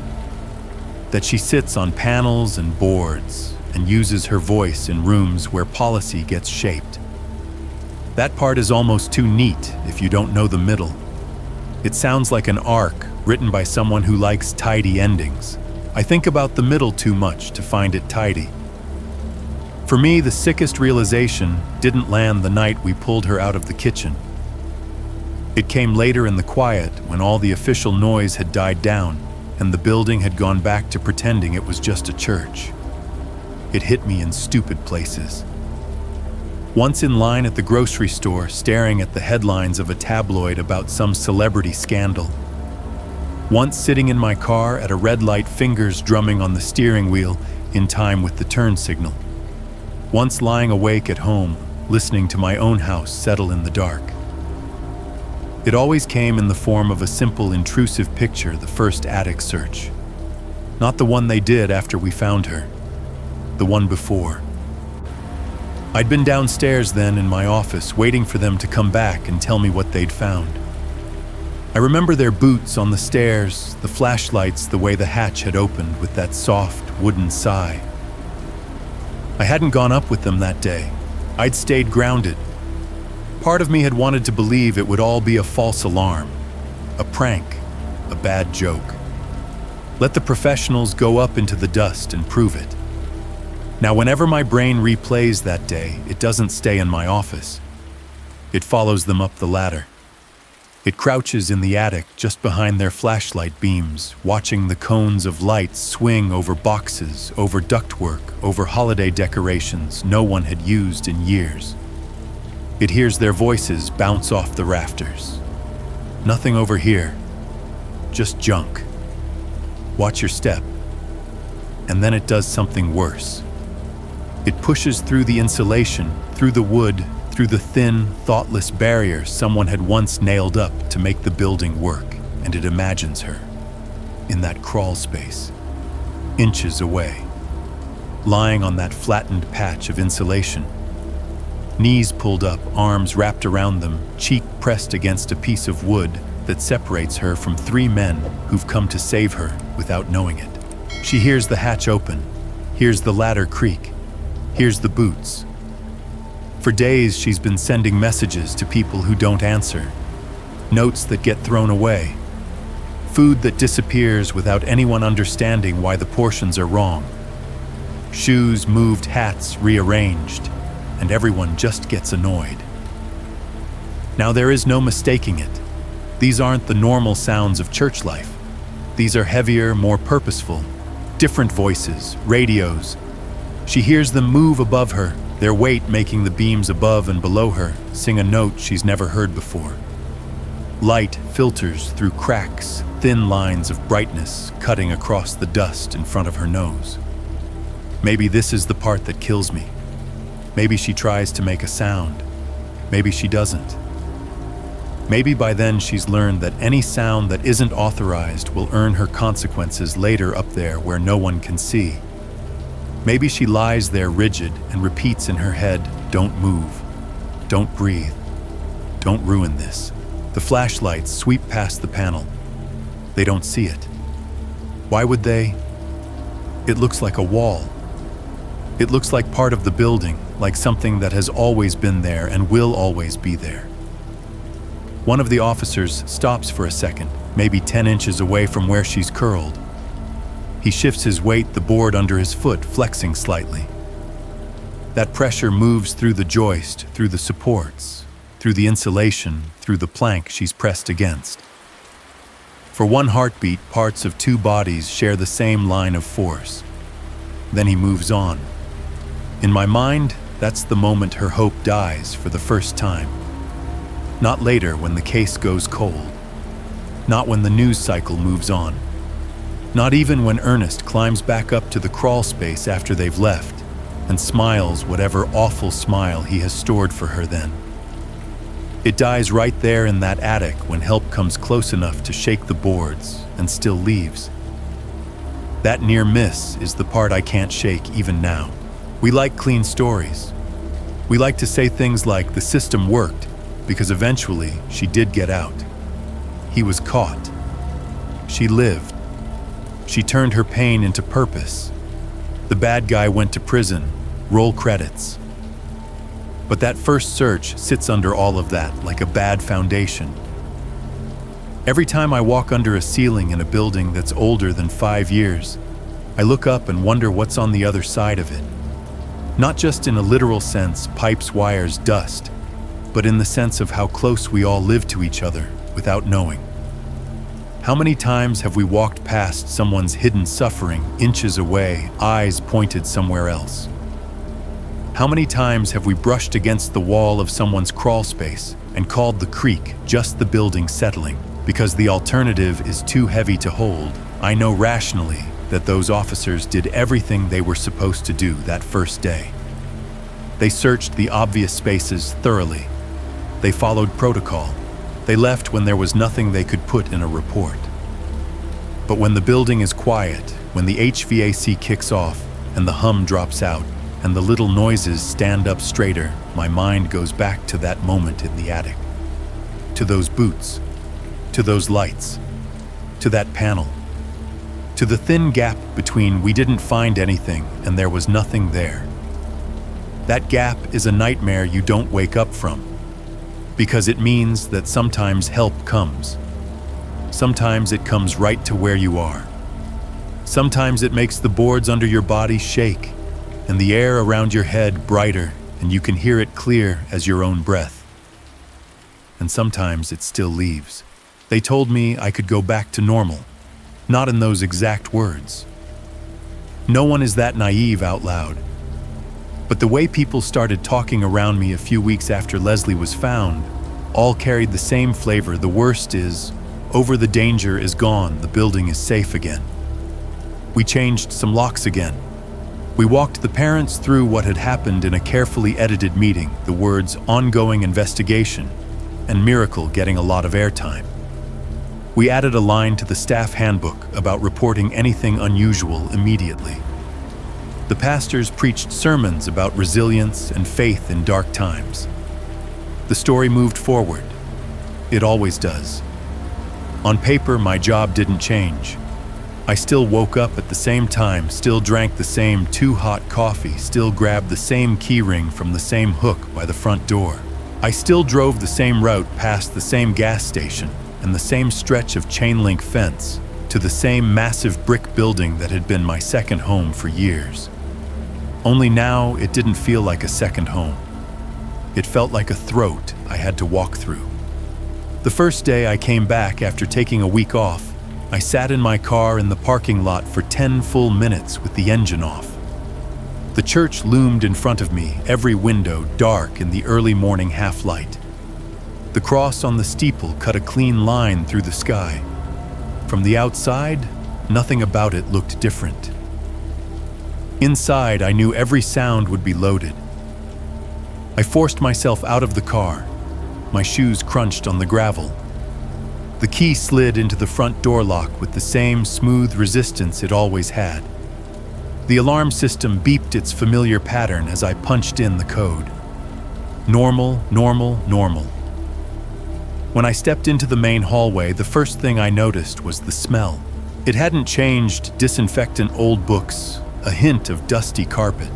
But it hit me harder, like my brain was cataloging it in case it needed to tell someone later. This is what it smelled like the day I finally couldn't take it anymore. I walked toward my office, the building still technically asleep. No kids yet. No staff aside from the earliest custodians. The emergency strips were still on low and ghostly along the baseboards. Fluorescents flickered on in patches as motion sensors woke them up above me. Halfway down the hall, the HVAC shut off. The sound of it dying mid-cycle was familiar now, but familiarity doesn't blunt impact. 1 second, there was that steady, comforting roar of air moving through unseen ducts. The next, it was gone, cut clean. The silence that rushed in behind it came with a physical sensation, like pressure dropping in a cabin. In the old days, that's how I'd started thinking about anything before the notes I wouldn't have noticed. Or if I had, it would have been like noticing the pause between songs on the radio. Now it was a siren. Every tiny sound inflated to fill the vacuum. The precise tick of the thermostat. The faint hum of the emergency lights. The quick shuffle of a custodian's broom somewhere far off, the bristles rasping over tile. My brain didn't say, "It's just the building." My brain said, who heard that silence from above? Who shifted in their sleep when the air stopped? Who counted those clicks like a clock? I unlocked my office door and stepped inside. The room was exactly as I'd left it. Desk, chair, computer, bookshelves, framed certificates on the wall. The dent in the carpet where my rolling chair always sat. The bowl of mixed nuts on my desk was empty, but only because I'd stopped filling it. I stood in the doorway longer than I needed to, eyes sweeping the room in a pattern that had become reflex. Center of the desk first. Keyboard. Phone. Then the corners behind the filing cabinet, the narrow wedge between the desk and the wall, the strip of shadow under the window ledge. Only when I was sure there was nothing new in those spaces did I move to my chair. I sat. The cushions sighed under my weight. The computer fan whirred to life. The clock on the wall to my left ticked twice. From just outside the office, the intercom popped. It was the same small chaff sound it had always made when the system cycled a tiny burp of static from the speaker, a whisper of connection that never quite turned into speech. I'd lived under that noise for years without giving it a second thought. Now the hair on my arms stood up, because I'd heard her words in the note you pray under her. You all sing while she waits. Children open the book, but you won't open your eyes. That pop was no longer just circuitry.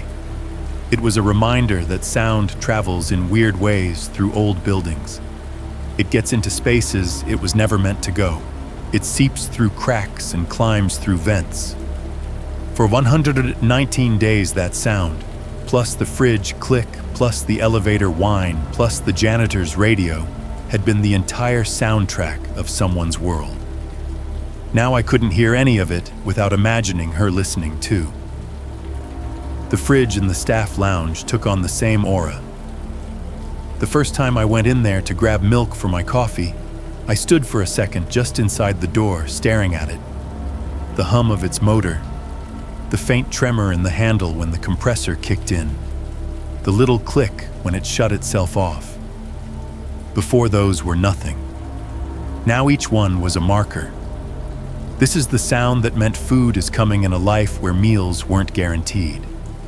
This is the sound that cut out just before footsteps creaked toward the attic. I poured my coffee, hands steady enough that you wouldn't know anything was wrong from the outside. But the whole time my eyes kept darting to the far doorway, the one that led directly to the kitchen.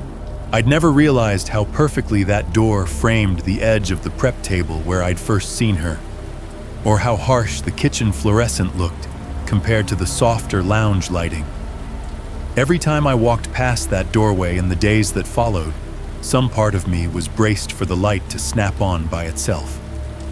Not because I thought he was back. Ernest was exactly where he needed to be and nowhere near our building. It wasn't a rational expectation. It was muscle memory. The night of the stakeout had pressed a new pattern into me: dark hallway, faint light strip, then suddenly that ugly, blinding rectangle spilling out into the corridor. My body hadn't gotten the memo that the pattern was over. It still flinched every time I saw the kitchen door half open, still anticipated that flood of fluorescence when the hallway got too quiet. Even during the day, routine felt poisoned. The kids' laughter in the hallway had a new edge to it, a dissonance. It was too light against the heaviness of what I knew had been happening above their heads. The squeak of sneakers echoing off cinder blocks sounded in certain moments like someone running for a different reason. The bell that signaled the end of class rang the same, but I couldn't unsee the line from one of her notes. "You all move on time while I am nowhere." I found myself counting the rings, thinking of her counting footsteps instead. I started noticing how often adults said things like, "It's probably nothing in my presence." A teacher mentioning a door that wouldn't stay shut. "It's probably nothing." Old building. A parent talking about an odd car that had been parked across from the playground 2 days in a row. "It's probably nothing. People cut through here all the time." A staff member brushing off another weird noise in the ceiling. "Squirrels, probably." "It's nothing." Every dismissal landed with a little thud in my stomach, because nothing had been the official verdict the first time we went looking for her. Nothing was the word they'd used when they came down from the attic and brushed dust off their jackets and told me it was a prank. Most days I functioned. I answered emails. I took calls. I sat in meetings where we talked about budgets and standardized test scores and how to incorporate more technology into the classrooms. But there was a part of me that never fully stepped out of the stakeout. I was always half in the dark, back pressed against the wall, eyes on that line of floor where light and shadow met, waiting for something impossible to happen again in a place everyone insisted was ordinary. The building had gone back to sounding like itself. That was the worst part. Because once you've learned what those sounds meant for someone else, they never go back to being neutral. They just keep playing over and over, every fridge click, every HVAC cycle, every intercom pop, reminding you that your normal was somebody else's nightmare soundtrack, and the building never stopped sounding like that. If this were a different kind of story, this is the part where I'd tell you about some final, shocking discovery. Another hidden room. A secret journal. A last crucial clue that tied everything up in a way that made sense. That's not what happened. What I found in the weeks and months after Leslie was rescued wasn't new evidence. It was leftovers. They showed up in the kind of places you only see when you're already unsettled. Bottom drawers, back corners, the spots in a building that exist in a blind spot between used all the time and completely forgotten. The first one was just a scrap. I was in the supply closet off the main office looking for more printer paper. The place was a mess, like every supply closet in every school in America. Boxes, half-opened pens spilling out of cracked plastic cups, coils of Ethernet cable draped over old binders that no one remembered ordering. I hauled a heavy box of paper reams off a lower shelf. As I did, something fluttered down behind it, riding the little current of air I'd stirred up. I almost ignored it. My brain tried to file it under trash, a common enough species in that closet. Then I saw the texture. Not plain white copy paper, not a post-it. That cheap, fibrous brown, creased in a way that made my stomach tighten. I crouched down and reached behind the box, fingers sweeping along dust and cardboard until they closed on the scrap. I pulled it out. It wasn't a full note, just a torn corner of a paper towel, maybe a quarter of the original size. One edge was ripped jaggedly. The other still had the faint dotted line from where the sheet had been perforated on the roll. There was ink on it. Only part of a word, the rest lost with the missing piece. L.A. The L was pressed so hard into the paper that the fibers were broken, tufting slightly around the stroke. The E trailed off into nothing, the horizontal lines unfinished. In theory, it could have been anything. Let, left, lent. Someone's name that wasn't the one hanging over this entire story. But the shape of that letter, the force behind it, the way the line dug down and then kicked out made my brain fill in the missing letters anyway. Leslie. I turned the scrap over. Nothing else. No context. No explanation.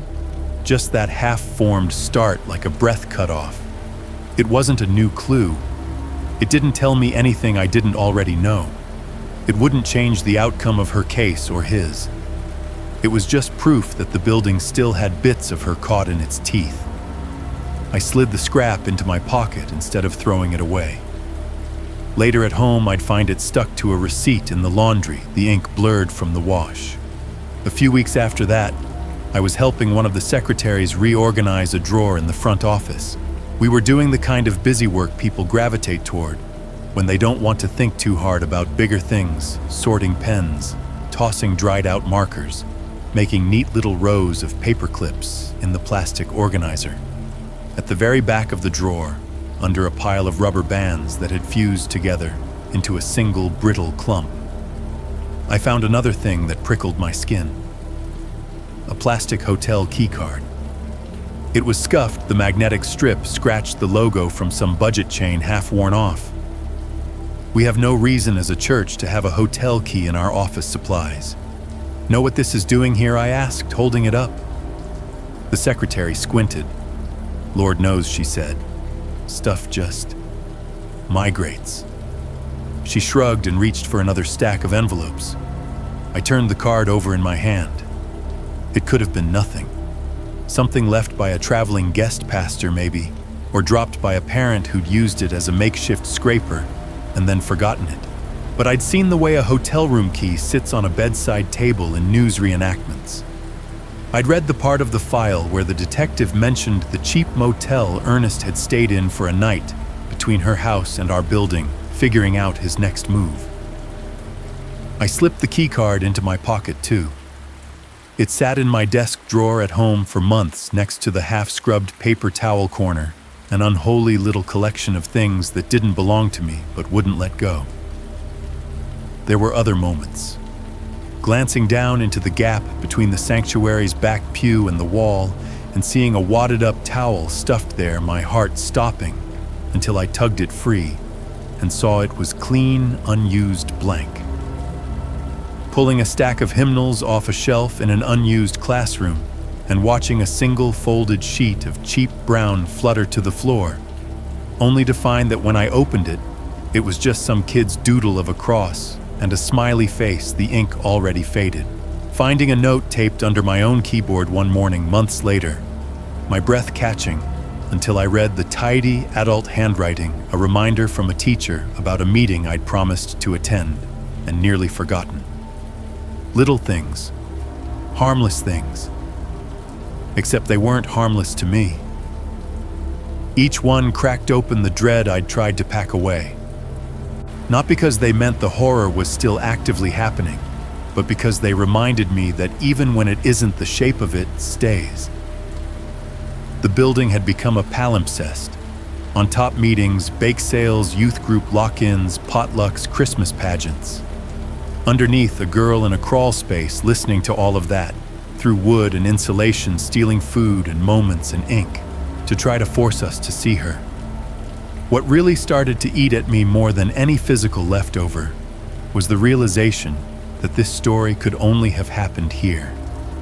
Not just in this building, but in this kind of place, in this country, in this version of normal.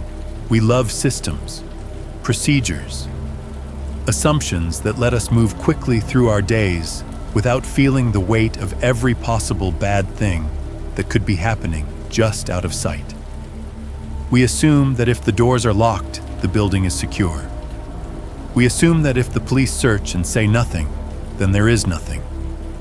We assume that weird behavior is probably a prank, a phase, kids being kids.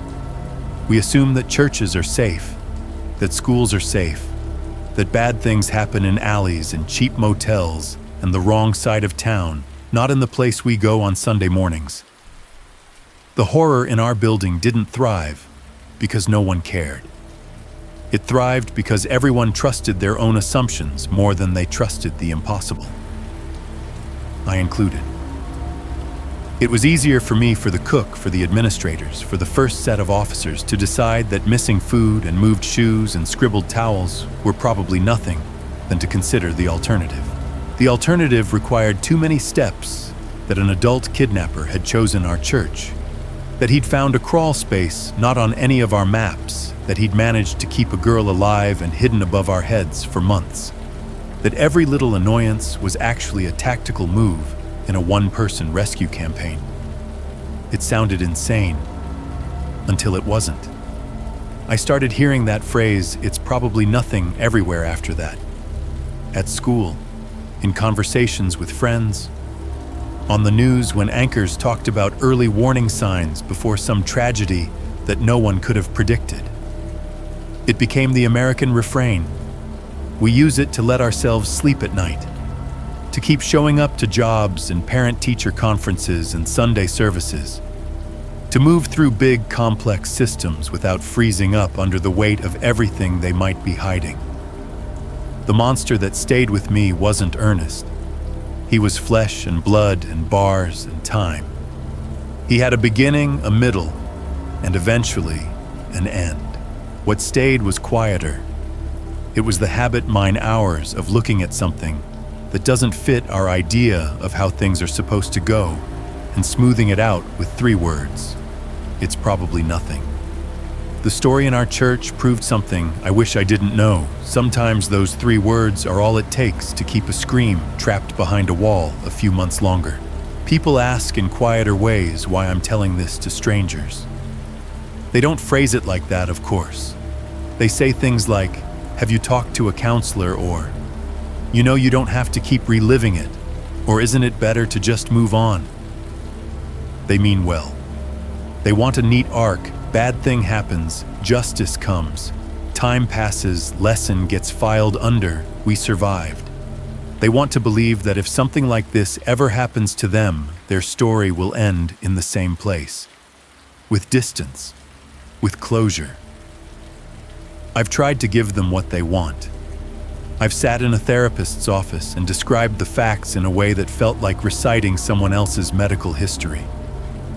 I've nodded along when people talk about healing and processing and making peace. But there's one thing I haven't told any of them, not really. I can't hear buildings the way they do anymore. That's why I'm writing this to you instead, to a horror channel of all things. To someone whose job is to take other people's nightmares and turn them into something you can listen to on a Thursday night drive home from work or in bed with your headphones on while your spouse sleeps beside you. It sounds perverse, I know. You probably expect the people who send you stories to be chasing attention, or catharsis, or some weird brush with fame. I'm sending you this because I can't keep it sealed in my own head. Because if I don't let it live somewhere outside of me, it's going to keep replaying in here until I don't recognize my life at all. And because, ironically, this all started when somebody wrote on a paper towel and hoped a stranger would finally listen So here I am, finishing what she started, in a way she never got the chance to. Tonight is like a lot of nights I've had since this all ended, at least according to everyone else. The school year moved on, the carpets got cleaned, the upper rooms near the attic are under renovation, which is a polite way of saying no one wants to use them right now. Parents drop off their kids, pick them up, go to work, come home. The church holds services, the world continues. I stayed late again. It happens more often than I admit. There's always some half-finished report, some stack of forms that somehow never gets shorter, some email thread that demands a response by end of day from 3 different time zones. The sun went down hours ago. The parking lot emptied. The last teacher waved goodnight and made a joke about me sleeping under my desk. I smiled the right amount, closed the door behind her, and listened as her footsteps faded down the hall. Now it's just me in the building. My office looks cozy if you don't know anything. Warm desk lamp glow, family photo in a frame, a small plant that somehow hasn't died yet. The computer screen, a rectangle of soft blue light, waits for me to stop staring at nothing. Out in the hallway, the emergency strip along the floor casts its thin, familiar line. I left a couple of lights on between here and the lobby habit, I tell myself, like breadcrumbs, so the dark isn't complete, just layered. The HVAC has been running in the background all evening, that low, constant rush of air that used to register as silence. It fills up the in-between spaces, hides the smaller sounds, lets you pretend the building is one smooth, continuous thing instead of a collection of vibrating parts. I know better now, but part of me still leans on it. I'm halfway through typing an email when it happens. The HVAC shuts off. Not a gradual wind down, just the usual clean click somewhere in the guts of the system, and the roar stops mid-breath. The air goes still. It's like a giant hand has just been lifted off the top of the building. The silence that drops into its place is heavy and immediate. It has weight. It lands on my shoulders, on my chest, on the back of my neck. My fingers pause over the keyboard. In that silence, all the other tiny sounds stand up. The clock on the wall ticks each second, a distinct tap. The faint buzz of the exit sign ballast out in the hallway pushes a thin, needling tone into the edge of my hearing. Somewhere in the distance, a door shifts in its frame as the air pressure equalizes, making a hollow thunk that would be easy to ignore if I hadn't spent the last year being trained otherwise. For a moment, I'm not in my office anymore. I'm in the attic, listening through boards. I'm in the kitchen, the light snapping on. I'm in the hallway with my back against the wall and a radio in my hand, counting my own breaths, while someone else counts footsteps above. I force myself to lean back in my chair and glance around the room. Nothing has changed. The door is still closed. The corners are still empty. The hallway beyond the door window shows the same strip of pale floor, the same shadow where the corridor bends. It's just the system cycle, I tell myself. I hear how thin that sounds even inside my own skull. The thing about knowing too much is that every reassurance becomes a negotiation. Yes, the system cycles. Yes, it turns off at night. Yes, buildings settle pipes, expand compressors, kick in and out. And yes, once a girl lay in a space inches away from where those sounds were born and used them to try to claw her way back into our awareness. I sit there in the thick quiet, feeling my heartbeat in my throat. My body does what it always does now. It waits for the next sound, the one that will give the silence shape. It comes from the left, faint but sharp. A single clean click from the staff lounge fridge. It's the compressor engaging or disengaging. I know this. I've heard it 100 times in the middle of the day, while making coffee, while teachers laughed behind me, while kids raced past the open door. Tonight, in the absence of the HVAC run, it lands like punctuation at the end of a sentence I've been refusing to finish. Click. Once upon a time, that sound meant the milk will be cold when you need it. Now it sounds like a period at the end of 119 days, or like the point of a knife tapping on a table to make sure you're still paying attention. I stare at the doorway to the lounge, waiting for the impossible, for the kitchen light to blossom beyond it, for footsteps that don't belong to echo down the hall, for another voice besides mine and the memory of hers to exist in this building at this hour. Nothing happens.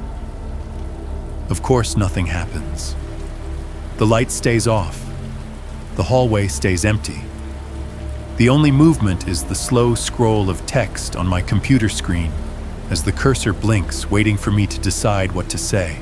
It would be so easy in this moment to lean back into the old comfort, to tell myself, see, it really is just a building.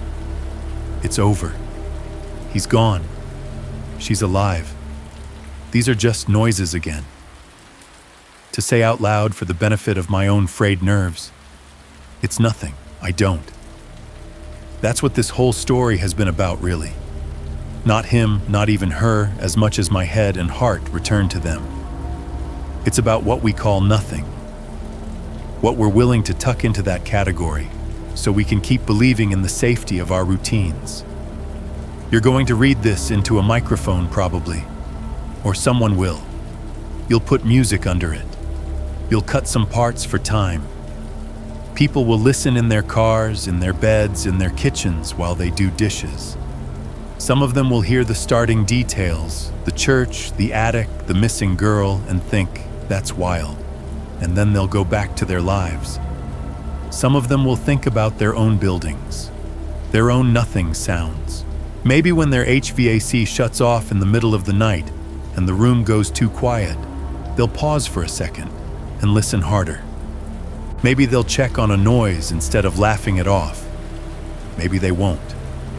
I'm not naive enough to think my story will turn anyone into a hero. If anything, it might just keep a few people awake a little longer than they'd like. I'm not writing it for them. I'm writing it because these walls have heard enough that I can't pretend I don't know better anymore. Because every time someone shrugs and says, it's probably nothing, I feel a piece of that panel in the attic shift under the weight of what almost didn't happen. The building around me hums again as the HVAC kicks back on. The silence pushed back under a blanket of mechanical breath. The fridge settles. The exit sign buzz merges with the rest. On the surface, everything is fine. I move my hands back to the keyboard. The email I was writing before all this can wait.